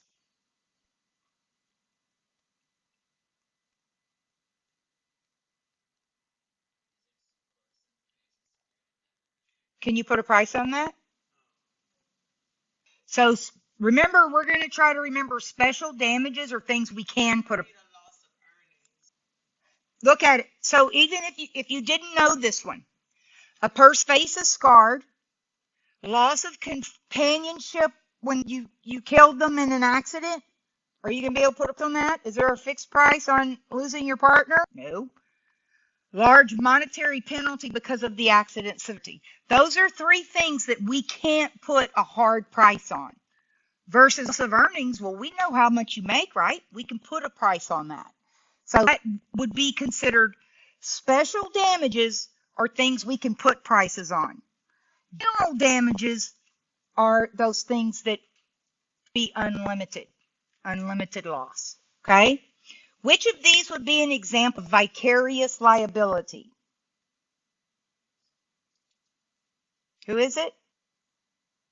Who do we have a vicarious liability for? There you go. I'm not going to be in there taking your test, so y'all just remember all my little tricks here, right? Who do we have a vicarious liability of? Our kids. So my son, he's 34 now. My kids are 31 and 34. He owns, or he's part owner of a helicopter company. So he's the pilot. He builds guns. They own heli bacon, and it's aerial hog hunting. Those poor little piggies from the air just look like sweet little rats or something. They look so sweet, and it's like, no, you're not going to kill them. Yes, they are. Anyway, okay. He would take, so I had the mom vehicle, a big SUV. My husband drove an Infiniti. We leased them, so we had 5 of them. My son would take his car, my husband's car, out, and he said he would take a lighter and mark where the tire went. And I'm like, dude, we weren't looking for the yellow highlighter. We don't know where we parked. This is 2 inches back from where I parked last night. I don't have a clue where I parked. But that's what he would do. So you have a vicarious liability of your kids. I hung my keys up as he walked in the door. All of our keys were sitting right there because they have access to the keys. You have vicarious liability for your dog because you're ultimately responsible. Absolute liability, what is that? Which of these would be considered absolute? Oh, that big old dangerous animal. Absolute. Animals and ammo. Absolute liability. Okay, medical payments coverage. Anytime we say medical payments, you're going to instantly think per person. Per person. Medical payments are paid per person. Now, medical payments coverage, we're talking about liability reimburses regardless of the insured's liability for medical or funeral expenses incurred by third parties as a result of bodily injury or death. This coverage is known as goodwill coverage, provides payment of necessary medical, dental, ambulance, and funeral expenses regardless of fault. Okay, you don't need to know that. What you need to know is if it's a personal policy, you can file 3 years from the accident. 2 years from now, that back injury went into severity, right? 3 years. Commercial lines, you have 1 year. Okay, how do I remember this? Y'all know I got to have some tricks up my sleeve. What did I tell y'all? What does it take when I'm by myself to try to get me going and make sure everything's right? A village, right? So when I'm by myself, they're going to give me 3 years to remember. Because my commercial, I have everybody at work. If I show up at work, oh, my village is going to remind me. And so we have less time. That's just the way I'm not explaining it. It's so you guys can remember for the test. Personal, you're always going to have 3 years. Commercial, you're going to have 1 year. Personal, they're going to give you more time because however, for me, I have somebody to remind me to. Like the Zoom yesterday, they told me I had an appointment at 12:30. They didn't say it was a Zoom appointment. I'm like, okay, ladies, I need to know when it's a Zoom. I sent them a picture of what I like and said, I called her instead. Okay, let's see. Personal injury. When we say personal injury, that's why I bought this mug. I don't know if y'all can see. It's 2 hands that make a heart. We know you can see, okay? You're young, but the older we get, what? Is anything up there? Anytime you hear personal, I have contacts on. I didn't need anything until I was 40, and then it was like, what's happening? Personal injury. I feel like I'm making 2 C's. Draw a heart with your fingers. Personal, it's personal. You hurt my face. You did something that we not put a price on. Personal injury liability. This is liability for certain injuries other than bodily injury or property damage that arise from offenses named in the policy, such as a false arrest. You hurt my feelings. Libel, slander, invasion of privacy, and yes, copyright infringement.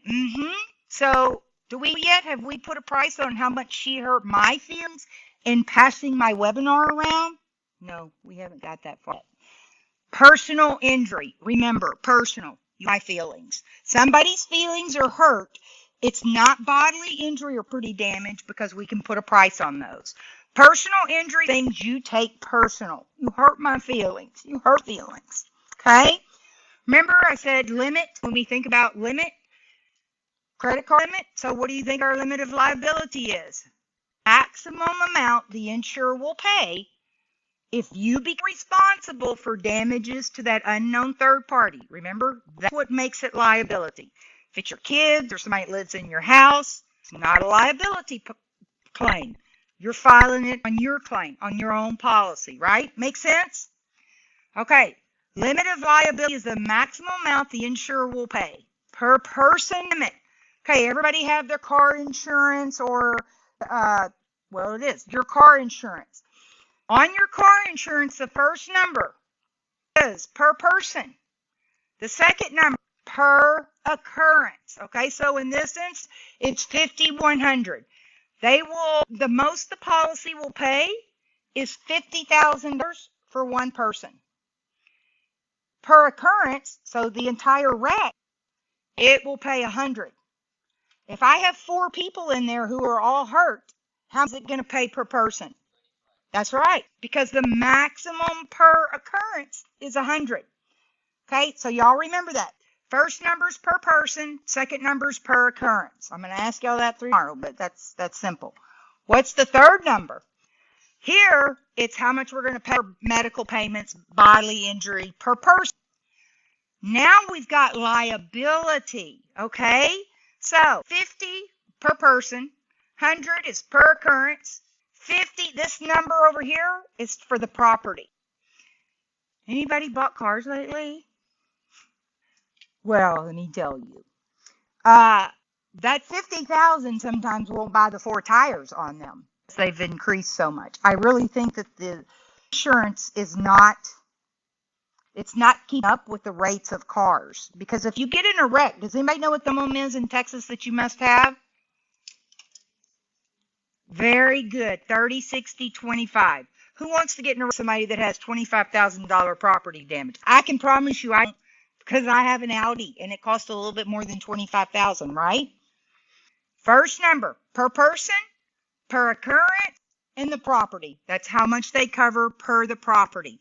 This is if you have split limit, because you could have a combined limit that has $200,000 and you could divide it up any way you wanted. You just couldn't spend more than the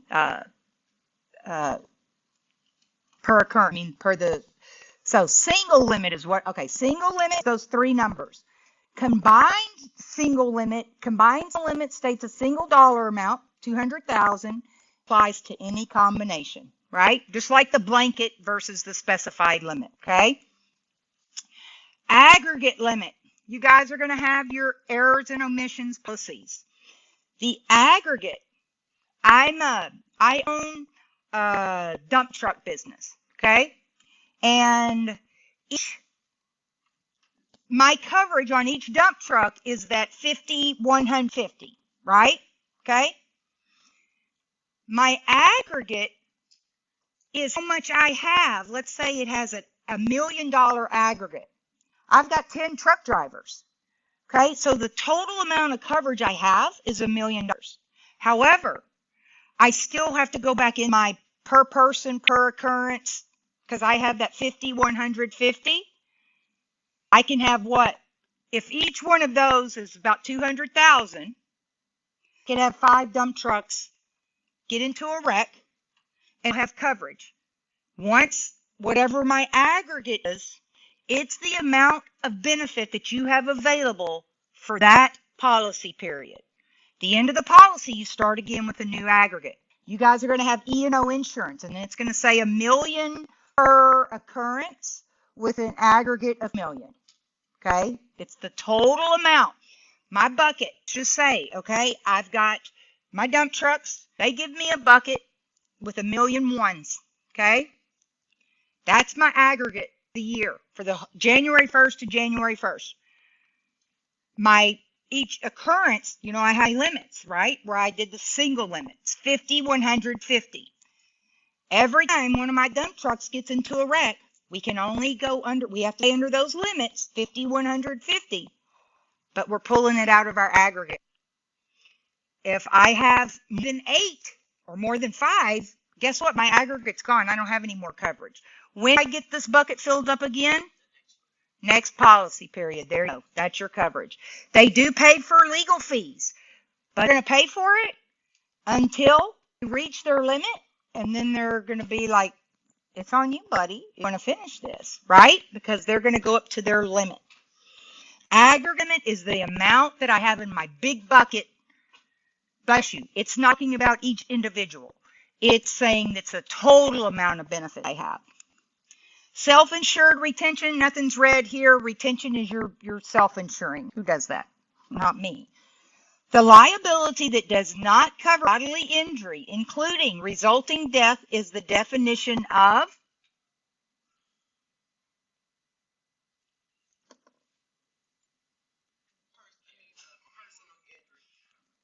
see? Doesn't cover bodily injury. It could, including resulting death, but it doesn't include bodily injury. Personal injury, what is that? Hurt feelings. Hurt feelings. The maximum amount of protection provided for a particular type of coverage is referred to as the, very good, your credit card limit. The maximum amount of money you can spend on your credit card is your credit card limit. The maximum amount of protection that I did, guess what it is? It's your limit of liability. That's how much we're going to pay you become liable. Aggregate means what in a commercial general liability policy?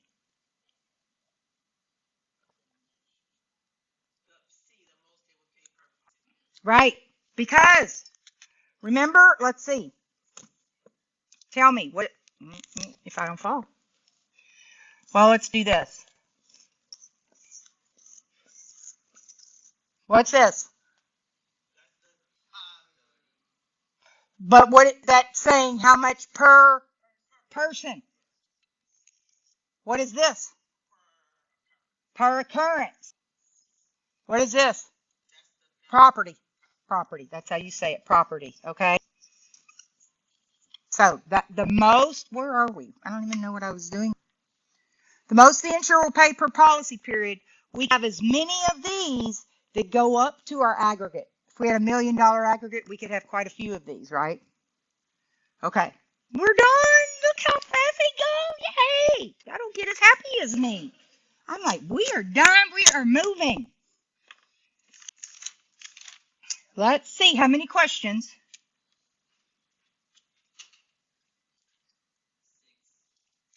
Okay. So that's 3 minutes. So let's, you're going to take your test, do a 5-minute break.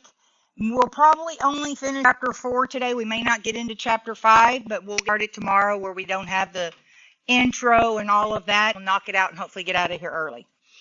Try to. I'm not going to make promises. 4 o'clock, but I will get you out by then. Okay, you have 6 questions. So wait, it's 2:47. You're going to be done at 2:50.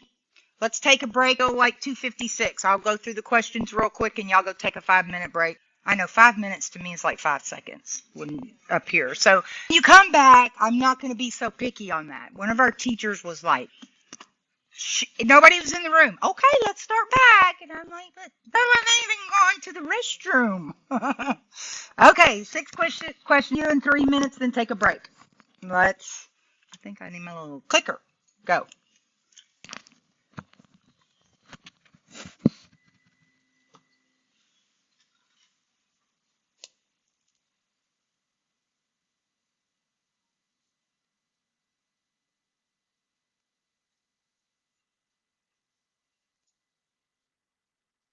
Ten seconds.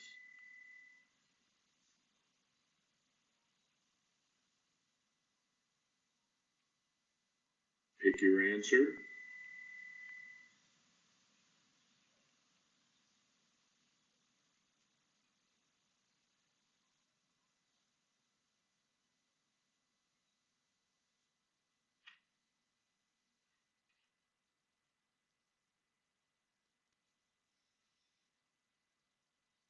Ten seconds.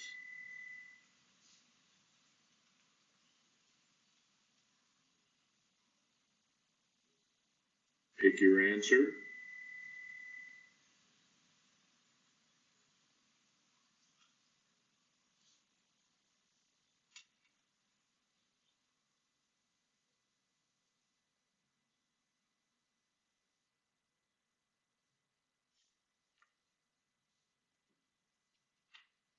10 seconds.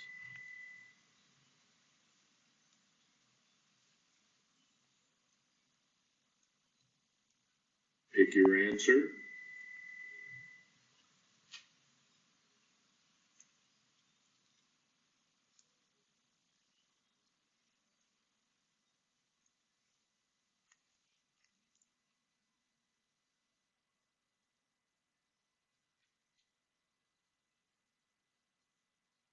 Ten seconds.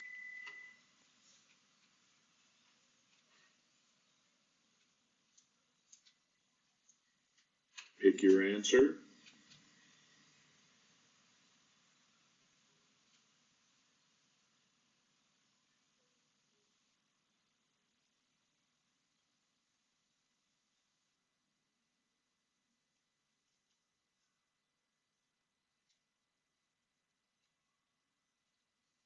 Ten seconds.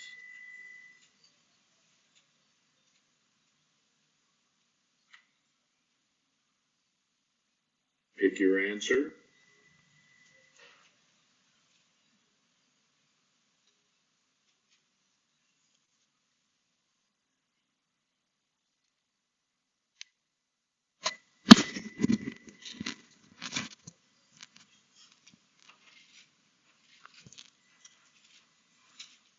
Ten seconds.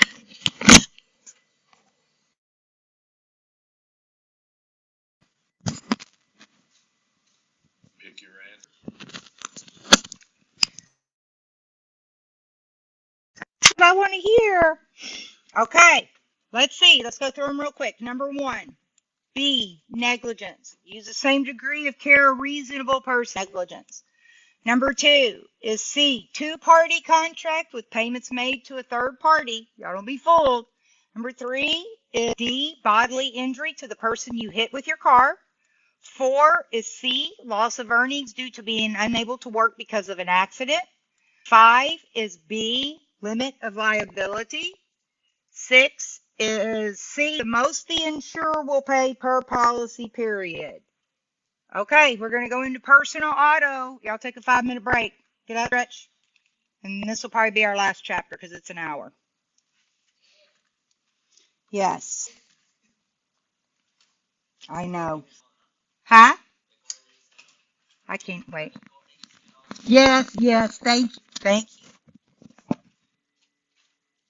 I just let it go now. I stop it for lunch, and that's the only thing. Sometimes we don't stop, and it's like, okay, y'all gonna be fast forwarding through your lunch break.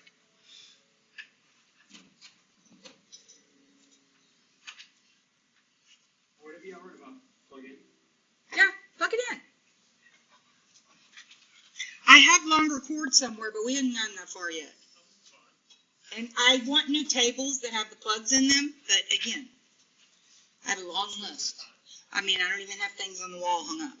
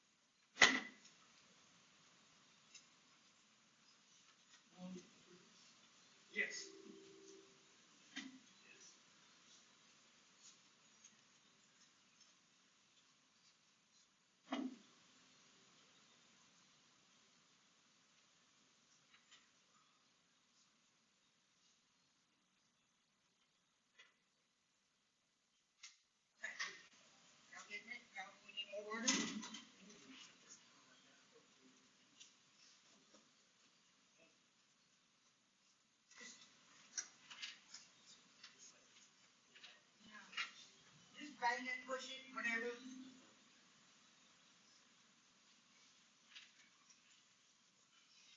Maybe saying it's time for a new one.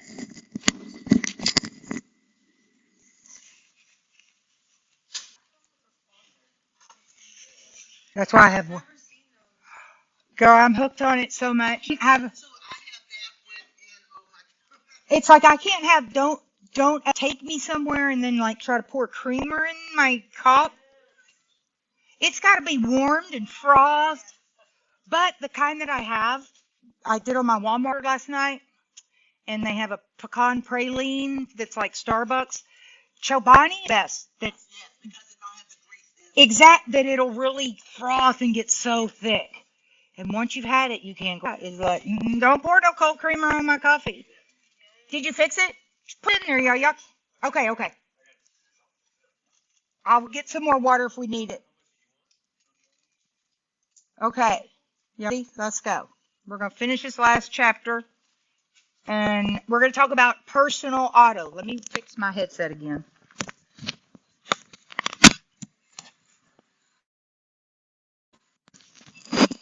Personal auto. Chapter 4. This chapter discusses the personal auto policy and the various coverage parts within. The personal auto policy is designed to provide protection against several types of losses involving the use of a motor vehicle, non-business capacity. Remember, personal auto, no business. The policy has definitions that apply to the whole policy, 6 parts of coverage, which we're going to talk about A through F, and several optional endorsements, okay?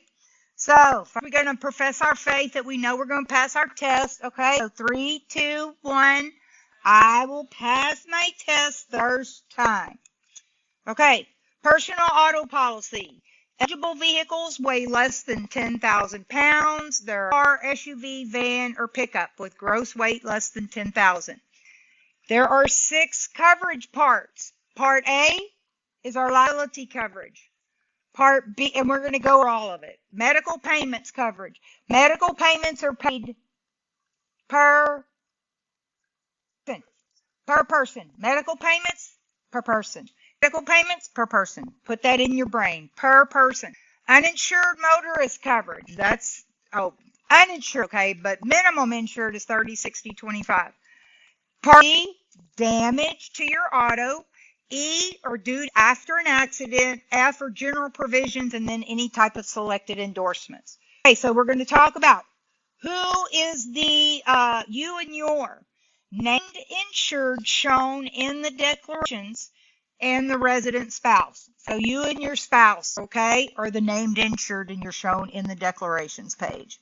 A family member. This is a person related to the named insured by blood, marriage, or adoption, and who is a resident, including a ward or a foster child. Okay, remember now, because why do we need to know occupying? Well, in a claim, were they occupying the vehicle? Was the vehicle unoccupied? You see kind of what we're doing here. Occupying means you're in it, upon it, getting in, or getting out of it. Private passenger auto, any four-wheel car, SUV, pickup, or van that is owned or leased for at least 6 months. A trailer, you pull it by a car or truck. I think we need to go through definition. Nothing's read here, so we're going to keep going. There's 4 categories of vehicles that would be on your declarations page. It's going to say what's covered. If I have 1, it's going to say any vehicle that's listed on the declarations page. If it's 2, a trailer that a named insured owns. 3, a temporary substitute. So any auto or trailer not owned by the named insured but is being used temporarily with the owner's permission. This could be a family member's car or a rental vehicle when your car is being repaired. Temporary substitute, you guys be very clear. This vehicle must be being used as a substitute for your car while it's in the shop or being repaired. Temporary substitute. Because remember, when you rent a car, you got to have their permission, right? Temporary substitute is something you're using while your car is in the shop. If you go on vacation, a temporary substitute is not your rental car. It's not being substituted for your car's not in the shop. Okay? Newly acquired auto. If you bought my car today at lunch, because you coverage, any newly acquired auto, because you already have insurance, any eligible auto the named insured becomes owner of or owns a lease for at least 6 months that is acquired during the policy period. Most companies in Texas require the named insured to notify insurer of the new acquired auto. If you go and buy a new car, you have to show them proof of your insurance before you leave. But you have 30 days to call your insurance and actually put your car on policy because you still have coverage, right? You understand that? When I got my car, this was my first commercial. So I have a commercial policy. I have a car and so has a car. I had to call that day and we had to add or start a commercial policy before I can leave the dealership because we didn't have commercial policy and we bought it in a commercial, business name. So, okay. So otherwise, remember, a newly acquired car, a newly acquired home, you have 30 days to notify. Any newly acquired should continue with your coverage for the first 30 days, but you need to let them know 30 days. Non-owned auto. Your covered auto does not include company cars, also known as vehicles made available for regular use. See where I'm saying this is not a temporary substitute. A private passenger auto or trailer not owned by or given for the regular use of the named insured or family member. A non-auto, an example would be a rental car while on vacation if it is in the coverage territory. It's not a temporary substitute. Temporary substitute means car's in the shop and it's a substitute for your car. A non-auto means you're going on vacation, you don't own it.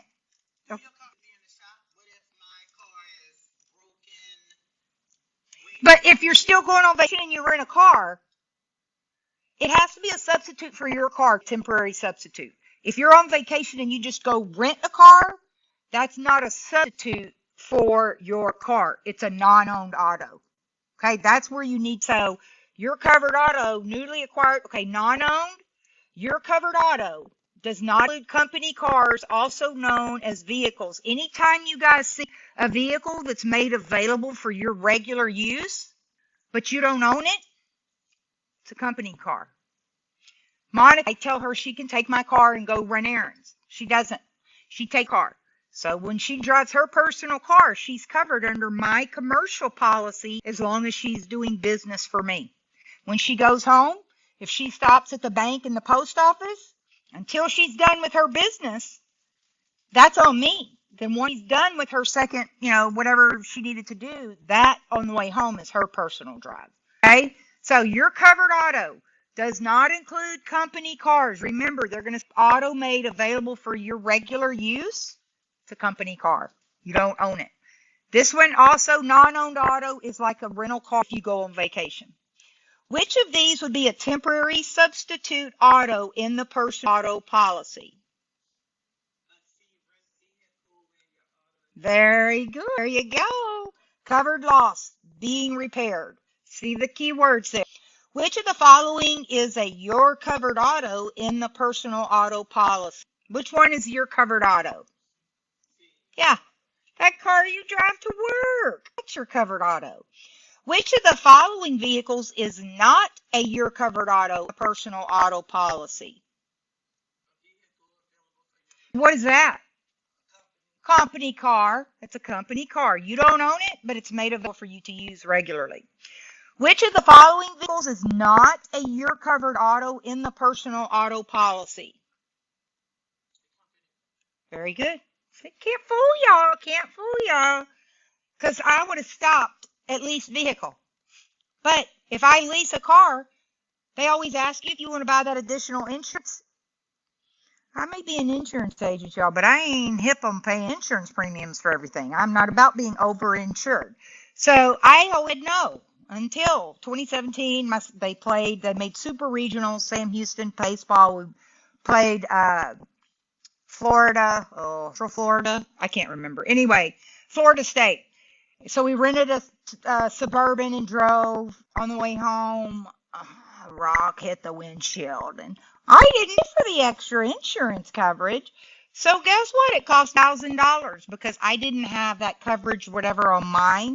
So it cost me $1,000. So now I probably will buy the extended coverage or whatever from them, $100 or whatever it is, where then you don't have to pay for anything. But company car, anything like that, y'all remember your auto in the personal auto policy. Okay, liability. Remember, this is telling us those, what is the first number? 100? Person? 300? Per occurrence? 50? I'm telling you, that's awful. Like, if you got this much coverage on those people, you know what I mean? The property needs to be so much higher these days. How many people drive a car that's under 50,000? You know? I mean, honestly. So, Part A is our liability coverage. In our insuring agreement, it says what the policy pays for. It's liability. It's going to pay for bodily injury or property damage when an injured becomes legally liable because of an accident. The policy will investigate, settle, and defend any claim or lawsuit damages payable under the policy. They also will pay defense costs in addition to your liability limits. Their duty to defend, just like I told y'all, when they reach the limit, we've reached the top. You're responsible if you want to continue this. Okay, that limits. That's their insuring agreement. Part A definition of insured. The named insured or any family member, even if licensed for the ownership, maintenance, or use of any auto. See, this is what we don't our kids, because then they would take it. Any person that's using your covered auto with permission, a person or organization for your covered auto, if legally responsible for an insured, cannot be anything business related. Illegal either. If you're committing a crime, if you're robbing somebody and you run into something, think your insurance is going to cover it while you're committing a crime? No. Okay, nothing business related, nothing excluded, and nothing illegal.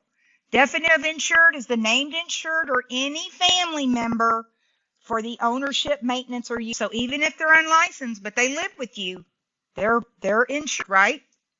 Okay. We'll see. Which of these would be an insured covered person in the personal auto policy? Yep, unlicensed, but they still live in the household, right? Which would be denied coverage under a personal auto insurance policy? Because what are they doing? And is business going to be paid for on your personal policy? No. Which of these would not be denied coverage under a personal auto insurance policy?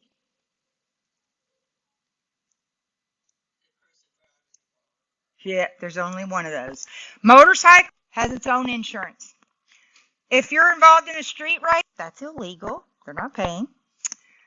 If you're making deliveries, that's your company's responsibility. But if you're driving a borrowed car, you wouldn't be denied coverage because you're driving a personal car. Which of the following is not an insured under liability coverage of the personal auto policy? So who all would cover? Except they would say, nope, that's not covered under your personal auto policy. Bob, okay, but Bob's using it with insured's permission. So he's covered. Is not an insured.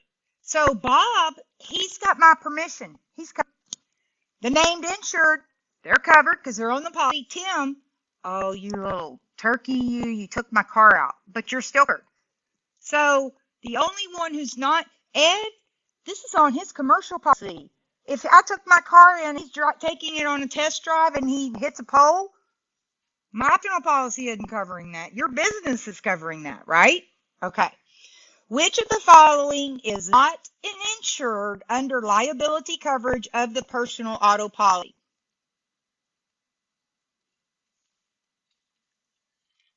There's one word that stops you, tells you.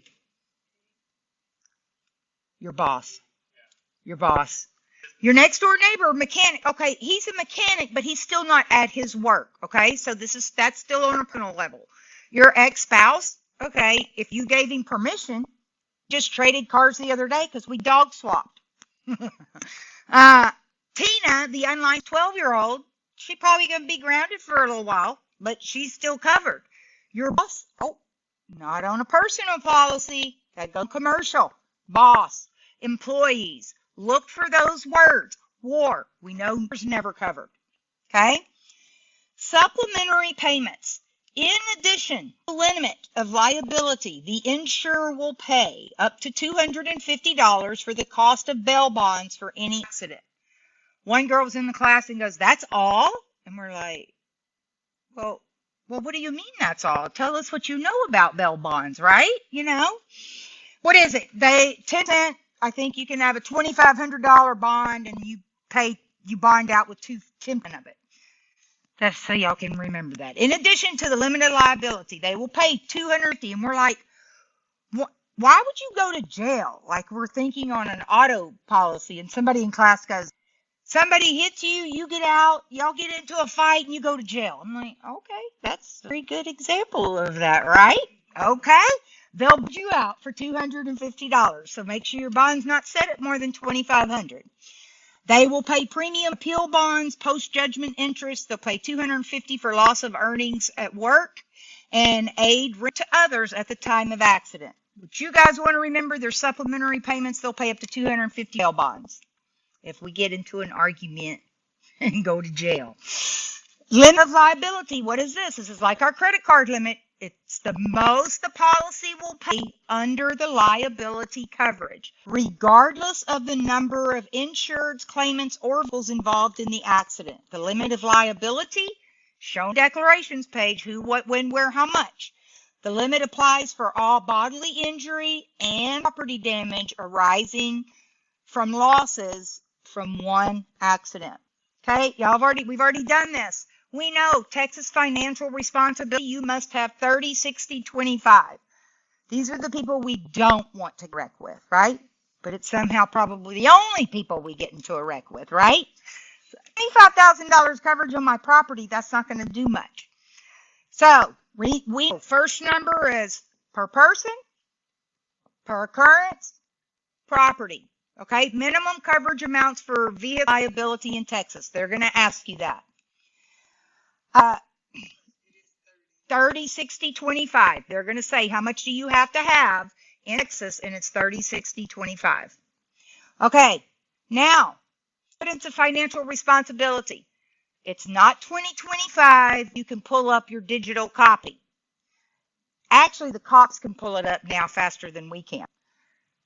Evidence of financial responsibility. Person operating an auto in Texas must, upon request, give a peace officer evidence of financial responsibility, such as proof of insurance, a binder, surety bond, deposit, or self-insurance.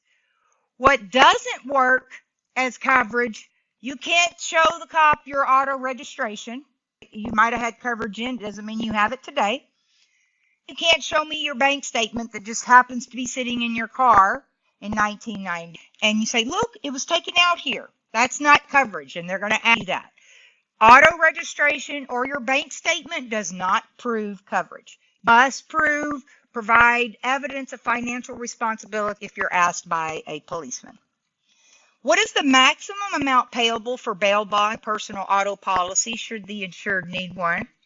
See how we remember that? Yeah, we're not getting into a big fight. We might get into a fight. Not more than $2,500 worth, y'all. What is the required minimum coverage to meet the financial responsibility requirements for personal auto in Texas? $36.25. Which of these does not count as evidence of financial responsibility for the personal auto policy? You can't show me your registration. Okay, you could have had it that day, but what tells me you didn't cancel it? Which of these does not count as evidence of finance responsibility for the personal auto? No bank statement, no auto registration. Okay, now we're going to go to part B and B1. Medical payment. Medical payments are paid per. I must staple it on all y'all's head. Per person. Medical payments per person. Personal injury protection. Personal injury. Hurt feelings. You've hurt my feelings. PIP. Personal injury protection. That's what we're talking about. Okay, so in this instance, this is showing our coverage form. We've got $5,000 medical payments. That means $5,000 medical payments per. There you go. Pays reasonable expenses for necessary medical and funeral services. This is a personal policy, right? Within 3 years of the accident. Remember, that's our other little trigger. Oh, it's a personal policy, so we have longer.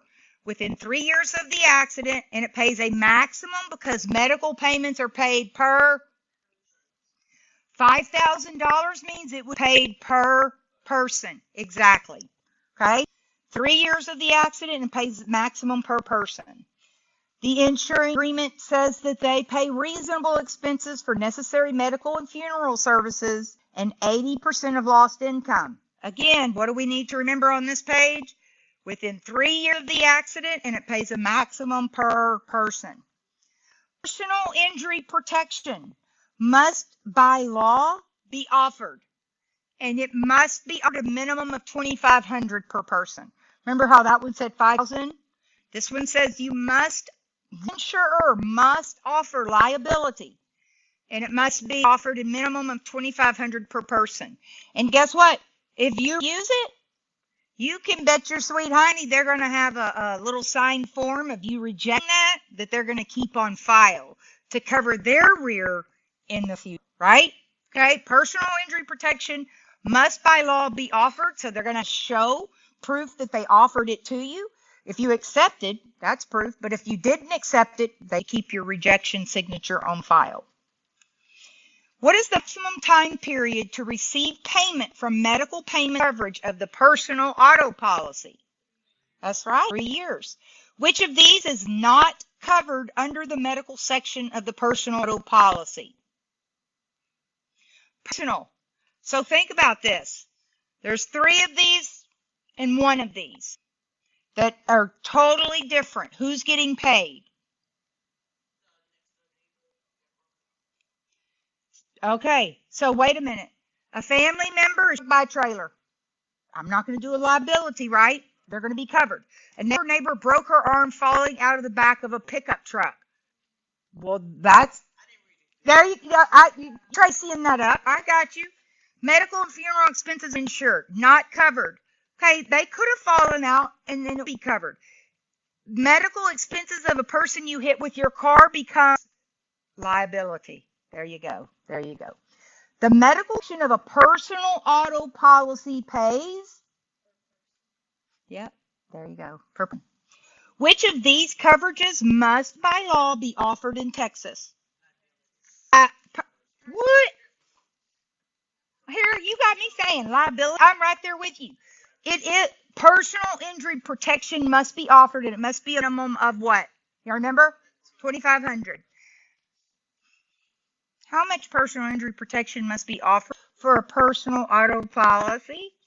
$2,500. Okay, so we'll make sure y'all got that the first time. $2,500. Now, uninsured motorist. This is who I get into wrecks with. Uninsured motorist coverage, right? In this incident, it says 50, 150. Now first we have underinsured motorists. This means a motor vehicle or to which a policy applies at the time of the accident, but its limit of liability is not enough to pay the full amount, or it's been reduced from that aggregate because it's already had claim paid, okay? So, underinsured is some motor vehicle or trailer to which they have a policy, but they don't have enough coverage. Uninsured motorist. This is uninsured motor vehicle means a motor vehicle trailer to which no policy applies at the time of accident, or is a hit and run vehicle whose operator or owner is unknown and cannot be identified, or to which a policy applies at the time of accident, but the insured denies coverage and becomes insolvent. Uninsured motor. I've had two of these.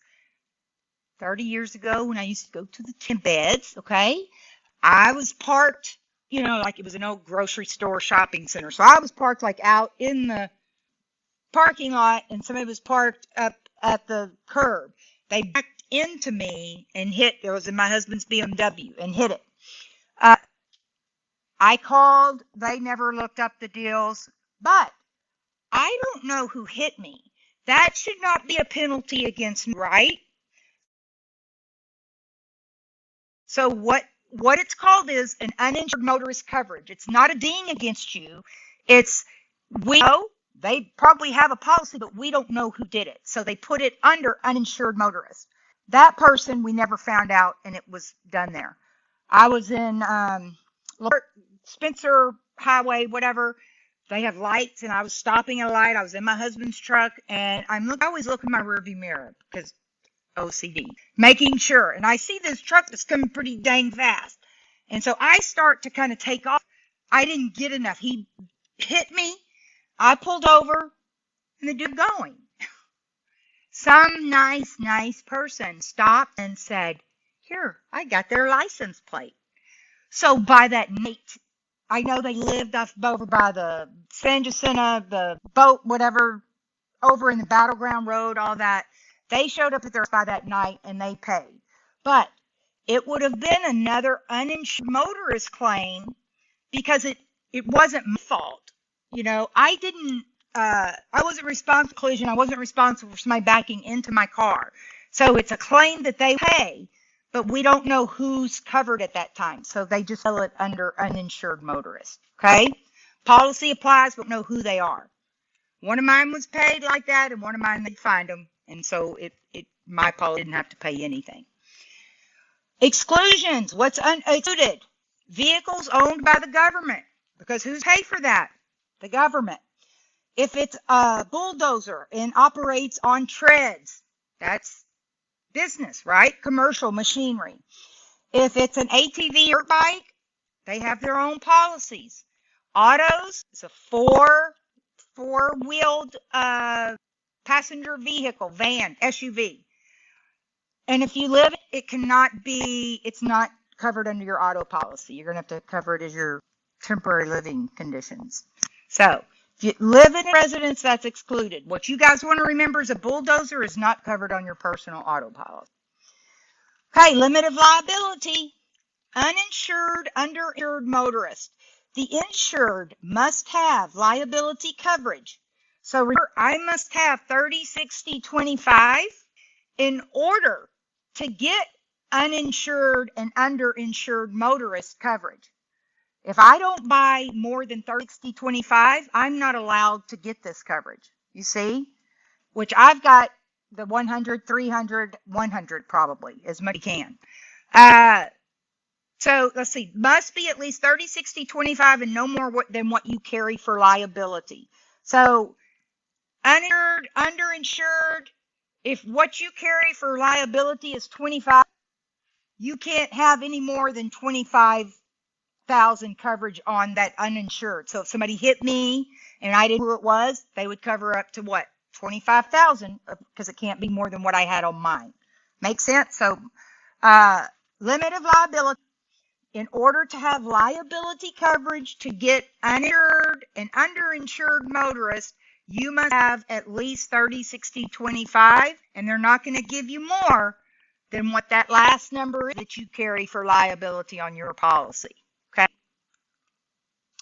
A person is hit by an unknown person in their auto causing damage to their car. Which coverage part will pay? Look at y'all. Because we don't know who the heck it was. Which coverage in the personal auto policy pays for a hit and run driver? See? There you go. Which of these vehicles is not covered by uninsured motorist coverage? Bordeaux, you saw that. You saw it. No treads. Nope. They better cover that on your business policy. If an insured buys uninsured motorist coverage, what other coverage is needed? You got to have liability. You got to have this number. And you can't get, they're not going to give you more than that number on your uninsured, right? That makes sense? Okay. You have higher limits, that's what those are. Yes. Like I said, mine is 100, 300, and 100. So this would pay if somebody hit me and we didn't know who it was, they're going to pay that 100 for the property damage like what I had. All of these are correct for uninsured motorist coverage in Texas, except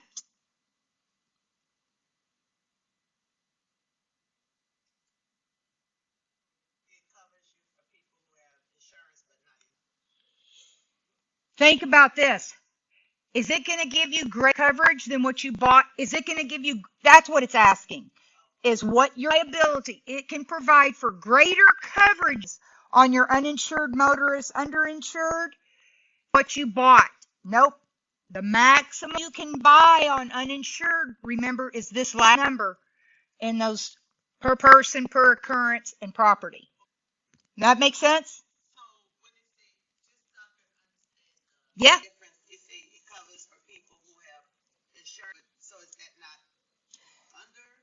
Not enough to cover. They would be underinsured, and that's saying uninsured. See? Mm-hmm. The question is, all of these are correct for uninsured. It covers you for people who have insurance but not enough. It's going to cover you if you have that coverage, if your number here. So all of these are correct except it will not. And that except is where I say stop, try to put 3 in 1, and then go back and say, all of these are correct for uninsured motorist coverage except, no, it provide greater coverage than for what I paid for in this number, right? Make sense? I hope so. Okay, now we are talking damage to your auto, Part D. The insuring agreement says it pays for direct and accidental damage to your covered auto or any non-owned auto. However, your deductible lies. If we have a high deductible, what's our premium? If we have a low deductible, what's our premium? There you go. The insuring agreement, Part D, damage to your auto.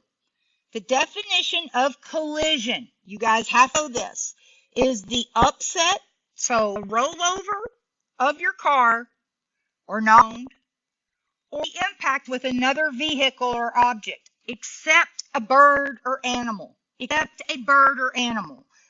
A collision, you roll over, or you hit another object other than a deer, other than a bird, okay? Because that's called comprehensive. Definition of collision is a rollover of your car or impact with another vehicle or object other than birds or animals. Definition of comprehensive, okay? So here we've got collision. Remember, you have comprehensive and collision coverage. Comprehensive, it's open peril. So it can't be a collision.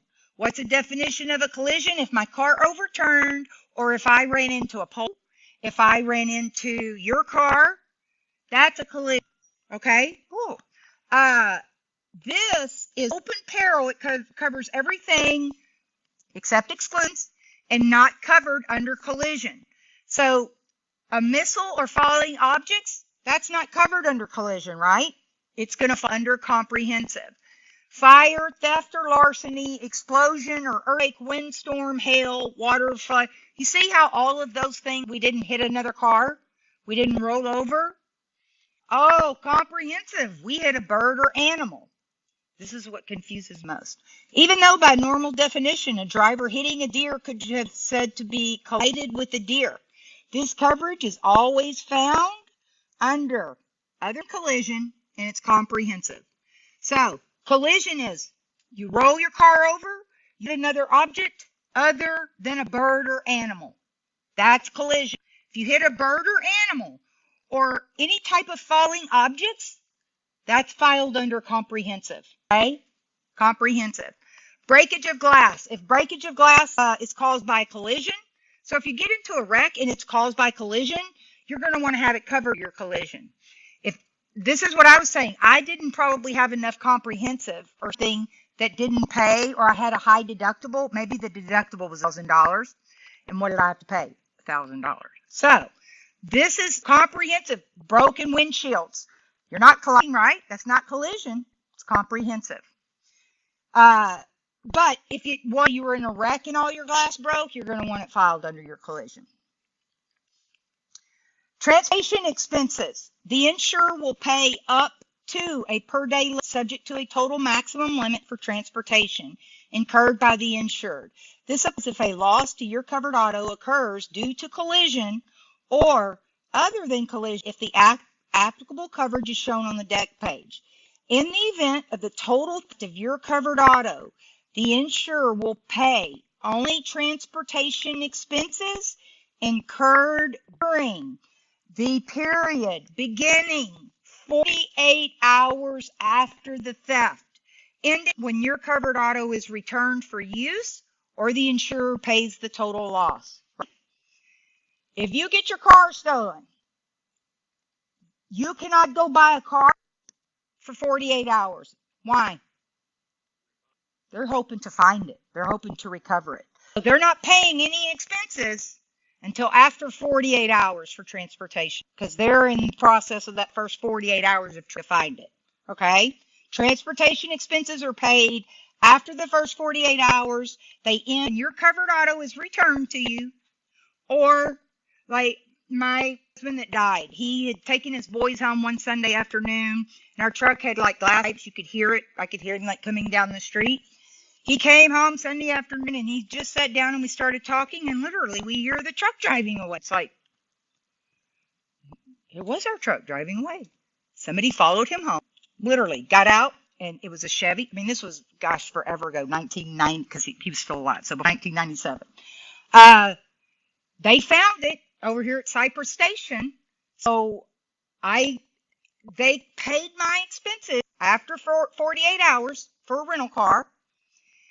And then they paid that until they returned the truck, fixed it, did whatever they needed to do, and we got it back. But that's how. So transportation, they'll pay. This applies if a loss to your covered auto occurs during collision or other than collision, if the applicable coverage is shown on the deck page. But if it's a total theft, they're not going to pay for the first 48 hours. Limit of liability. What is this? Like our credit card limit. The limit of liability will be the lesser. They're going to always want the cheapest option, right? This is the insurer. They're going to say, how can we get out cheaper here, okay? And still be principle of indemnity, right? They're going to choose the cheapest way to get you back to that pre-loss condition, okay? If it's cheaper and easier for them to total the vehicle, they're going to. If it's not, then they're going to repair it and give it back to you. Okay? That's their limit of liability. They're going to pay for the cheaper option. Part D, property damage in the auto policy pays for which of these? Whose property is damaged?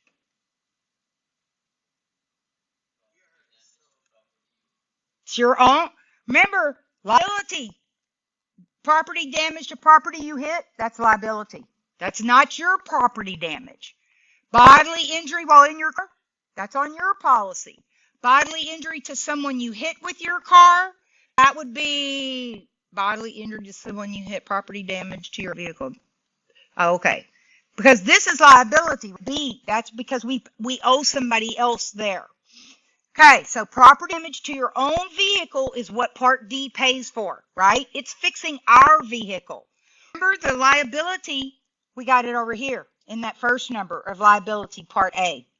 Collision coverage pays for which of these in the personal auto policy? Yep, you rolled over. Because guess what? Collision with a deer? Comprehensive. A part falls off an airplane? Falling object? Comprehensive. Hail damage? Comprehensive. Falling objects. My son had just gotten his new truck, my younger one, a few years back. He lives in College Station. He works for the older one. Watched hail just beat the tar. I mean, his whole truck had to be basically, they didn't total it, but they had to put new piece on because it was hail damage all over. So, but that's comprehensive. That's not collision, right? You didn't collide with somebody. The personal auto policy provides what type of coverage and party coverage for damage to your auto? Y'all remember? Yeah. Open peril, everything except what we exclude. The comprehensive coverage in the personal auto policy provides protection for all of these except. Yeah, because what is that?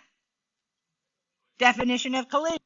The other than collision, comprehensive coverage will pay for which of these in the personal auto policy? Vehicle collided with a deer. Comprehensive.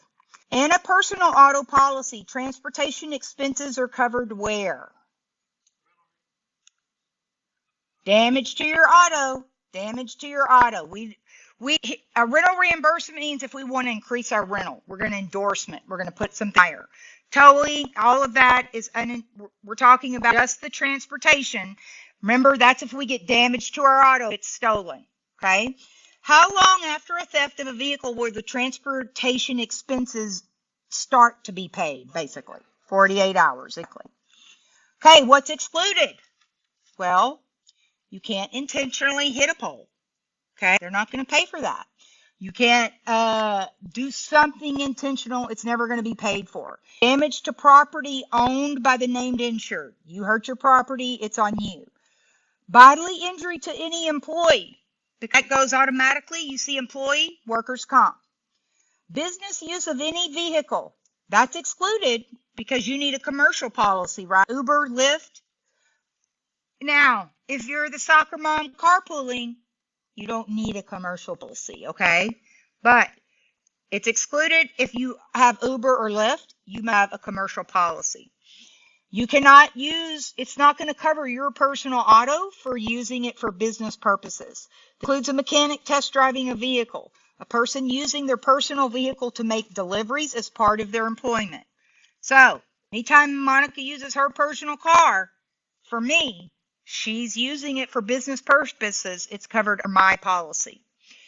What else is excluded? An individual using a vehicle without the reasonable belief of entitlement to use it. What do y'all think that means? They stole it. Yeah, they don't. That's trans to theft. They aren't covered if they steal your car.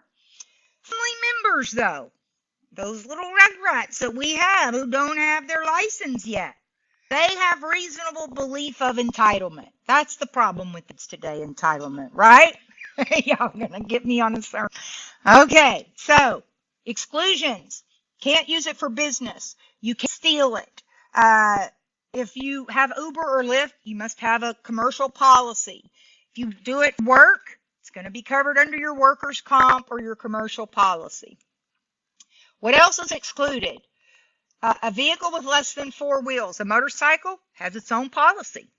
A vehicle owned by the named insured or family member not listed on the policy. So you have a policy and you have 2 of your 3 cars listed on there.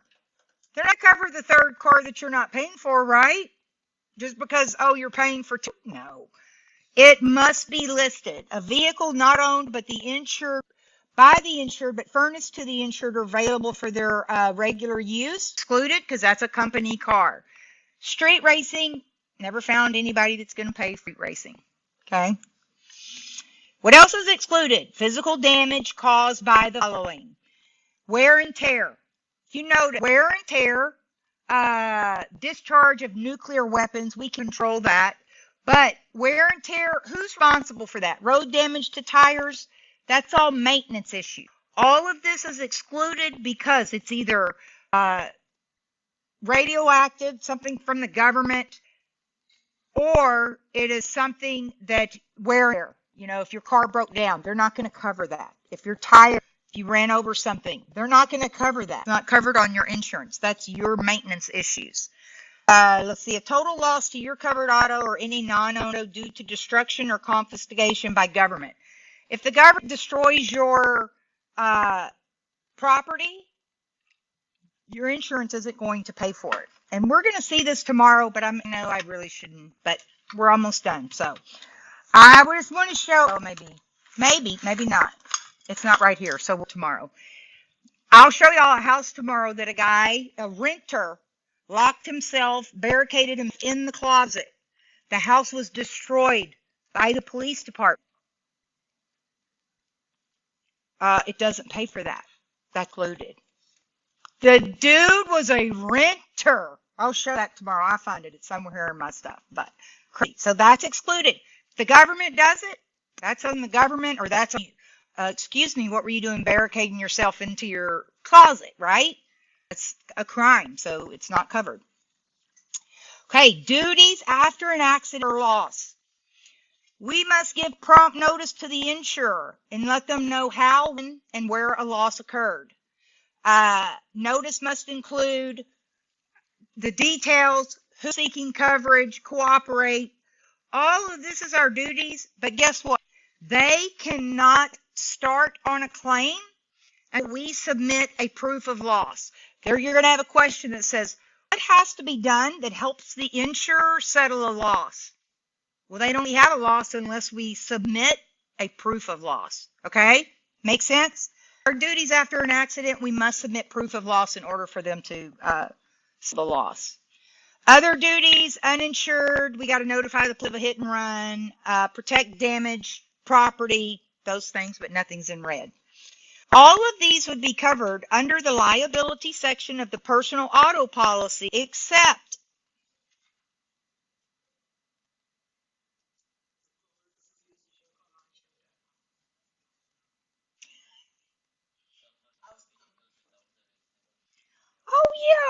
someone who doesn't have your permission, right? They don't have reasonable belief they stole it. They're not covered. Which of the following is not excluded? What does that mean? Included. Which of the following is not excluded under Part A, liability coverage part of personal auto policy? So see, I've got to sit here and go, okay, which one? If it's not excluded, then it's included. So which one is included under liability coverage? Non-owned vehicle, it's not going to cover. Company vehicle, it's not going to cover. Motorcycle has its own policy. So these all have their policies. Oh, my rental vehicle is covered under my liability coverage of my policy. Right? Make sense?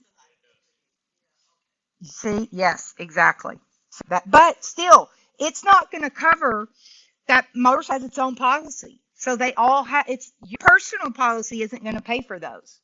Remember, non-owned vehicle, like your regular use, that could be a company car. So it's not going, those are not going to be included. An insurer with a personal auto policy has their auto stolen. They should do all of the following except how long they have to wait? 48 hours before you go shopping. A proof of loss in a personal auto policy does which of these?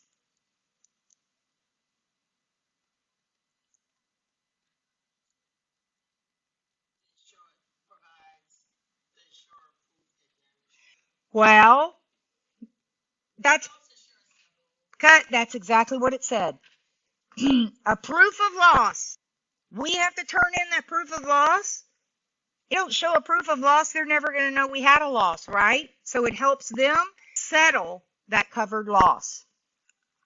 Okay, now we're getting into the general provision. Changes. Who can make changes to your policy? Look how smart you are. Insurer. What do? Named insured, you're right, but we can only request them. We can't go into that policy and change it. So remember, they're trying to trick you.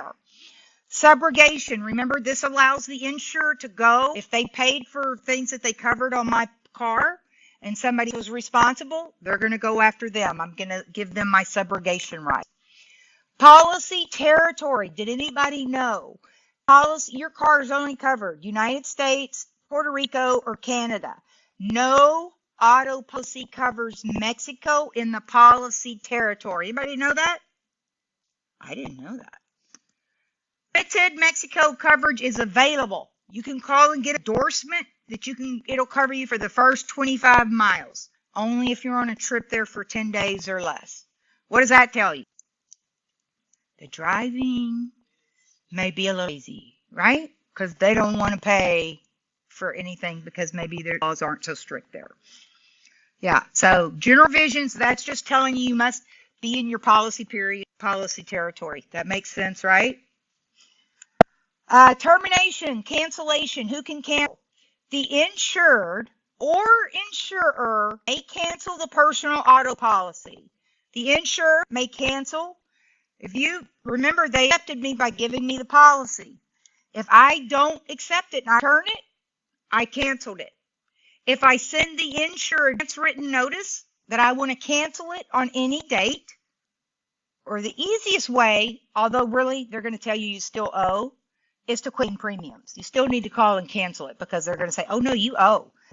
You quit paying premiums, they're going to cancel your policy. They're going to cancel your policy. What is it? How many non-pay? 10-day non-pay. Very good. The insurer, okay? We don't give them many, we pay our premiums. They don't have many reasons to cancel.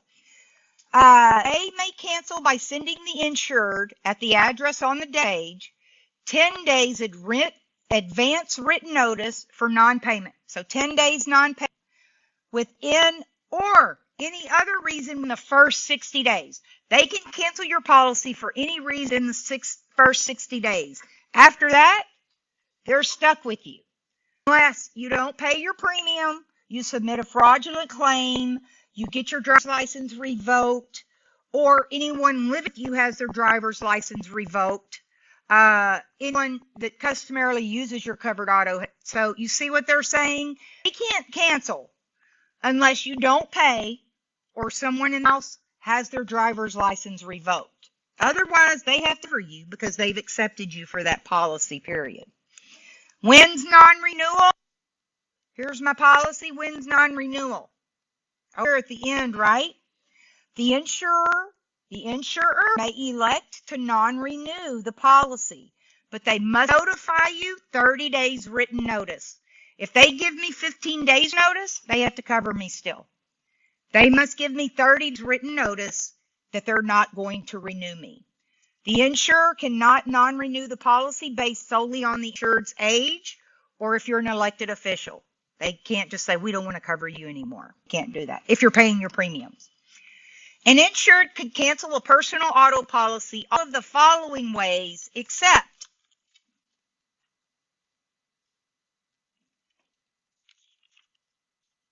what is that? Can't file a lawsuit. An insured, you're not going to cancel your policy by filing a lawsuit. You must give written notice, write cancel on the policy and return it, or quit paying your premiums. There's your 3-in-1. File a lawsuit. No. Insured could cancel a personal auto policy all of the following ways, except. Right. You're not canceling, okay? Guess who's canceling on you? You're not canceling the policy. You don't have coverage. An insurer is allowed to cancel a personal auto policy for which of the following reasons once it's been in effect for more than 60 days.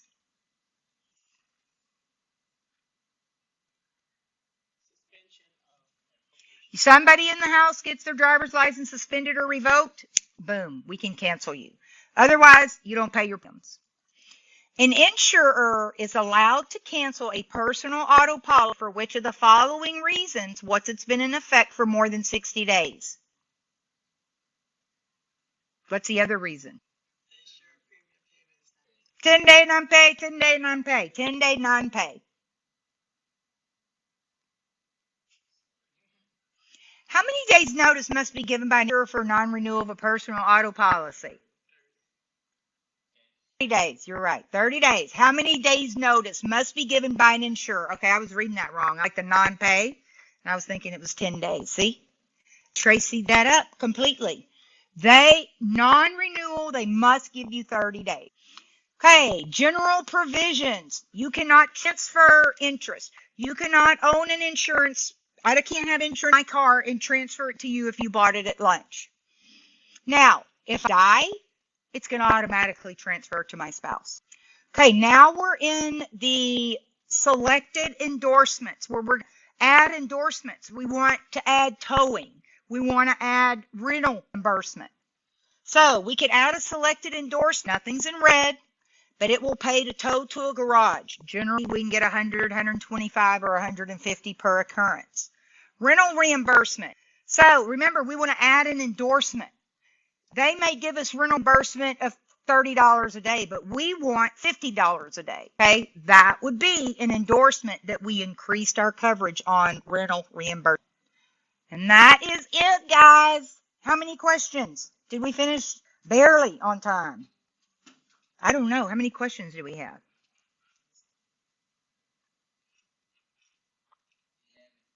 Okay, 5.5 minutes. Y'all better get started because we got enough time to get you out of here at 4. I don't want anybody saying, she said 4 and we left at 4:03. I would be okay with that. But I had a teacher. She was a president school board in Humble.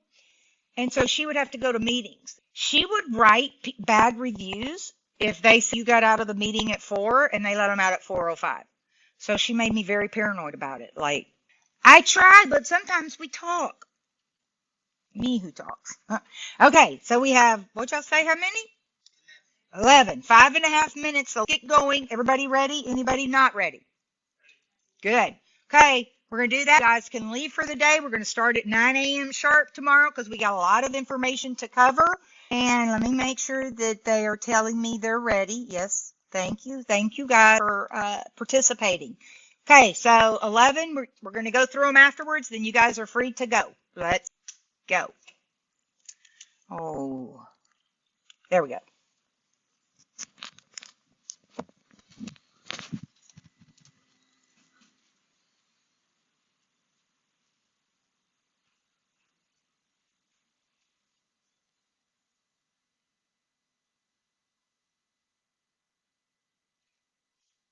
Ten seconds.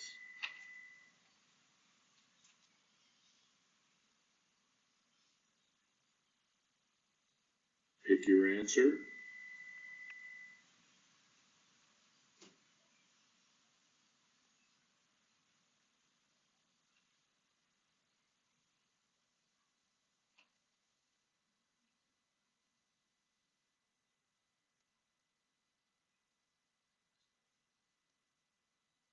10 seconds.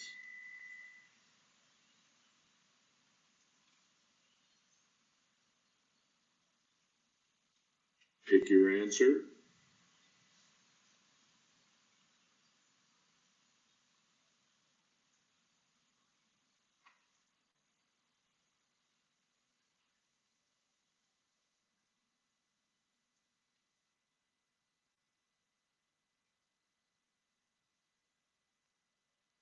10 seconds.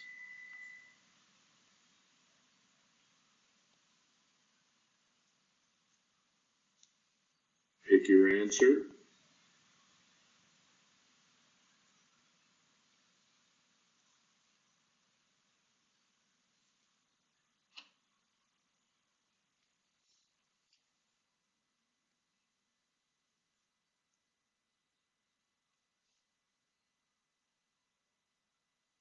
10 seconds.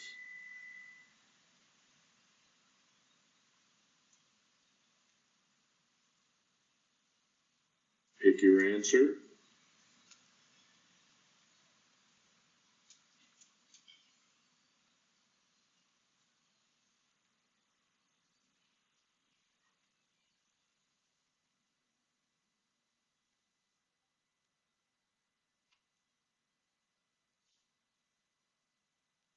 10 seconds.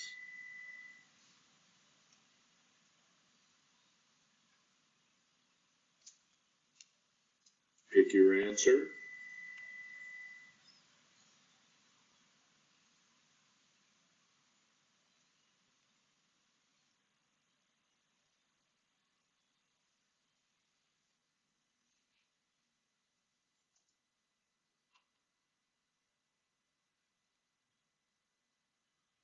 10 seconds.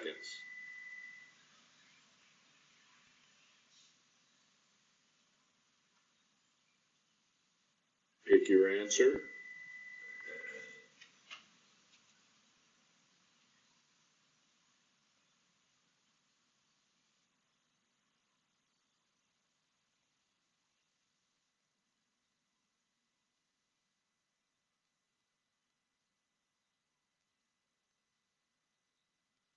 10 seconds.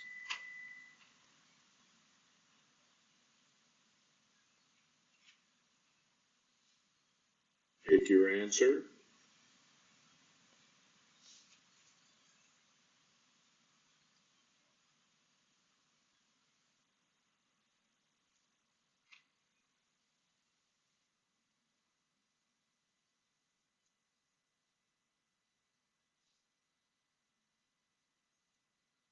Ten seconds.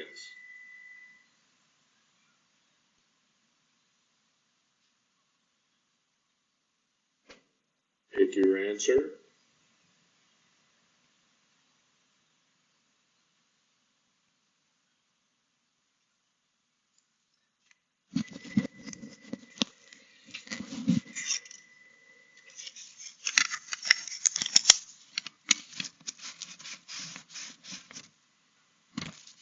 Ten seconds.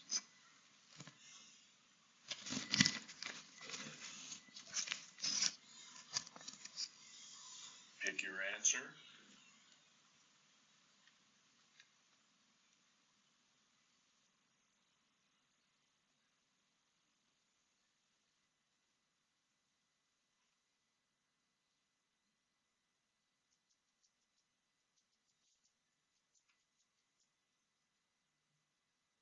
Seconds.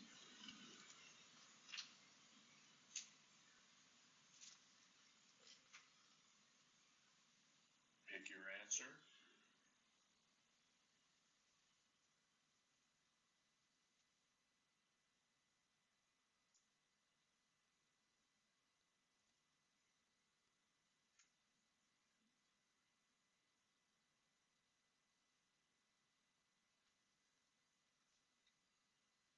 Seconds.